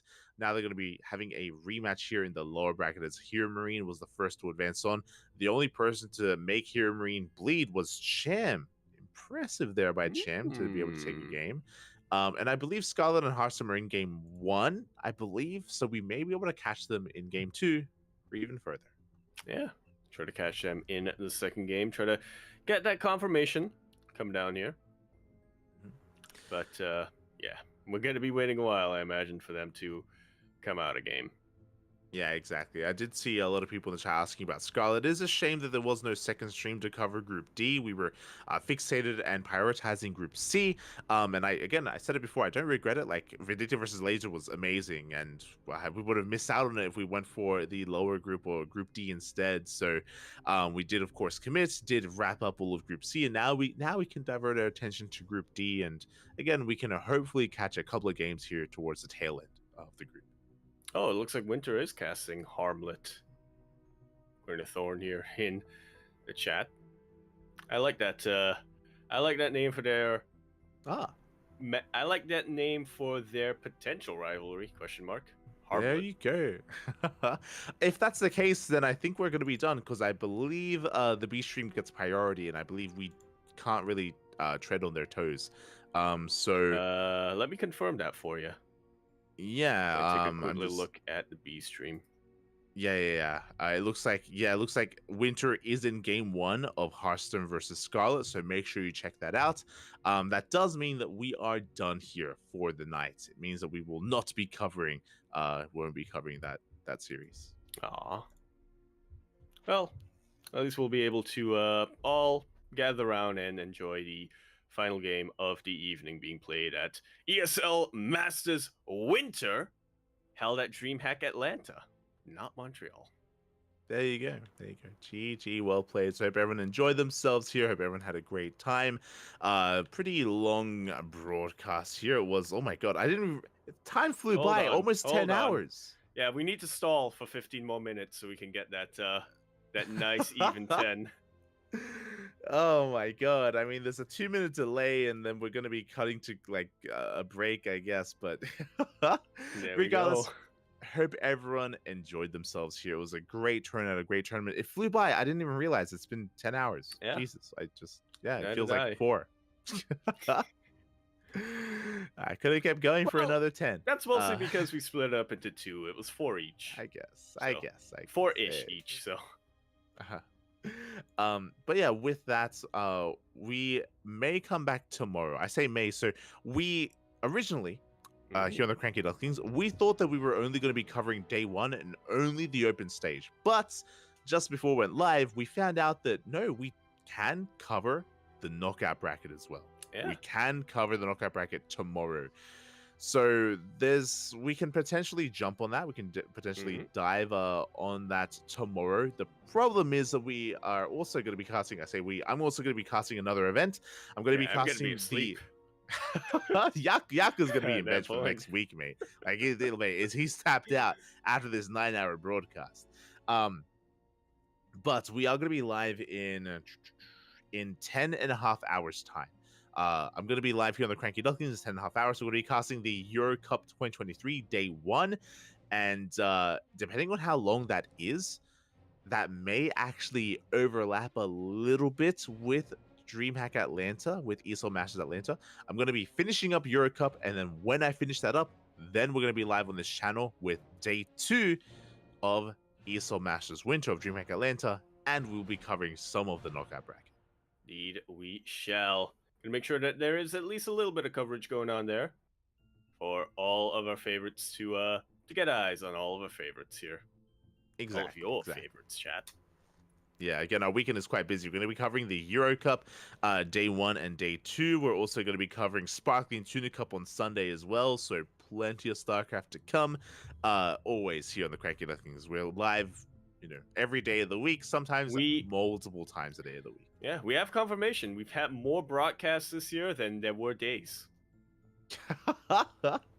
Yeah, for those that are curious, you know what? Let's shamelessly plug ourselves a little bit here. I'll post a tweet in the chat. But we did actually post our Twitch stats, our Twitch summary of 2023, and let me just get you the direct numbers. Okay, we casted 470. We had 475 broadcasts in 365 days. That's over a lot of broadcasts. Yeah. It's over 100 extra casts. Let's go. It's a lot of StarCraft. It's all coming down together. Exactly. And you know what? 2024, we're going to beat that. Going to do it more. We're going to go to 700. Oh, God. That's brutal. That's 2 broadcasts a day, Poppy. We could probably do it. That. I'd probably die trying, but we get it done. We almost reached. You know what? That's gonna be my goal. 500 casts. 500 casts in 2024. There we go. 500 tournaments. Yeah, there are more RTSs coming down in 2024. So true. If we diversify. Yeah, we can do it. We can get there. Aye. With that though, thanks so much for watching, everyone. Thanks so much for supporting us as well. Yaku, Thank you for joining me. Yes. For 10 You Wait, too. for those who don't know, I was only expecting Yaku to be here for the first half for 4 hours. After 4 hours, I was like, Yaku, you can tap out. You're good. And he's like, I'm fine. He's like, I had a Thai Red Bull in a cooler bag full of gel packs. I got gotta a use Thai it. Red Bull, in the chamber, man. I'm Yeah. good to go all night, Poppy. Let's go. Did you finish it? I did. Oh God. And now I'm gonna be asleep for a while. There we go. The crash is imminent. Meanwhile, big shout to Kuro. You didn't hear Kuro, but Kuro has been handling the production over on her end, making sure that everything is not catching fire and that everything is looking good. So yeah, thank you so much, Kuro. Thank you so much for being here and making sure that the show was able to run smoothly. Yeah, lots of appreciation coming down here.